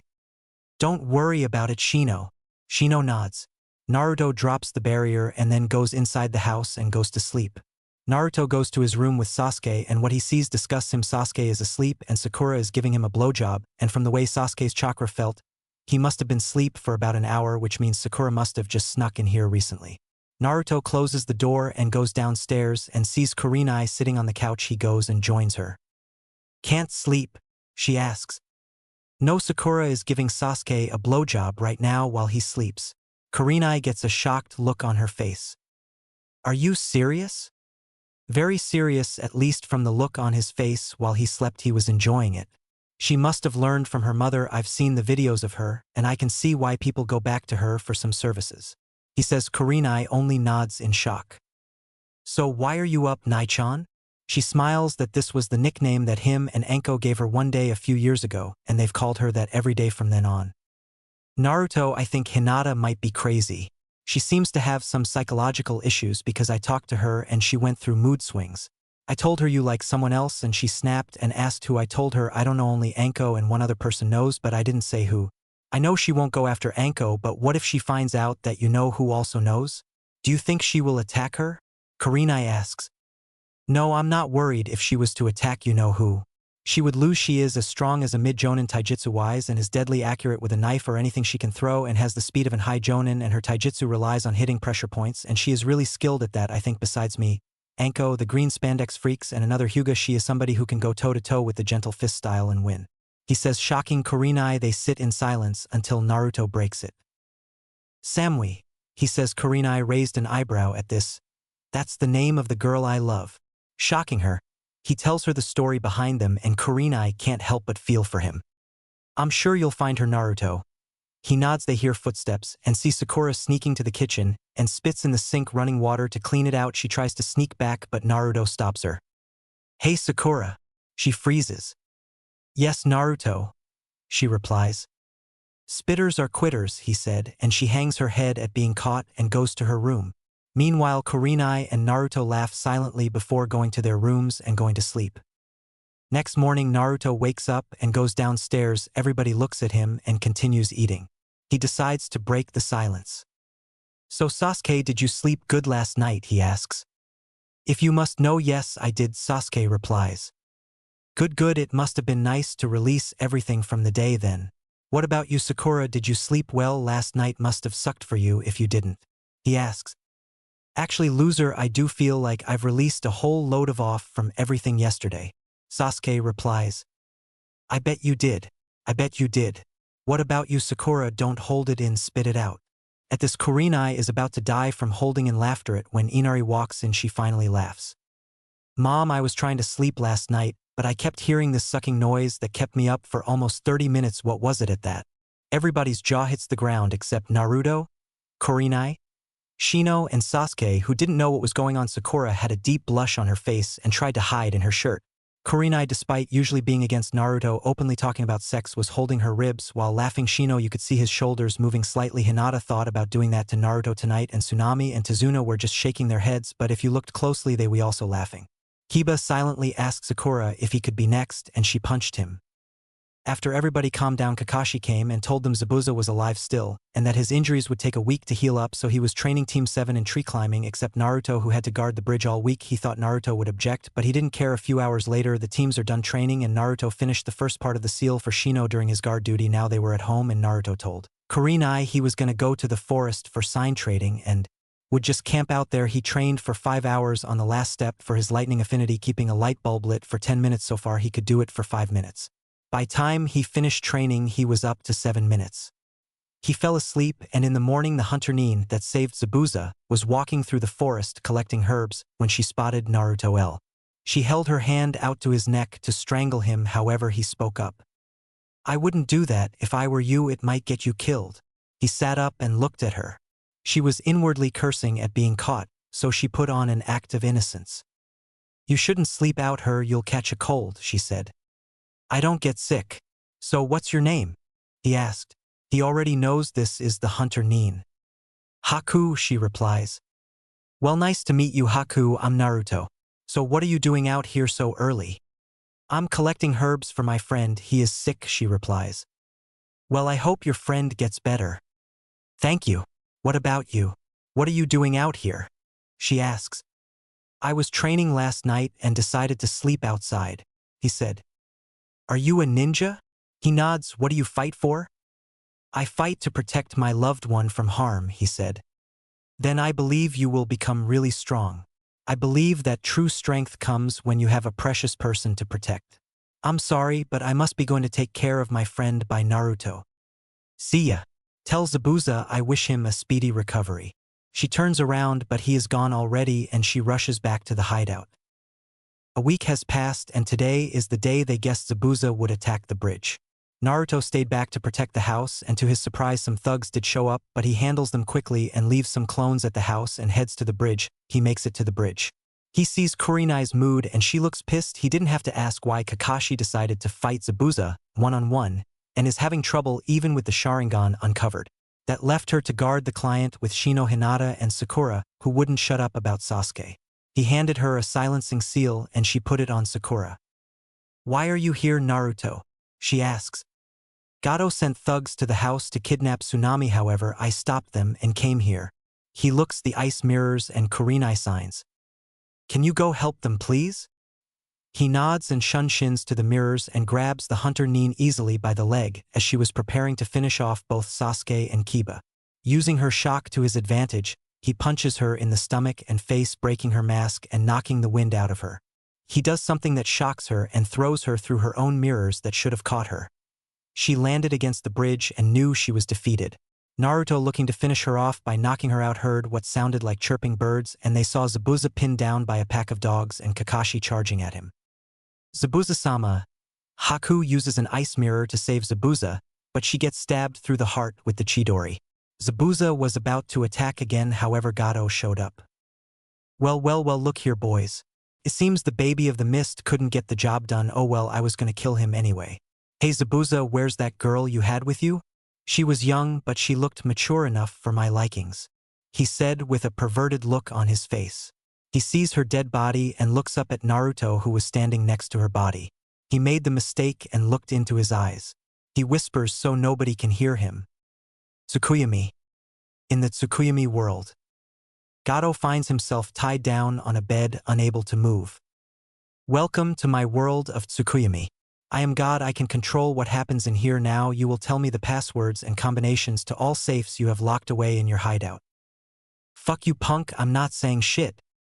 "Very well, since you like raping girls and abusing them, that's what will happen to you for the 3 days. However, in the real world, only 3 seconds will pass. Have fun." And by the 3rd hour of him being raped and abused, he was telling Naruto all he wanted to hear. Finally, the 3 days ended. Real world. After the Tsukuyami finishes, Naruto deactivates his Manjikyu Sharingan and Gato screams and falls down. He takes out a kunai and shoves it through his head. That's when the other thugs and mercenaries attacked. Zabuza, unable to use his arms, had Naruto toss him a kunai.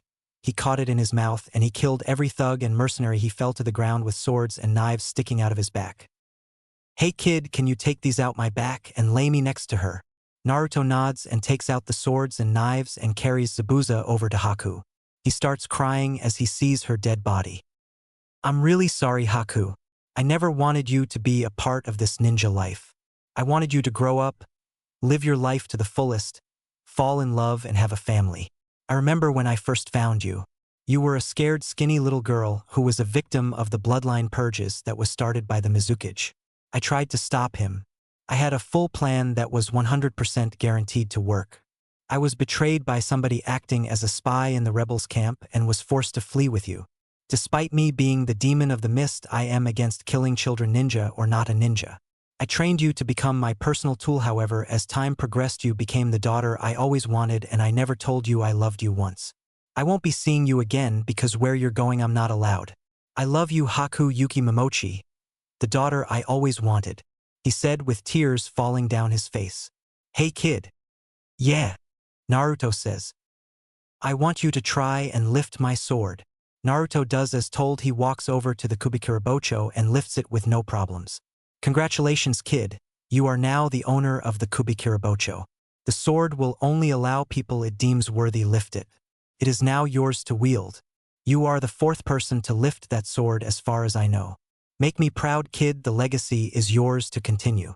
And with that, Zabuza passed on, dying how any shinobi of his caliber would. He went out fighting and he couldn't have asked for a better way to go. A few hours later, Naruto is seen standing at the graves of Haku and Zabuza. He lifts the Kubikirabocho over his shoulder and walks away. "I will make you proud, Zabuza. I swear," he said to himself. He enters the village and everyone starts to cheer for him, giving him a hero's welcome with praises and gifts. However, he declined the gifts, kindly saying that it was okay. They were going to build a statue of him for killing Gato and they wouldn't take no for an answer. So he made a deal with them that they could make the statue as long as Zabuza got one as well for taking out all of Gato's goons before his death. The villagers agreed to that and even held a moment of silence for Zabuza. He might have been known as the demon of the mist to the other nations, however to the Wave Village he was a hero. After a few hours, the celebration was still going on. However, Naruto had one more thing to do. He located Gato's mansion and found a safe with all of his money, not just from what he took from Wave but from his illegal dealings as well. He signed the papers giving him control over Gato's shipping company, and the idiot already had his name on the papers. He cut all ties with the illegal business owners he had. After sealing up all the money in the vault, he found a journal that would need to be seen by the Hokage himself. It had things to do with his treacherous student. He found a lightning jutsu that would suit him perfectly. After that, he released all the girls that were chained up in the basement, who ranged from the ages of 14 to mid-30s. He sensed for anyone in the building and found none. After getting everyone out the house, he threw a kunai with an explosive tag on it. This was his personal tag that was strong enough to level a city block if pumped with enough chakra. However, he set it to blow up a large building, in this case a mansion. Everyone was walking away and Naruto set the tag off, blowing up the mansion. The people at Wave who were partying looked up and saw the mansion explode and cheered even louder. Few minutes later, a large group of people are heading back from the mansion, putting everyone on edge. However, they see Naruto with all the women that went missing, and tears of joy and happy reunions of family and loved ones are going on now. While this was going on, he noticed Teams 7 and 8 were also out walking around. He was tired and decided to head to the house and sleep. 2 more weeks went by and the bridge was complete and Zabuza and Naruto's statue was built. It showed Zabuza and Naruto standing back to back, with Zabuza having his sword over his shoulder and Naruto with his arms crossed, standing with his leg on Gato's back with the same kunai embedded in Gato's skull. If you asked Naruto, it was pretty badass. Now they are standing at the village entrance about to leave to return home. And they got a hero's farewell. Well, Naruto did.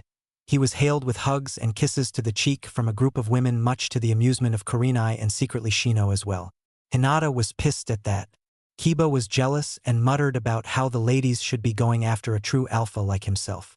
Sakura was fawning over Sasuke, who again was activating and deactivating his one Tomo Sharingan.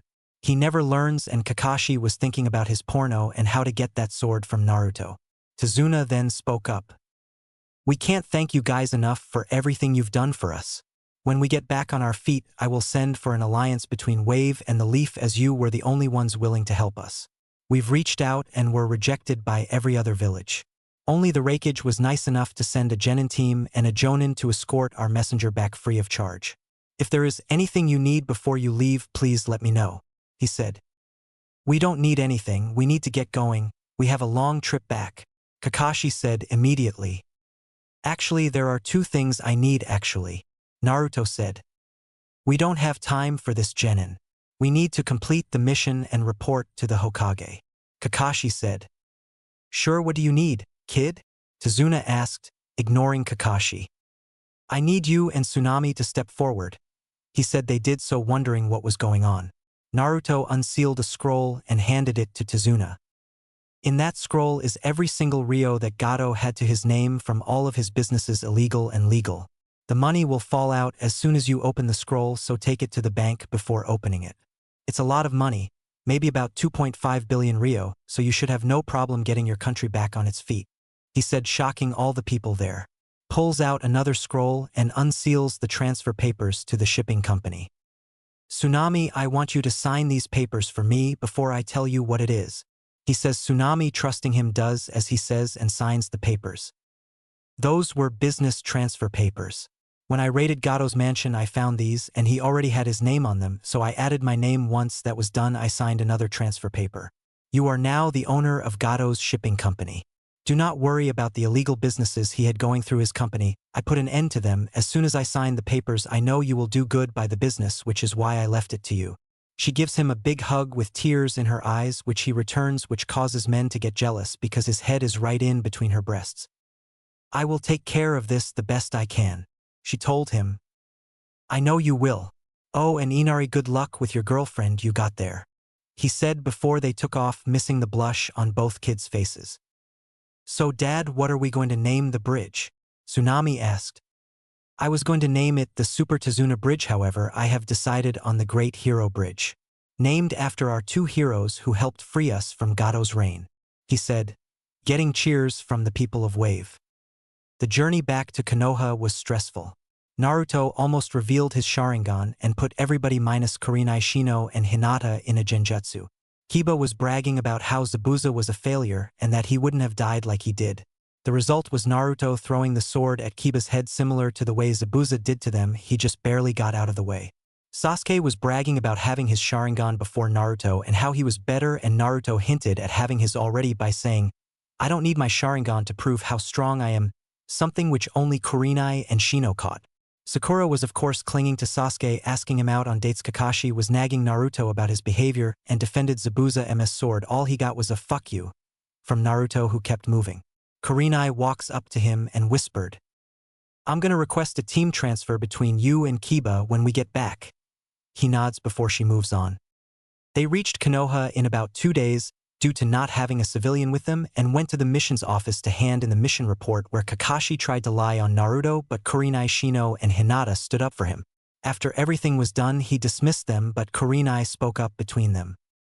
Hokage-sama, I would like to request a team transfer between Kiba and Naruto, she said. He thought about it, and from the mission report he got from Team 7D tank missions, the team was dysfunctional. Sasuke and Sakura would do little to no work while Naruto does the rest, and Kakashi only blames Naruto when something goes wrong. He then thought about how Kurenai reports that Kiba keeps trying to get with Hinata and her on some occasions, which resulted in him getting a lot of beatings from his mother and sister. He made his decision. Very well. Sign the papers and it will become official. Kurenai signs, and Kakashi not paying attention signs as well. It's official, the team transfer between Naruto and Kiba is official, he say, shocking Kakashi. What, Hokage-sama, I'm the only one who can train them in the Sharingan, that's why I requested them both to be on my team, Kakashi says. Yes, you did, but I've been through the mission reports. Your team is a ticking time bomb. So I am replacing Naruto with Kiba. Dismissed. Everyone leaves, but Naruto grabs Hinata. Come with me. She nods and he shins them away. Kurenai sees this and hopes he doesn't break her. They arrive on top of the Hokage monument. Hinata, I know about your talk with Kurenai. I'm here to tell you it will never happen. Hinata opens her mouth to speak, but he cuts her off. The reason it won't happen is because I've never had romantic feelings for you. Yes, I did save you from bullies, but that is because I do not like bullying. I think you fell in love with what I did for you and not me personally. I think of you like a sister that I never had. I would rather not lose that. Besides, you were so caught up on me that you never recognized the other guy who has feelings for you. I hope we can move on from this, and you can find true happiness because I am not the guy meant for you. She nods with tears in her eyes. I guess I can accept that. But who is it that has romantic feelings for me? She asked, wiping away her tears. It's not business to tell you. You will have to figure that out on your own. So are we good now? He says. Yes, we're good. He pulls her to a hug which she accepts. Just then the same boar-masked Umbu that hates Naruto arrives. Hinata Hyuga and Naruto Uchiha, you are wanted at the council for a meeting immediately. He goes to grab them but Naruto knocks his hand away. We can get there on our own now, leave. The Umbu grits his teeth but leaves. So you ready for a show? She nods. Alright, so shall we arrive in style or walk? She thinks about it and then answers. Let's go in style. Next thing she knows they disappeared in a swirl of blue fire. Council chambers. Where is the boy and Lady Hinata Hiruzen? That Umbu returned but he did not come with him. Before he could reply, a swirl of blue fire rose from the floor and yelling can be heard. Damn it, Naruto, you could have warned me. Following the tell was what sounded like a slap to the head. The fire dies down and it was Hinata standing there with Naruto in the floor nursing a bump on his head. Hinata looks up at everybody staring at her and starts poking her fingers together shyly. The most surprised, however, was her father because she has never acted like that. Naruto stands up and greets the council in typical Naruto fashion. What's up, Hokage Jiji? Sum-san, White Eyes-san, Bug-san, Lazy-san, Food-san, Inoichi-san. Everyone's sweat drops at this. Why does everyone have a nickname besides Tsum and Inoichi? Shikaku asked. Well, Tsum isn't really keen on nicknames and I haven't thought of one for Inoichi, he said with a smile. You will show this council some respect, boy. Koharu said Naruto didn't even see her there. She should have kept her mouth shut. Oh hey Sagat, I didn't see you there. How are you today? You as well, one-eyed pedophile. Sup, cool old man. Hamaru nods at Naruto. Now two things happened. Koharu was seething in anger. Her face was red, but the most shocking was Danzo. He slapped his good R on the table and yelled. I am not a pedophile. Naruto slapped his hands on the table and yelled back. You liar, I saw how keep looking at me with a look of want in your eye when I was little and you're still doing it. Naruto yelled back, pointing at Danzo as this was going on. Sakura still gushed over Sasuke, who ignored her. Kiba was trying to grab Hinata's ass. She moved toward Shino. He stiffens up as she grabs his arm. Something she notices. Kakashi is waiting for this meeting to be over so he can train Sasuke. Kurenai is pinching her nose. The clan heads are snickering except Tsum, who is openly laughing, banging the table. Even Shibi has a smile, but you can't see it, and Hayashi, to Hinata's surprise, his lips keep twitching upward. Start the meeting, Hiruzen, Danzo said through his clenched teeth. Alright, we are here because Sasuke decided to brag to the civilian council about the mission report from the Wave mission. And they have some questions for you, Naruto. He nods and the questions start. Is it true that you killed Gato and his mercenaries and took control of his shipping business and stole all the money from his mansion? A fat councilman asked. Yes, I did kill Gato, however, it was Zabuza Momochi who killed the mercenaries. I did take over the business, but he was cut off by a different council member with pink hair. We demand you hand the business and money over to us right now and give Sasuke-sama that sword. That's when Naruto speaks his cold tone. If you would have let me finish, you would know that I gave the money to Wave and signed the business over to Tezuna's daughter. They need it more than we do and even agreed to an alliance after they get back on their feet. Now you do not demand anything from me. I am a ninja and not a ninja that you can have sex with to get what you want. I've seen the videos you made with some ninja and former council members. Nice job teaching your daughter, by the way. Seen it with my own eyes.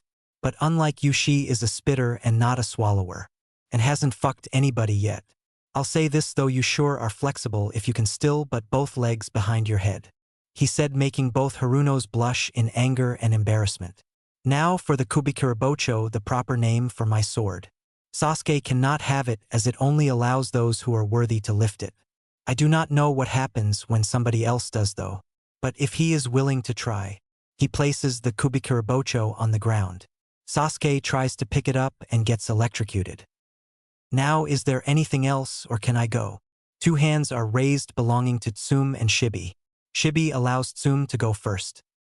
Hannah has told me that you created a medical seal for animals that heals almost every injury except a broken bone, as well as a self-serving station for animals to get the seal placed if they are injured. Is that correct? She asks.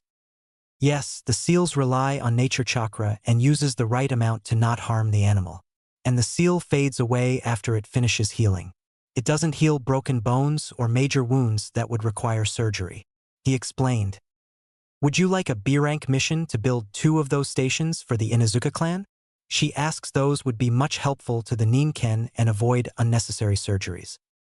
I would not mind that at all, however it must go through the Hokage and be on a weekend since Ikurinai-sensei doesn't do weekend missions. He says and she nods. Shibi spoke up next.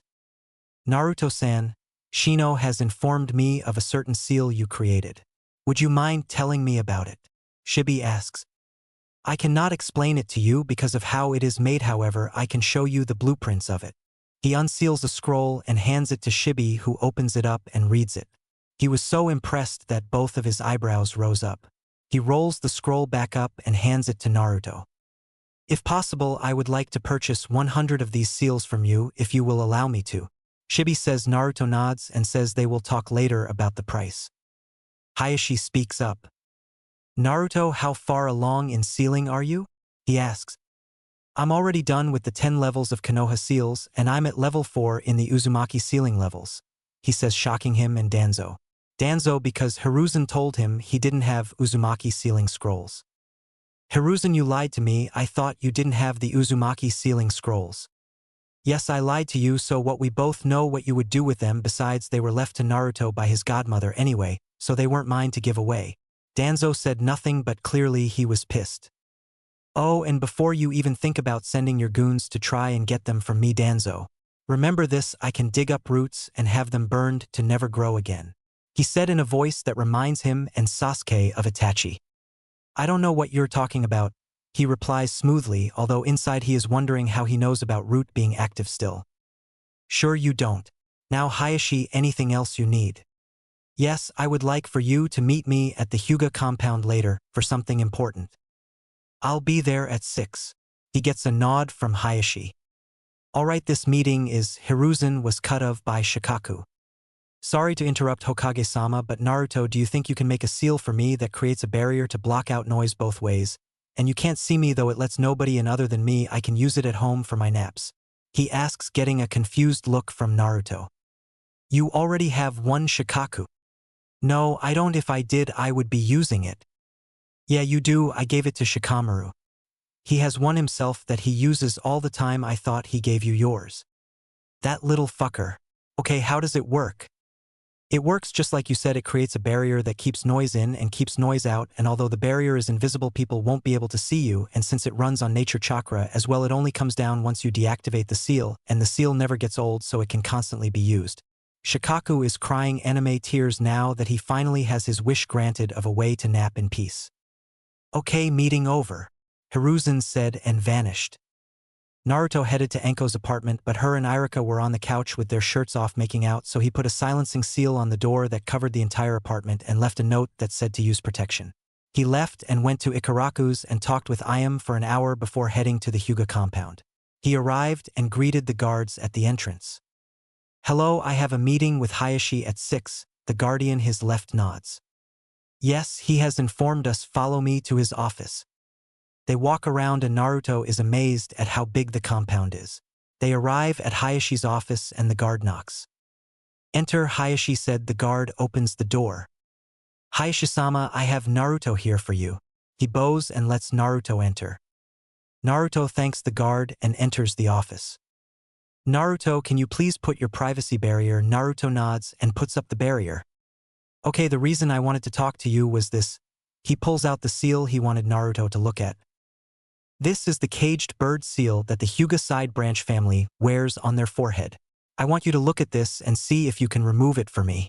I want to make the Hyuga clan whole again, and I can't do that if this seal is still in place. I'm not expecting immediate results, but can you at least give it a try? Naruto, studying the seal, speaks up. I should be able to remove it now, however, I won't have the seal ready until probably the Chunin exams in 4 months due to missions and training. I'll also create a seal that also destroys the Byakugan at death, but it would be invisible and every Hyuga will have to wear it. He gets a nod from Hayashi, he stands and bows, deactivating the privacy seal but letting Hayashi keep it. He opens the office door and Hinata and a younger girl who looks like Hinata with brownish hair falls over into the room. What's going on and who are you? He asks, confused. I am Hanabi Hyuga, second daughter of Hayashi Hyuga, you peasant. The little 8-year-old replied. So Hinata, what's going on? Hey, don't ignore me, I'm talking to you. You filthy commoner. Naruto said nothing but leaned down to her face and pokes her in her ribs. She giggles a little bit before catching herself, however Naruto caught it. Oh, is somebody ticklish? It would be a shame if you were to be punished by tickles, he said with grin that scared her. You will not touch me, right, father? She looks at Hayashi, who is looking away while drinking some tea. Nei-sen. She looks for Hinata, who appears by her father also drinking tea, looking away. Where the tea came from nobody knows. She turns and sees Naruto cracking his knuckles and takes off running as fast as possible. It wasn't long before Naruto caught her and tickled her until she had tears coming from her eyes from laughing so much. He does that for about 10 minutes before she has to go train with her guard. He gets up to leave and passes by another Hyuga about a year older than him with a Konoha headband on. They said nothing, just kept going. However, the Hyuga used his Byakugan to look at him, but wasn't expecting Naruto to flare his chakra, making him deactivate his eyes from the pain. After Naruto leaves the compound, he heads to the Hokage's training ground for some training. It's been 4 months since Naruto switched teams and he was happy. Their teamwork was so good that sometimes they didn't need to communicate to each other. Training was a bit difficult because of how strong he was. He could already go against Kurenai, but that is because she focuses too much on Genjutsu and not her Taijutsu or Ninjutsu. Her Taijutsu skills were mid-Chunin and Ninjutsu-wise outside of the Shunshinjutsu, the substitution, clone jutsu, and henge. She knew none, so in the past 4 months she trained in Taijutsu and Ninjutsu. All of them now wore resistance seals to help with speed.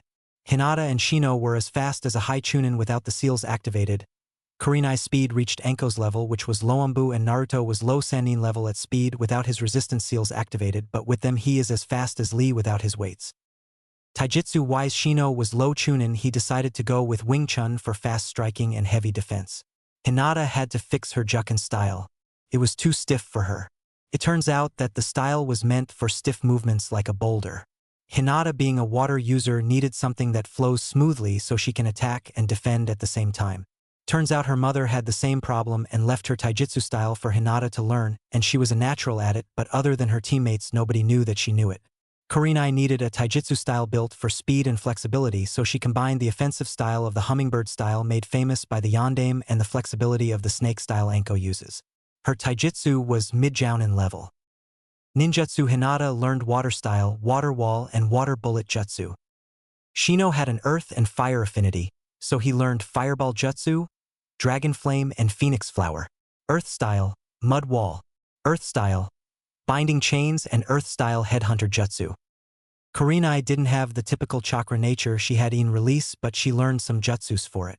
In style, chakra siphon, which she wanted to add into her Taijutsu style. In style, dark binding. In style, dark shield. However, she did train herself in learning some lightning ninjutsu, which was difficult due to her In affinity, but Naruto taught her the shadow clone jutsu, and she was able to use it to master the lighting training she learned. Lightning clone, lightning bullet, electromagnetic murder, and lightning palm. Naruto even started to teach her how to cast Genjutsu with her eyes to allow her more freedom to use Taijutsu and Ninjutsu. She can only cast up to C-rank Genjutsu with her eyes, but it's good for somebody without a Sharingan. Naruto told her at best she would only get up to high B-ranking to low A-ranking Genjutsu with her eyes. She was okay with that. When she casts Genjutsu from her eyes, her pupils constrict and sends a chakra pulse to an opponent's eyes like the Sharingan.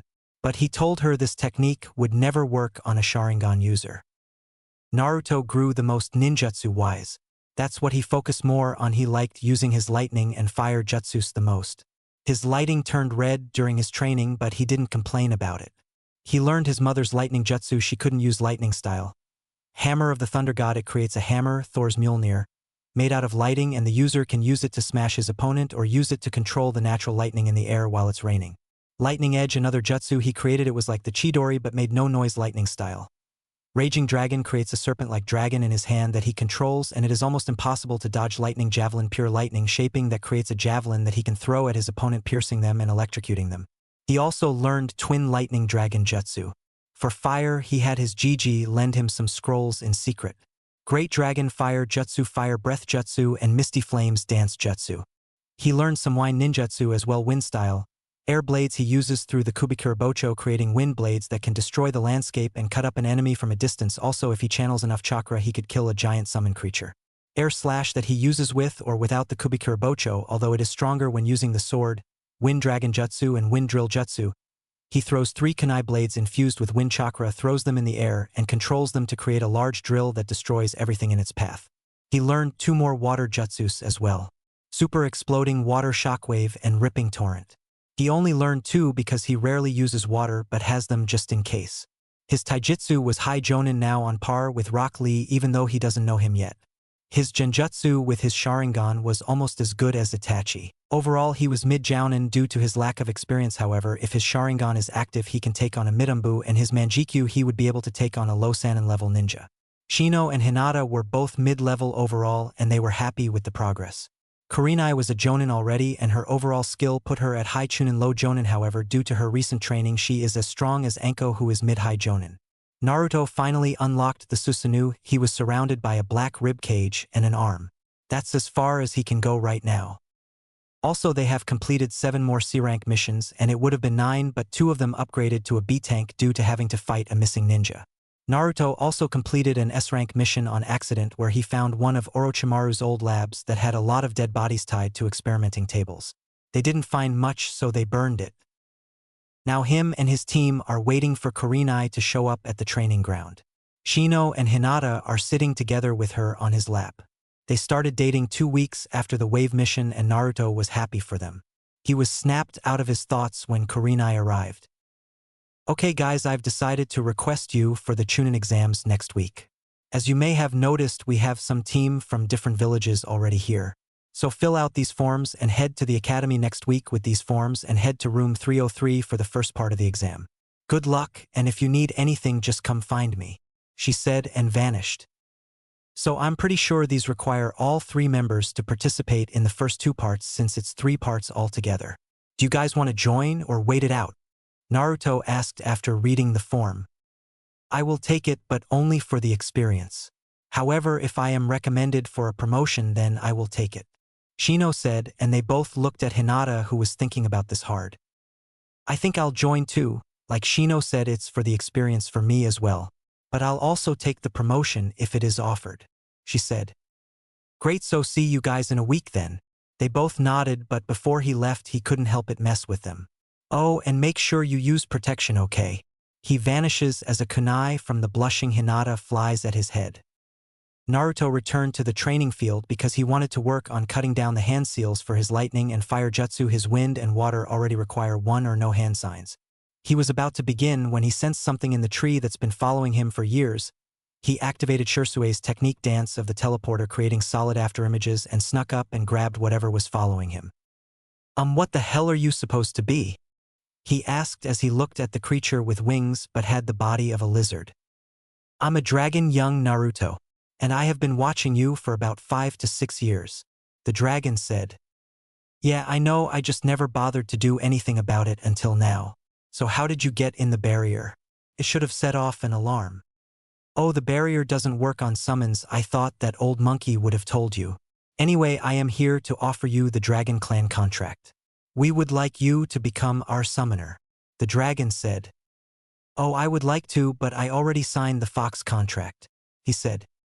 Yes, I am aware of that. However, Kurama has given you the blessing of signing another contract and has given us permission to offer it to you. Can summon him and ask him to be sure I'm not lying. Naruto bites his thumb, goes through hand signs. Summoning jutsu. What the fuck? Kit, this better be important. I was about to have my way with my mate. By the way, she wants to meet you, but wait a month before summoning her. She's in heat, Kurama said. Oh Kurama, that would be my fault. I told him to summon you if he didn't believe you would let him sign the dragon contract. The dragon told him. Oh yes, the dragon summoning contract is fine. Just no toad or snakes. I hate them. Well, I better get going. I have a mate waiting for me to ravish her. Oh, and Kit summoned Scarlet. She actually grew the last 6 months. He said with that he disappeared in a puff of smoke. Okay, where is this contract for me to sign? As he says that, a scroll appears in front of him and he signs it. Good, now the hand signs for summoning us are a bit different. Instead of you starting with the boar hand sign like usual, you start with bird, switching the places of the two. Now go through the hand seals and summon your familiar. Your familiar requires very little chakra, maybe as much as a genin as you guys call it. Naruto goes through the hand signs. Summoning jutsu. A small baby dragon appears with pitch black skin, and its eyes have the iris an emerald green color, but the pupils are black and are shaped like an oval. The dragon opens his mouth to yawn, and it shows a row of small but sharp teeth. This is interesting. A baby dragon has never been chosen as familiar. Usually familiars are small dragons the size of a small house. Anyway, this shadow, your familiar. He can't do much right now, so summon him again in about 6 months, then he can start training with you. Cool, thanks, but are you always this small? He asks. Oh no, I'm way bigger. It was just easier for me to watch you this way. This is a henge, as you would call it. The dragon grows to be about 500 feet tall. This is how tall I really am. Okay, what's your name? You haven't told me yet? He asked. My mistake, the name is Bob. Bob said, proudly puffing out his chest. Naruto had to bite his lip in order not to laugh at this 500-foot-tall dragon, and his name is Bob. Well, it's nice to meet you, Bob. Thanks, Naruto. Same here, and before I leave, you can't summon Boss Dragon or Elder yet. They will decide when to meet you. With that, Bob returned home. Naruto goes through some hand signs. Summoning jutsu. Before he can stand up, he is knocked over by a red blur. Naruto, I'm so happy to see you again. You never me summoned before. I know I can't train yet, but you could have at least played with me, Scarlet said, going to a sad time at the end. I'm sorry, Scarlet, I was busy, but I'm about to train. You can watch if you want, he said. Okay, but do you have any food? I'm hungry. He unseals 4 bentos and opens them for her. One has steaks in them, the other has fruits and nuts, while the other 2 have fish in them. He doesn't unseal any water because they have a stream like 20 feet away and he can just pull water out of the air for her. She starts eating and begins to train, cutting down his hand signs for lightning and fire jutsus. After 5 hours of training, his lightning edge needed no hand signs and his twin lightning dragon only needed 5 hand seals. For fire, great dragon fire was down to 3 hand signs, and fire breath, he needed no hand signs, for those were the only 4 jutsus he worked on. Well, him and about 600 clones. He notices Scarlet sleeping and sends her back home. He heads home for the night and sleeps. Day before the exams. Naruto is walking around the village when he feels 4 chakra signatures following him. He sees a square rock following him and taps it once, making it explode in smoke. Little monkey, Konohamaru, snot nose, udon, red spots, moegi, firecracker, hanabi, what can I do for you today? You promised to play ninja with us, remember? Konohamaru stated, getting 3 other nods of agreement.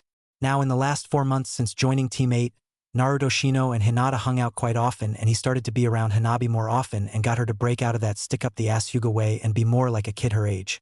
Somehow, she even got her father to take in a small white kitten Naruto found one day in his little animal hospital that he built. How she did it, nobody knows, but yeah, she has a cat now. Due to her becoming less stuck up, she quickly made friends with Konohamaru, Udon, and Moegi. He was about to speak up until a voice beat him to it. What kind of ninja plays ninja? Sakura said, walking up to them. It teaches the stealth and trap-making spitter, you should try it, Naruto says. Hey boss, is she your? Konohamaru holds up his pinky finger. Of course not. And Ai-san would never date somebody like her. I mean, look at her breasts, they're as big as mine, and I don't have any, but I'm 10-inch, Hanabi said. Yeah, you're right, plus look at her forehead. It's so huge, Konohamaru said. You might want to run now, Konohamaru said. Boy looks at Sakura, who has an evil aura around her, and takes off with Sakura right on his heels. Ouch, Konohamaru said. Hey, watch where you're going, you little shit. A black car suit wearing boy says and picks Konohamaru up by his collar. Kankuro, put him down before we're not supposed to cause any trouble. Besides, what if he sees you? A girl with blonde hair in 4 pigtails and a giant fan on her back says.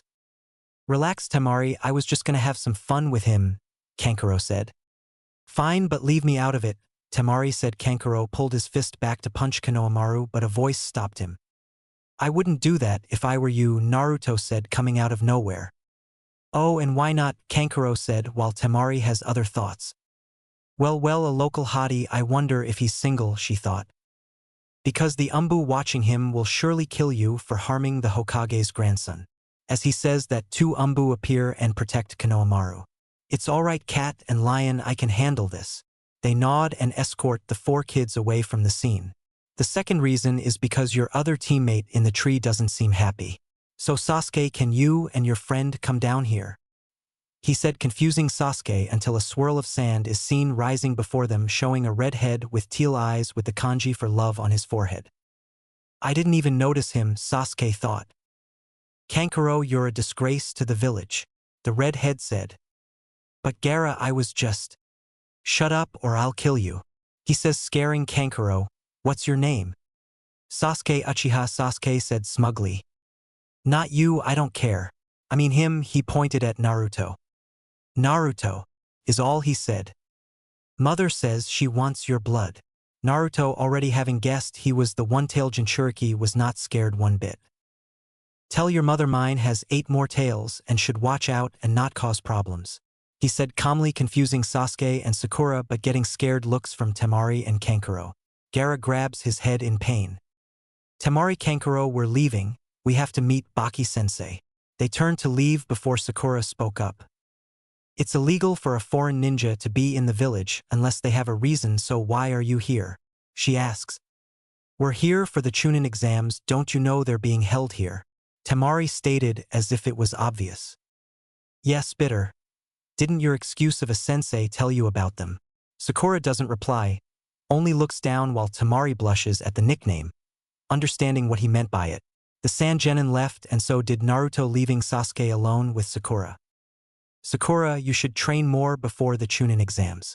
We might not have much time before they start. Oh, if only he knew. Oh, and why does Naruto call you Spitter? She blushes at this but sees this as an opportunity. I can show you, but I'll have to go to your house. It's kind of private. She said. He shrugs and leads her to his house, not noticing the 3 figures in the tree who didn't notice Naruto standing right behind them. So that's the Uchiha, a girl with a Sound Village headband said. Yeah, he doesn't look like much, I wonder what master sees in him, said a boy with black gravity-defying hair. It doesn't matter, we have our orders, we are to test the Uchiha. Let's just hope Kabuto can do his part and not blow his cover. We need him to get the Uchiha to trust him in the forest. The other one said, who looked like a mummy. They all vanished, never sensing Naruto. So we have a spy in our ranks, huh? Kabuto, I've never heard or seen one around the village, and I basically know everybody even if they hate me. Naruto said he has to see the Hokage about this. Day of Chunin exams. Naruto woke up and began getting ready. He had 2 hours to get ready, so he put on his usual clothes, ate a big breakfast and left. Everything was the same about him except he had the Kubikura Bakun his back. As he was leaving, you could see an image of Shisui with a proud smile on his face. As Naruto was walking to the academy, people had to do a double take on him. The serious look on his face reminded him of the Yondaime, and if he had blonde hair he could pass as his son. Oh, if only they knew. They banished those thoughts and began to glare at him like they usually did.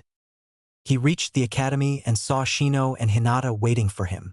They waved him over and he walked up to them. Are you both ready for this? After today our lives will change, but remember to have each other's back and trust your abilities. He said that last part mainly to Hinata, who still had times where she was unsure of her abilities, but they were still working on it. We can do this. We will follow your lead, Naruto, as you are team captain. Logically, we should follow your orders. Shino said. No, Shino, if you or Hinata have any suggestions or ideas, we can use them.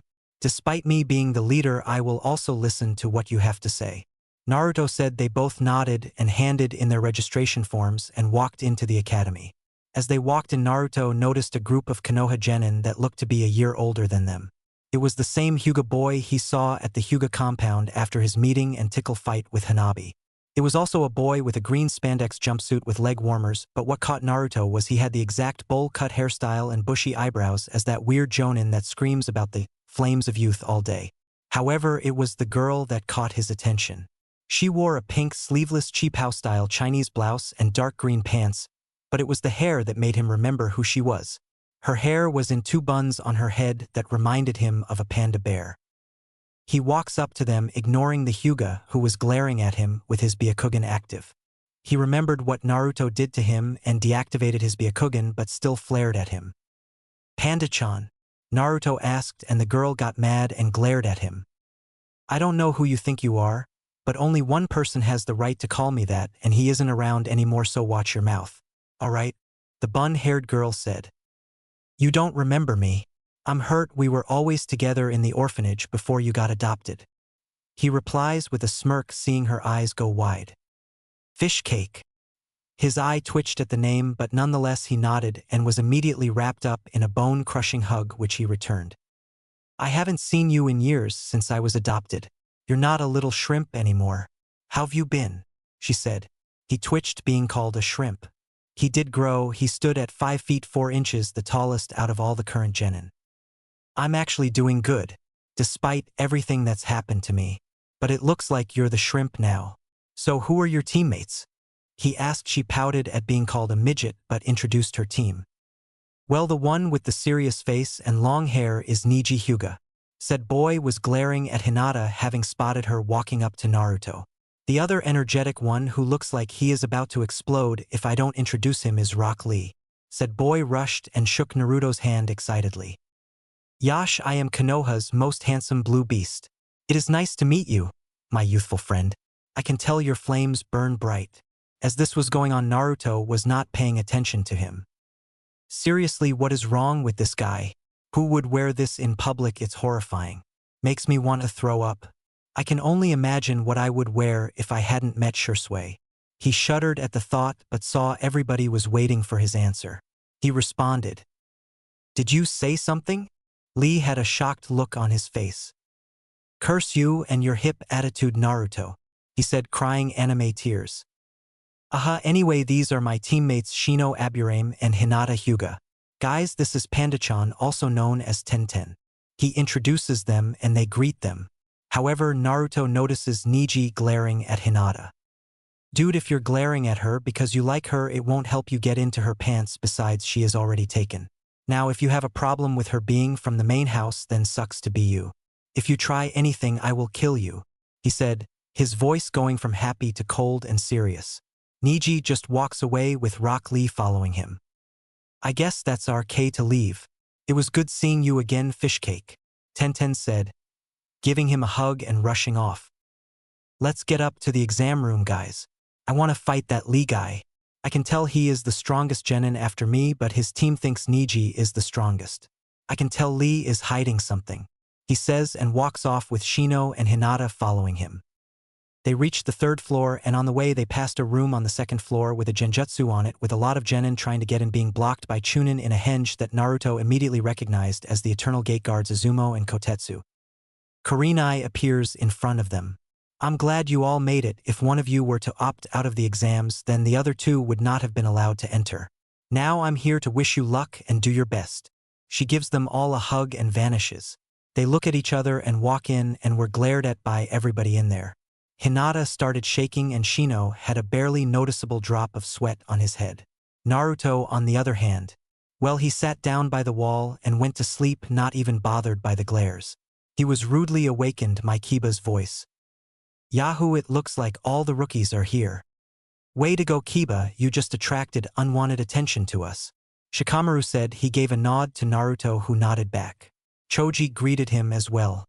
He noticed Sasuke was being pestered by Sakura and Ino arguing over him about dates. He decided to mess with them.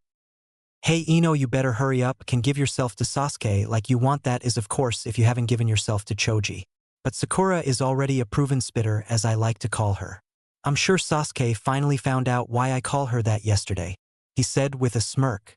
Ino was red in anger at Naruto basically calling her a slut again. She hadn't had sex yet. Choji whispered something in Naruto's ear and his jaw dropped. He leans and whispers in her ear. I think you should stop gushing over Sasuke despite you and Choji wanting to keep it a secret. You're hurting him by doing that.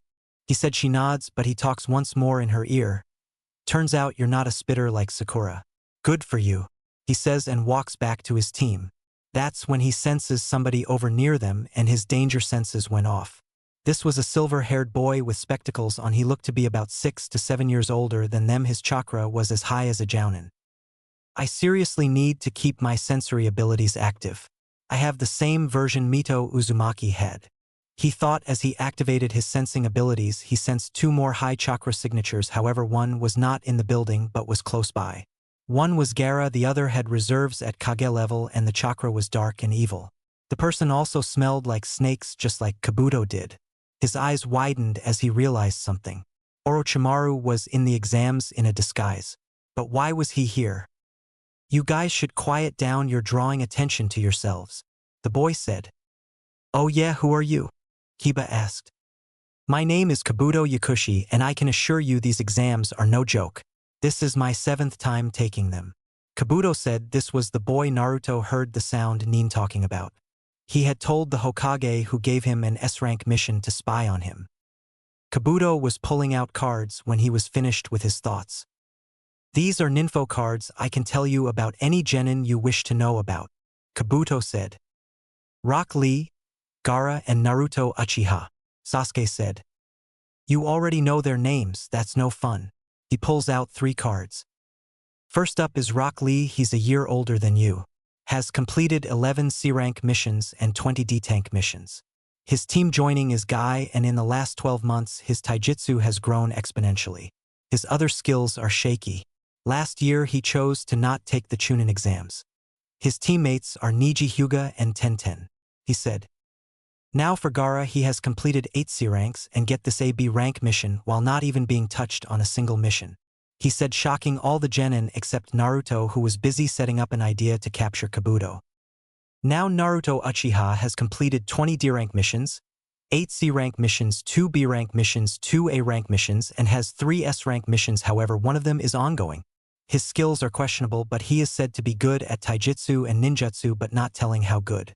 His teammates are Shino Aburame and Hinata Hyuga, and his jounin sensei is Kurenai Yuhi. It is also said that he wields the Kubikirabocho, the sword made famous by Zabuza Momochi, the demon of the mist. All the current genin in the room look at him in shock while also figuring out how they didn't notice the giant sword on his back before. Tenten wanted to touch the sword, but Naruto stopped her and told her what would happen if the sword didn't deem her worthy, making her back off. Kiba spoke up. Loser. When did you get another A-rank mission and 3 S-ranks? He asked angrily. Don't worry about it, he said. Kabuto just unintentionally solidified himself as a spy. He shouldn't have mission records or skills, for that matter, those we all confidential to the Hokage and jounin sensei. Especially his 3 S-rank missions. One was for teaching the Hokage how to defeat paperwork. The other was finding one of Orochimaru's labs. The ongoing one was capturing Kabuto, who was a spy. He used his wind manipulation to discreetly cut off a piece of Kabuto's clothes. He would send a spy fox to spy on him later. He saw Kabuto get attacked by the same sound ninja that he saw the other day. Must be to keep any suspicions off of them, he thought. Alright, that's enough, no fighting or I will kick you out. My name is Ibiki, and I am the proctor for this stage. Now grab a number, sit down. Ibiki yelled, and everybody ran to their seats after getting a number. Now the first part of the Chunin exams is a written test. Naruto slams his head on the desk. He hates written tests. You have 45 minutes to answer 9 questions. The final 10th question will be asked after time is up. If you're caught cheating 5 times, your team is eliminated and will be sent out. Now begin. After 45 minutes and about 10 teams were eliminated, Ibiki spoke up. Alright, pencils down. It's time for the 10th question. Are you done playing with your puppet? He asked Kankuro, who looked scared at having been caught. Now you have the option to take the 10th question. However, if one person from a team refuses, you all fail. It doesn't matter if you get all 9 questions correct. If you choose to not take the 10th question, you will get a 0.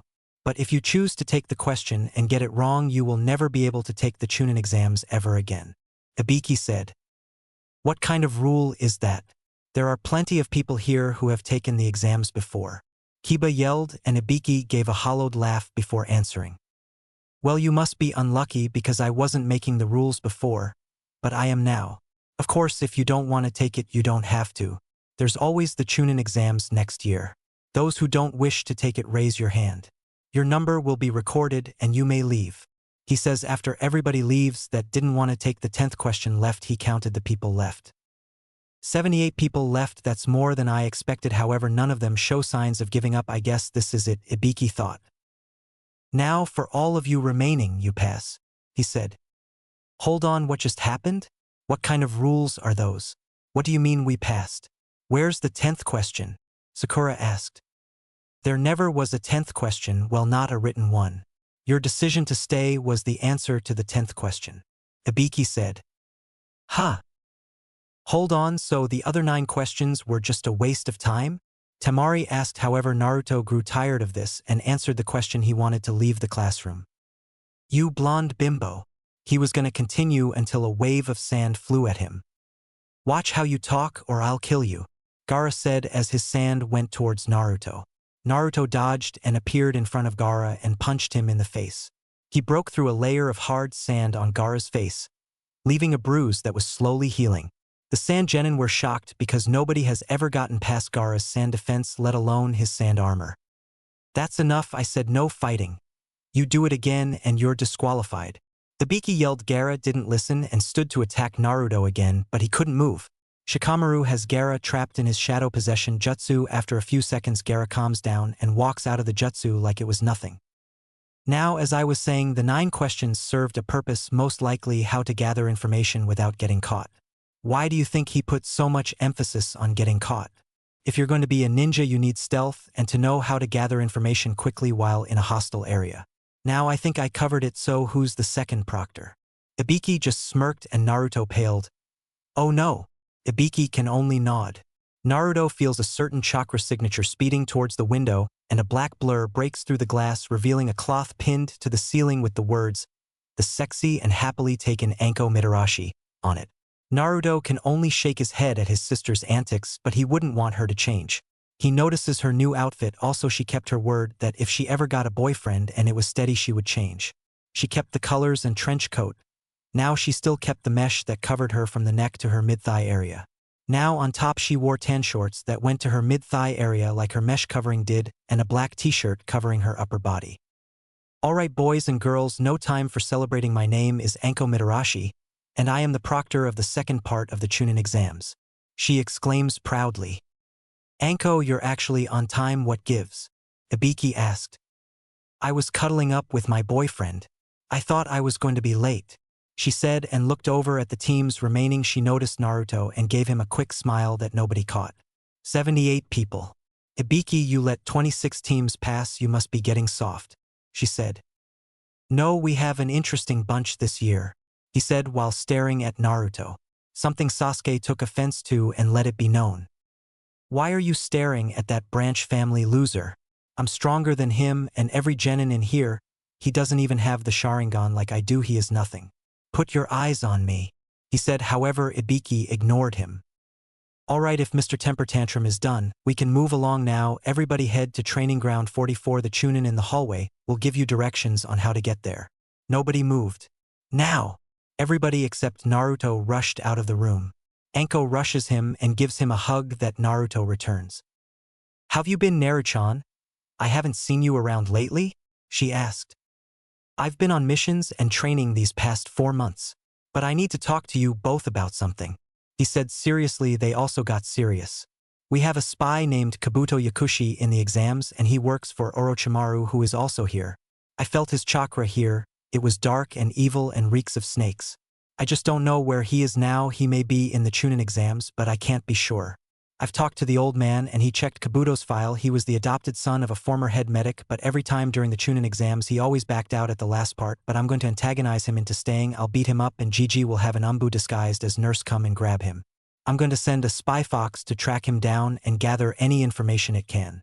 This is an S-rank mission that will go on all of our files that we are getting a 10% pay boost on. Kabuto has information that is only confidential to the Hokage and the Jounin sensei. Now we need to draw Orochimaru out in his disguise. He says and tells them the plan to lure him out. After that, don't fight him, let him go. I'm sure Kabuto will seek him out.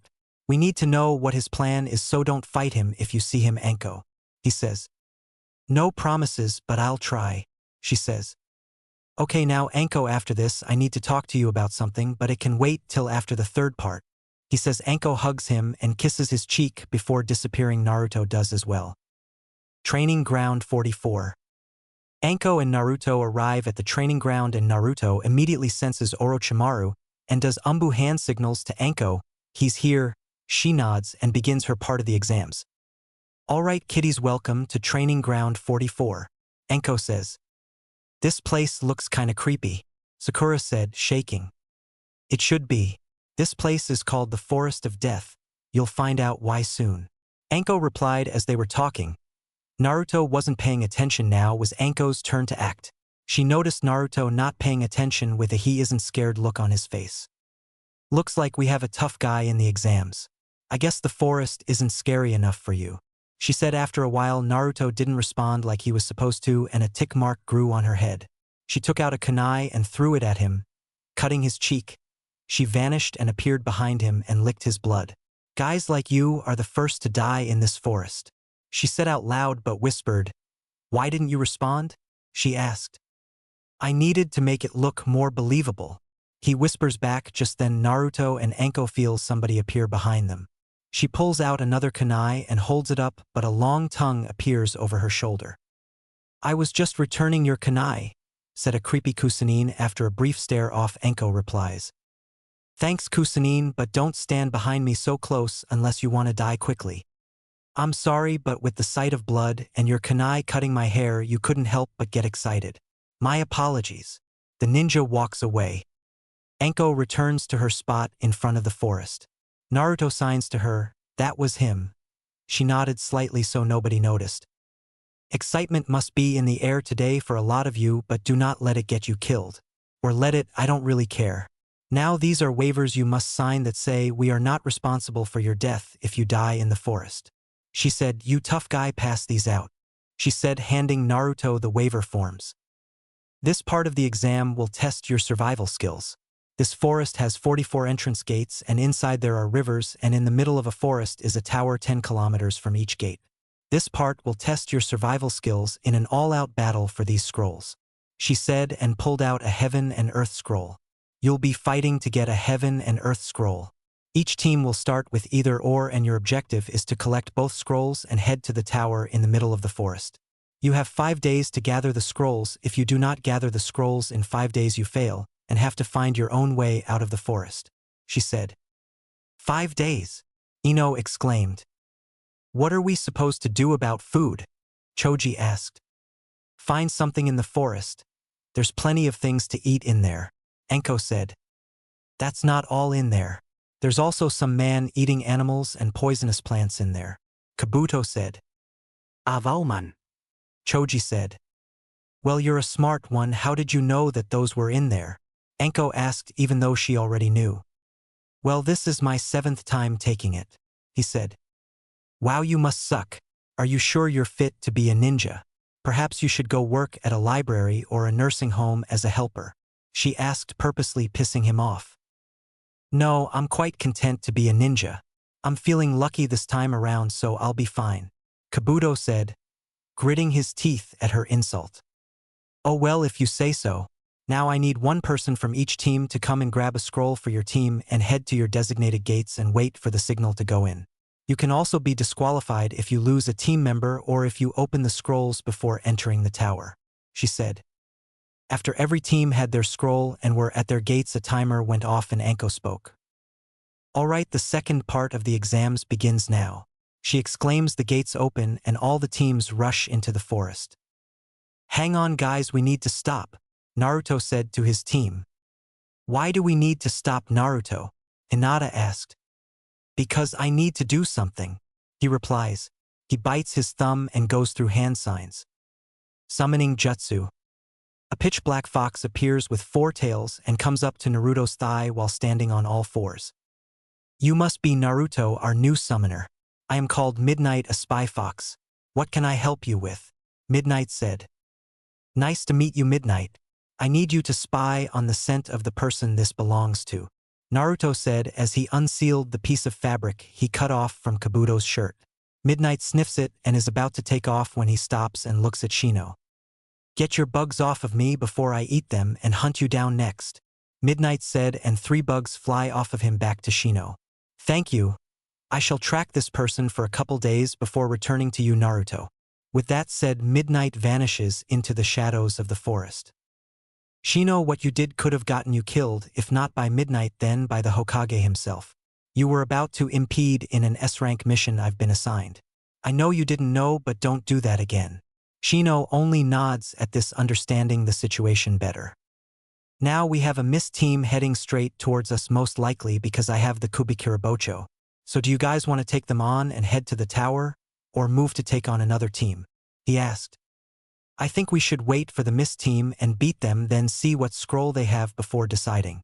Hinata said it was a good plan, so they kept high in the trees to ambush them. They wanted to conserve strength just in case. 10 minutes later, this mist team jumped into the clearing. 2 boys and 1 girl who looked like the leader. I thought you said they would be here, said the shorter boy of the mist team. Yeah, I want that sword, but I wouldn't mind having a go at that Hyuga chick, the other said with a perverted grin. Shut up, I know they're here, but where? The female leader said. Behind you, a voice said. Next thing they knew, all of them were knocked out. Good plan, Shino, they were pretty easy to knock out. Naruto said as they began to search them, and luck was on their side. Hinata found a heaven scroll on the female ninja, and also took the medical supplies they had. Okay, now that we have the scrolls, do we head straight for the tower or go halfway and camp out for the night and head to the tower the next day? Hinata asked. Naruto said it was up to them, he would follow their lead. So they both agreed to make it halfway and camp before in the afternoon. They begin to travel when Anko's chakra appears and starts to drop. Damn it, Anko! Here, take this seal and make camp somewhere. I need to go and do something. It's about that S-rank mission, so don't even think about it, Shino. Naruto said he gave them the privacy seal and vanished towards Anko's chakra when he got there. She was panting heavily while Orochimaru had some difficulty breathing, but not as bad as Anko. Well, Anko, it appears you still can't match me, although you've greatly improved. I've already marked the Uchiha with my curse seal. So don't cancel the exams. If you do, I will destroy the Leaf Village. Now to finish you off. He pulled out a kunai and charged at Anko, preparing to kill her, but was kicked back and hit a tree, coughing up some blood from the impact. He looked up to see Naruto staring him down with a blank face. Ah, Naruto-kun, I was wondering when I would meet you. Turns out today is my lucky day. I get to give my curse mark to more than one Uchiha. Orochimaru said while licking his lips. Yeah, about your curse mark, you can try to put it on me if you want. Here, I'll even give you a free shot, he said and tilted his head to the right. Orochimaru, believing Naruto was bluffing, rushed Naruto and bit into his neck. Well, he tried to, but something kept him about 2 inches from Naruto's neck, shocking him that this was happening. Naruto, taking his moment of shock, knees him in the gut and gave him a drop kick, knocking back into the tree. Something cracked and Orochimaru fell to the ground, but his mouth opened and another Orochimaru came out. Kukukuku, I'm impressed, Naruto-kun. A mere genin forced me to age my skin. I wonder who is stronger, you or Sasuke-kun. Although he has the Sharingan, I will say he is stronger than you. I fought him at low Chunin speed, so I'll try that much against you. Orochimaru took off at low Chunin speed. However, before he could get halfway, he felt a fist in his stomach and looked down to see Naruto with a smirk. Don't underestimate me just because I'm not using the Sharingan. I can still keep up. With that, they both blurred away at mid-Chunin level, and Orochimaru was shocked that Naruto was still keeping up with him. Every punch that connected against Naruto he got hit as well, and it was vice versa, so he kicked it up to low Jonin and Naruto was still keeping up with him, but his dodging was becoming easier and in striking precision was becoming sharper. He knew he couldn't increase his chakra levels no further than what they were at unless the envy would be on him, and he didn't want to deal with them, so he used his true speed, which was Kage level, and hit Naruto with a straight jab, stunning him and grabbing him by the neck, and noticed his seal on the stomach. He smirked before channeling chakra to his hand and saying, 5-pronged seal. He slaps his hand on Naruto's seal and Naruto lets out a silent scream and Orochimaru kicks him away before turning his attention to Anko. I can tell the Umbu are on the way, however I shall leave you with my parting gift. He lifted his hand and channeled chakra trying to activate Anko's cursed seal, but to his shock nothing happened. What's going on? Why isn't her mark activating? He thought. You lose Orochimaru. The seal is gone and the Umbu are on the way, she said, getting into her fighting stance. Now how about round 2? He gritted his teeth and spoke. I will be back. Don't forget what I said about canceling the Chunin exams. He vanished after that, and 5 seconds later a boar-masked Umbu and cat arrived. He's long gone already and attacked one of our genin Naruto, she said. It's not our problem that some stupid kid decided to challenge Orochimaru. Hell, I wouldn't feel bad if the kid was dead, we would be better off with him around. Boar said. Is that a fact, Boar? Perhaps you would like to fight me next. You've been in the Umbu since I was 4 yet you haven't even made Umbu captain or second in command. It makes me wonder how strong you really are, Naruto said from behind Boar since Cat was busy checking Anko for wounds. Hearing this going on, Anko chimed in as well. I would like to see that, Boar. You talk a big game yet you never really back it up when challenged, so what's it gonna be? Are you going to fight or not? She said, standing. Boar said nothing and left. Cat shook her head and sighed. I seriously don't understand how he is in the Umbu, still nobody in the division likes him, she said. Anyway, are you alright, Naruto? You look a mess. Yeah, I'm fine. I had a clone remove the 5-prong seal he put on me already. My control may take a hit for a few hours. I need to go meet up with my team. I'll see you guys later. He vanished. So how good was he fighting against Orochimaru? Cat asked. I don't know, all they used was taijutsu. However, Orochimaru said he went as Sasuke at low Chunin level, and even bragged about him having his Sharingan, and Naruto didn't, but me, and you know he already has it matured. Which is true. Anko, Yugao, Kurenai, Hinata, Shino, and the Hokage are the only people that know about his matured Sharingan. However, only Anko knew about his Manjikyu and the ending result of it. However, when he tried to rush him at low Chunin, he already had Naruto's fist in his stomach. Naruto said not to underestimate him just because he isn't using his Sharingan. Orochimaru didn't pick up on this, so they took off at mid-Chunin and he was still keeping up. Eventually they reached low Jounin speed and Naruto still kept up with him. Mind you, all this is without his Sharingan active, but as the fight went on, I don't know what it was, but this pressure started to come off of Naruto. It was like KI, but it was calm and relaxed, but Orochimaru blurred away at his full speed to end it since he felt U2 coming and slapped the 5-prong seal on Naruto and left. He also tried to mark Naruto after he taunted him and gave him a free shot, but it didn't work for some reason. He did mark Sasuke though and threatened to not cancel the exams. Cat nodded, taking all of this in. We need to go see the Hokage about this. Anko nodded and they left in a swirl of leaves. Naruto reaches his team's campground and let out a pulse of chakra in code, letting them know it was him. The barrier opens and he enters but sees Hinata's clothes wrinkled and Shino had his glasses crooked on his face. Naruto gave them a knowing smile, making them both blush. No kind of sex was involved, was it? He asked as they both shook their heads.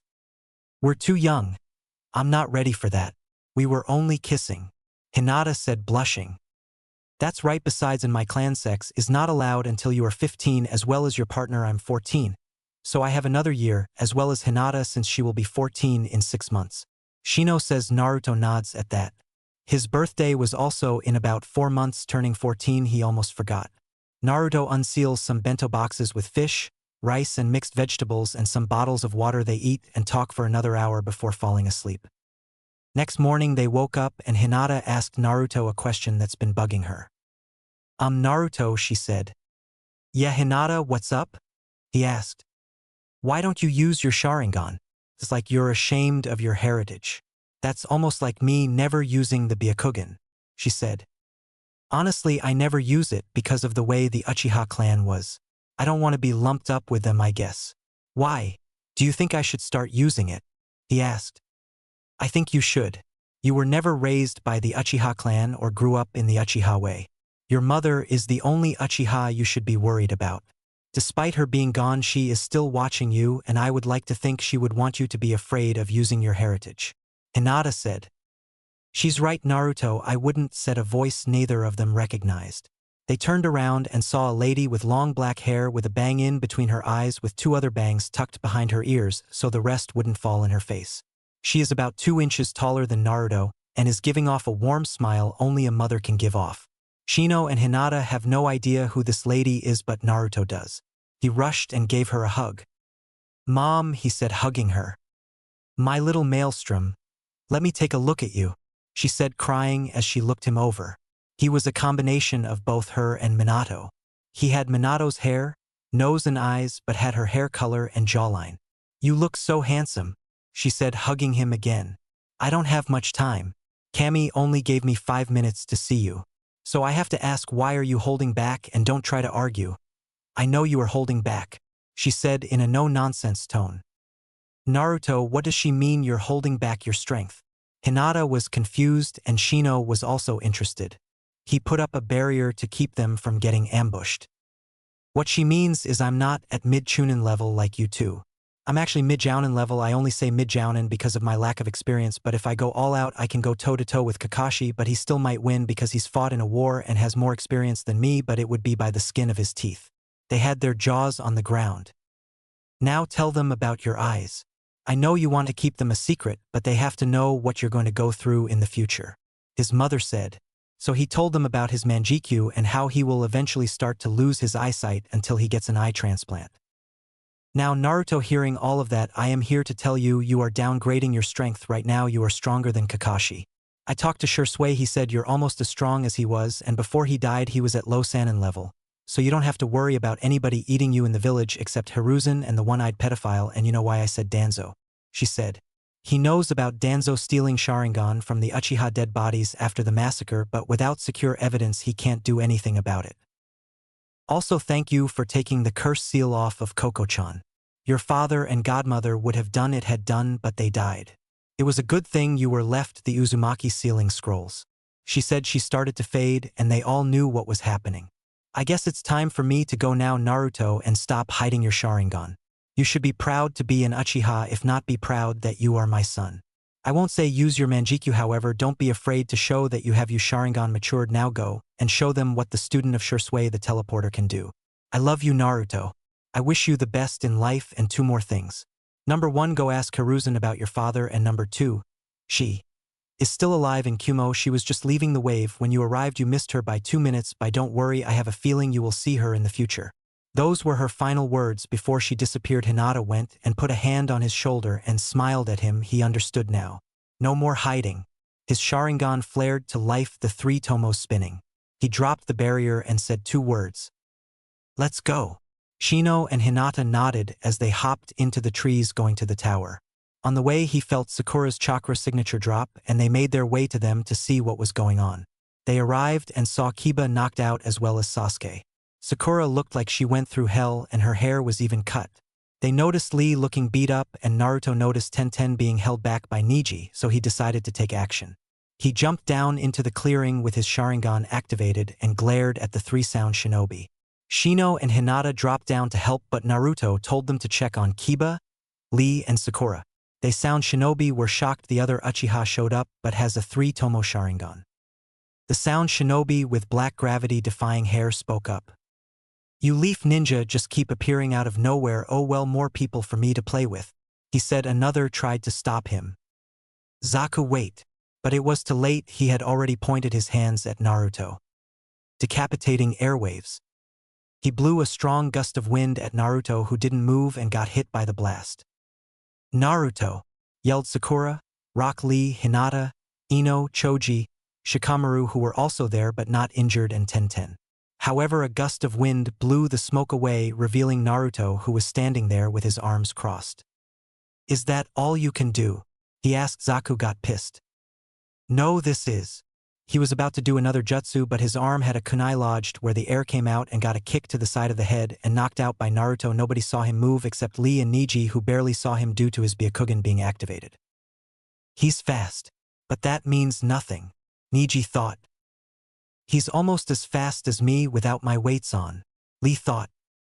The other sound ninja both were shocked by how easy it was for Naruto to defeat Zaku. "Here is our scroll. Take it, we don't want to cause any more trouble," the mummy-looking sound ninja said, placing their earth scroll on the ground, and picked up his teammate. The other followed after him. "Get down here right now," Naruto said out loud, confusing everyone before Neji and Tenten dropped down. Tenten immediately went to scolding Lee while Naruto glared at Niji. Why didn't you help your teammate, instead you chose to hold Tenten back? It was not our fight. If he was foolish enough to jump in that fight, then he should deal with the consequences. Niji said arrogantly. Next thing he knew, a fist knocked the air out of him, making him drop to his knees. If you're foolish enough to say something like that around me, then you deal with the consequences, Naruto said, and went to check on everybody. After 10 minutes everybody was patched up and Kiba tried to fight Naruto, but everybody minus Niji told him not to, but he didn't listen and charged at Naruto, who punched him in the nose, ending that little fight. They were all about to leave when a sinister chakra came from the tree Sasuke was under. He came out with black markings and purple chakra around him that was dark and sinister. This power he gave me. I can feel it growing stronger every second that passes. He looks around and sees everybody moving back from the sinister chakra except Naruto, who just stands there. Naruto, I want to test this new power out against you, he said with a cruel smile, and activated his Sharingan with 1 tomo in his right eye and 2 in his left eye. The others are about to step in, but Naruto holds his hand out at them. Stay out of this. It was going to happen sooner or later. Let him have some fun. You all know what I'm capable of when I'm not even trying, he said, getting nods from the others. He motions for Sasuke to come at him. Due to his curse mark, his speed increased to mid-Chunin, and every punch or kick he threw at Naruto was dodged easily, so he jumped back and went through hand signs. Fire style, fireball jutsu. He blew a large fireball at Naruto, who covered his hand in water chakra, putting the fireball out, shocking everyone looking at him. He vanished in a shunshin and put Sasuke in a chokehold until he passed out. Everyone was in shock at how easy he took Sasuke out. Naruto dropped the extra earth scoop and his team left for the tower. It didn't take them long. They were the second team there. The Suna team was the first to make it. They had 3 days left, so they relaxed. 3 days later, they are in the Chunin exam stadium. The Hokage starts to go through his speech about the true meaning of the Chunin exams until Naruto raises his hand. Yes, Naruto, Hiruzen said. I don't want to be disrespectful, but at the same time I want to. So can you speed it up? I don't think any of us are paying attention, and you are pretty old. Maybe you should take a seat and let us get started. Besides, we both know you don't like saying the stupid speech, he said, shocking everyone that he can just talk to the Hokage like that. Fine, Naruto. Hayate, you're up, he said, and Hayate arrived. Alright, my name is Hayate and I'm the proctor for this part of the exam. Since there are still too many of you, we need to have an elimination tournament of 1-on-1 matches until there are a certain amount left. Now, if anybody wants to quit, you may do so now, he said. Kabuto was the first to raise his hand, to the shock of Sakura, Sasuke, and Kiba. Alright, you got me. I give up, he said. Kabuto, why are you quitting? Sakura asked. I'm low on chakra right now from too much fighting. I can't go on any further. He was about to leave until Naruto spoke up. Or is it because you're a pussy? Naruto said, causing Kabuto to stop walking. What did you say? He asks in a low, cold tone. You heard me. I thought you were feeling lucky. I never knew your mother raised you to quit like a bitch. She must be disappointed in you. I mean, you claim you're out of chakra, yet you're not even breathing heavy. If you're a pussy, just say so and we will understand. But if you aren't a pussy, stay and fight like a man. Unless, of course, you want to go find a man so you can have him fondle your balls and play with your asshole if you like that. I'm not judging, everyone has their own preferences, he said. Proctor, I changed my mind, I will fight, Kabuto said and got back in line. Okay, anybody else that wants to quit? Hayate asked, and Sakura and Ino raised their hands and said they weren't ready to be a Chunin yet, so they walked up to the balcony. Sakura told Sasuke to back out so he can get his mark checked out, and he refused. Anko was having the same thoughts, but Kakashi argues against her, so she just dropped it. If he wants his student to have the curse mark, so be it. Okay, since 2 people dropped out, somebody will have to fight 2, maybe 3 times, and somebody may not fight at all if the person fights 3 times. Does anybody want to take that chance of fighting 2, maybe 3 times? Ido, Naruto said, raising his hand. Hirite nodded and Anko presented a board. This board will randomly select 2 names. Once your name appears, you and your opponent will come down to the arena for your match. The matches go on until I say stop. Killing is allowed, but we will try to avoid it, Hayate said. As the board starts to go through names, it selects 2 names. Kiba Inuzuka versus Naruto Uchiha. Will Kiba and Naruto stay in the arena? Everyone else go up to the balcony and wait your turn. Hayate said everyone leaves except Naruto and Kiba. I hope you're ready to go down, you street rat. It's time that you learned your place in this world. Kiba said. Start the match, was all Naruto said. Okay, match number 1 between Kiba Inuzuka and Naruto Uchiha begins. Hayate said and jumped away. Now up on the balcony, Kakashi decided to taunt teammate while Sasuke activated his Sharingan to try and copy some of Naruto jutsus. He would soon be disappointed. Your student might as well back out now, Kurenai. I've managed to get Kiba's taijutsu up to almost mid-Chunin level, which is almost as good as yours, and you're a Jounin. So unless you were able to train Naruto, I don't think he will win. Kakashi said while reading his book. Oh, I hate to burst your bubble, but Naruto beat me in a spar in taijutsu and I was going all out and it didn't look like he was trying much. So the past 4 months while you were reading your smut, I was training my team with the help of Anko in our taijutsu and ninjutsu. My taijutsu is almost as good as Anko and I've learned some ninjutsu. However, Naruto is the strongest on the team, including me. The only people I think would be able to beat Naruto in a taijutsu fight are Guy, Jiraiya, and the Sandaime. At the least overall, I would put Naruto at your level while Shino and Hinata are mid-Chunin overall. She said, shocking everyone present that she, a rookie Jounin, had the strongest genin team, maybe even stronger than Guy's team. Sakura decides to speak up. No way those bakas are stronger than Sasuke-kun. I bet you're just making that up. So she was cut off by Kurenai putting a silencing seal on her. What Kurenai says is true. Sakura, was it? Tenten asked, getting a nod from Sakura, who couldn't speak. Didn't you see what he did to Sasuke in the forest? It's not even fair to compare them. He completely toyed with him, she said. Tenten, what do you mean by that? Guy asked. What I mean is whatever happened to Sasuke in the forest gave him a major power boost and he fought Naruto moving at mid-Chunin speed, but Naruto dodged every attack like it was nothing. Sasuke got mad and shot a large fireball jutsu. Naruto, who just lifted his hand and caught it while putting it out. I don't know how he did it, but it was the coolest thing I've ever seen. Tenten said everyone was shocked by this and returned to watch the match, but it was already over. 2 minutes earlier. Akamaru, stay out of this. I won't need you for him. I'll take him in one blow.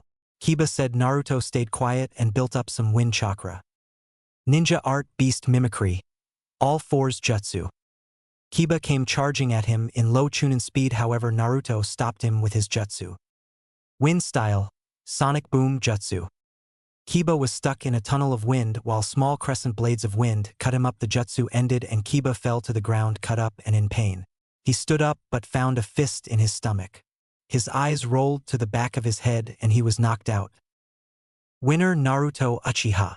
Everybody was stunned but Anko, who was cheering for Naruto. He went up to the balcony and everyone was staring at him. What? He asked. We learned about your little fight with Sasuke, Kurenai said, pissing Sasuke off. Oh, is all he said. Is that all you have to say? Ino asked. Yeah, it is. I have a question, Fishcake.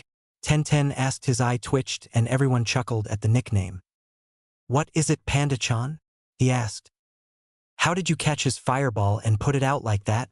She asked. I'm surprised you don't remember. When we were in the orphanage and would play ninja, I would always catch the imaginary fireball and throw it back or put it out. I was training one day and figured I'd give it a try. I used a shadow clone, of course, and after a lot of test runs and experiments with chakra natures, I figured it out. I can catch it and throw it back with fire nature chakra, or I can catch it and put it out with water chakra, he said. Wait, you mean to tell me you got that idea from a game we played as kids? She said. Yeah, pretty much. He said. They were cut off by the next match being announced. Will Yuri Akato and Sasuke Uchiha please come down? Hayate announced. Yuri, after a brief talk with his sensei, who Naruto knew was Orochimaru, that was the worst disguise ever, walked down to the arena.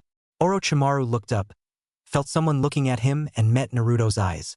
Naruto decides to mess with him by activating his 3-tomo Sharingan. Orochimaru had an angry look on his face since his curse mark couldn't get placed on Naruto. Then a look of realization was on his face. He was holding back in the forest when we fought. Orochimaru thought Naruto, seeing Orochimaru understood, just smirked and only caught the end of Sasuke's match. Lion's barrage. He kicked Yuri in the stomach as he fell to the ground, knocking him out. Winner, Sasuke Uchiha, Hayate said. Kakashi then grabbed Sasuke and disappeared with him. Most likely to seal his curse mark. Good luck dealing with Orochimaru. Naruto thought as he noticed Orochimaru left as well. The next match was announced. Shino Aburame vs Zaku. Can both contestants come down? A8 announced. Cheyenne won the fight by exploding Zaku's arms with bugs and trapping him underground with the headhunter jutsu. After the match, Kakashi reappeared with no Sasuke. Next match was Temari vs Tenten.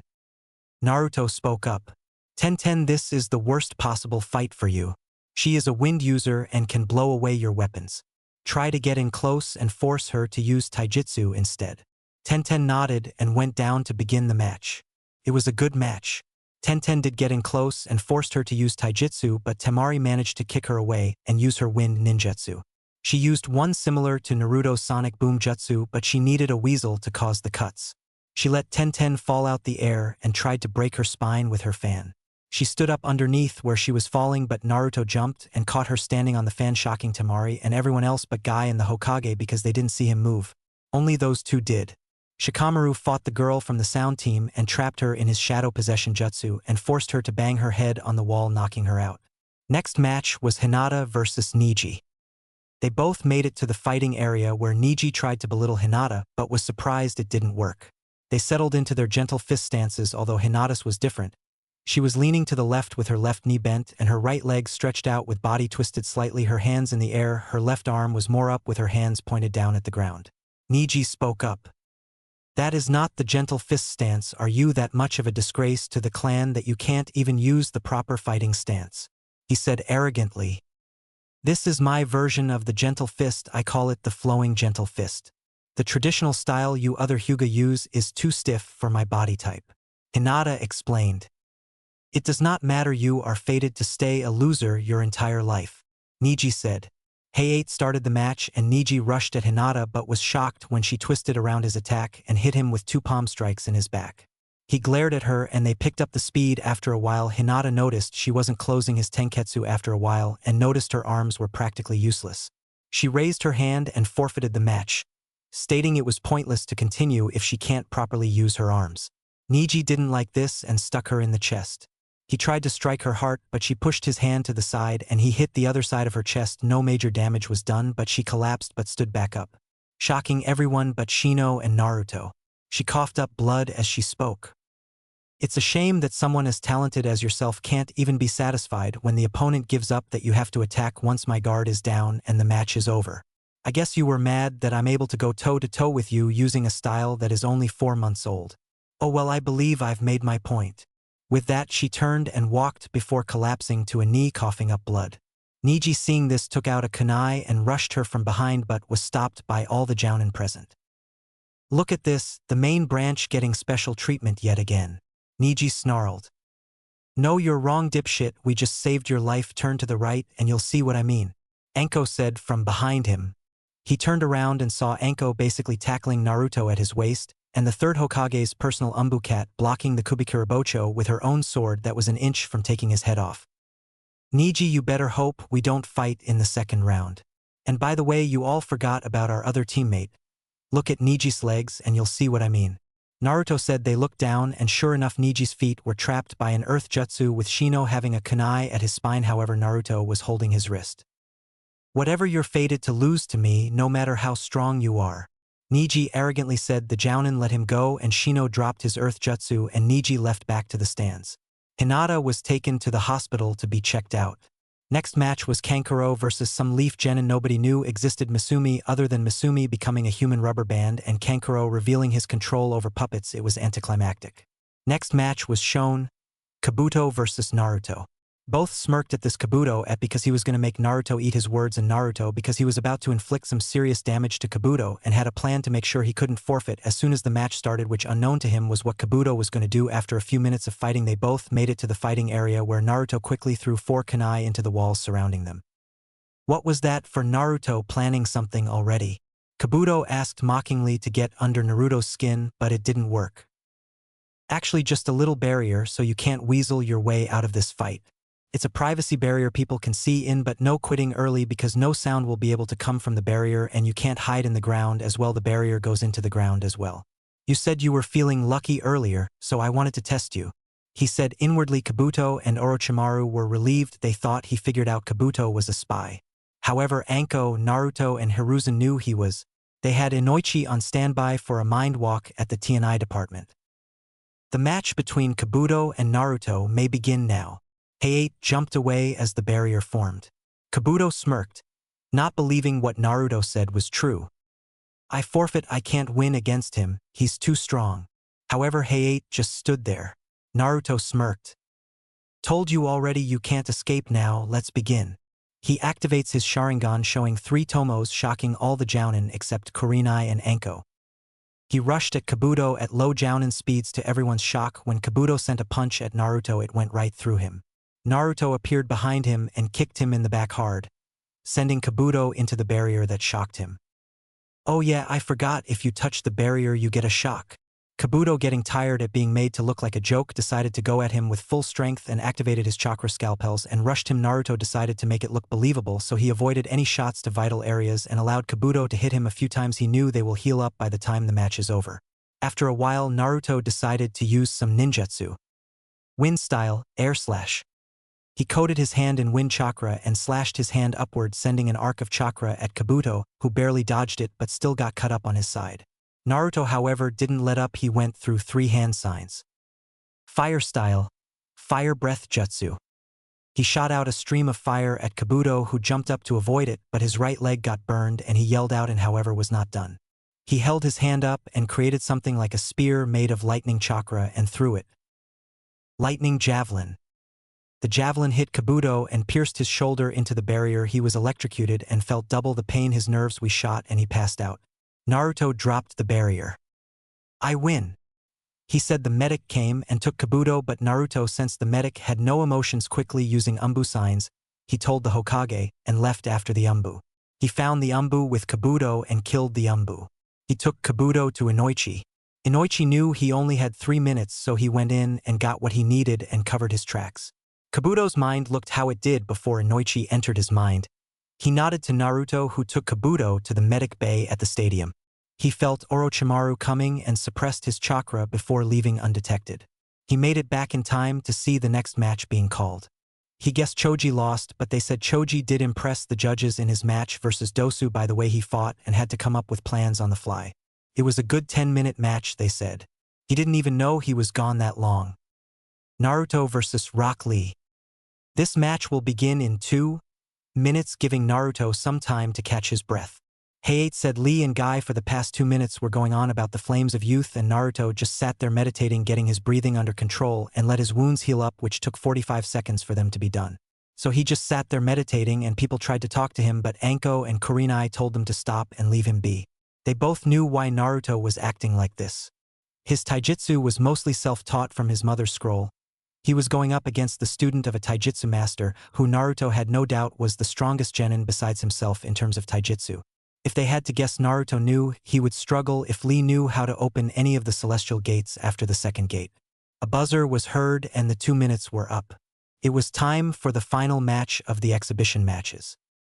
Will Rock Lee and Naruto Uchiha please come to the fighting area? Hayate announced.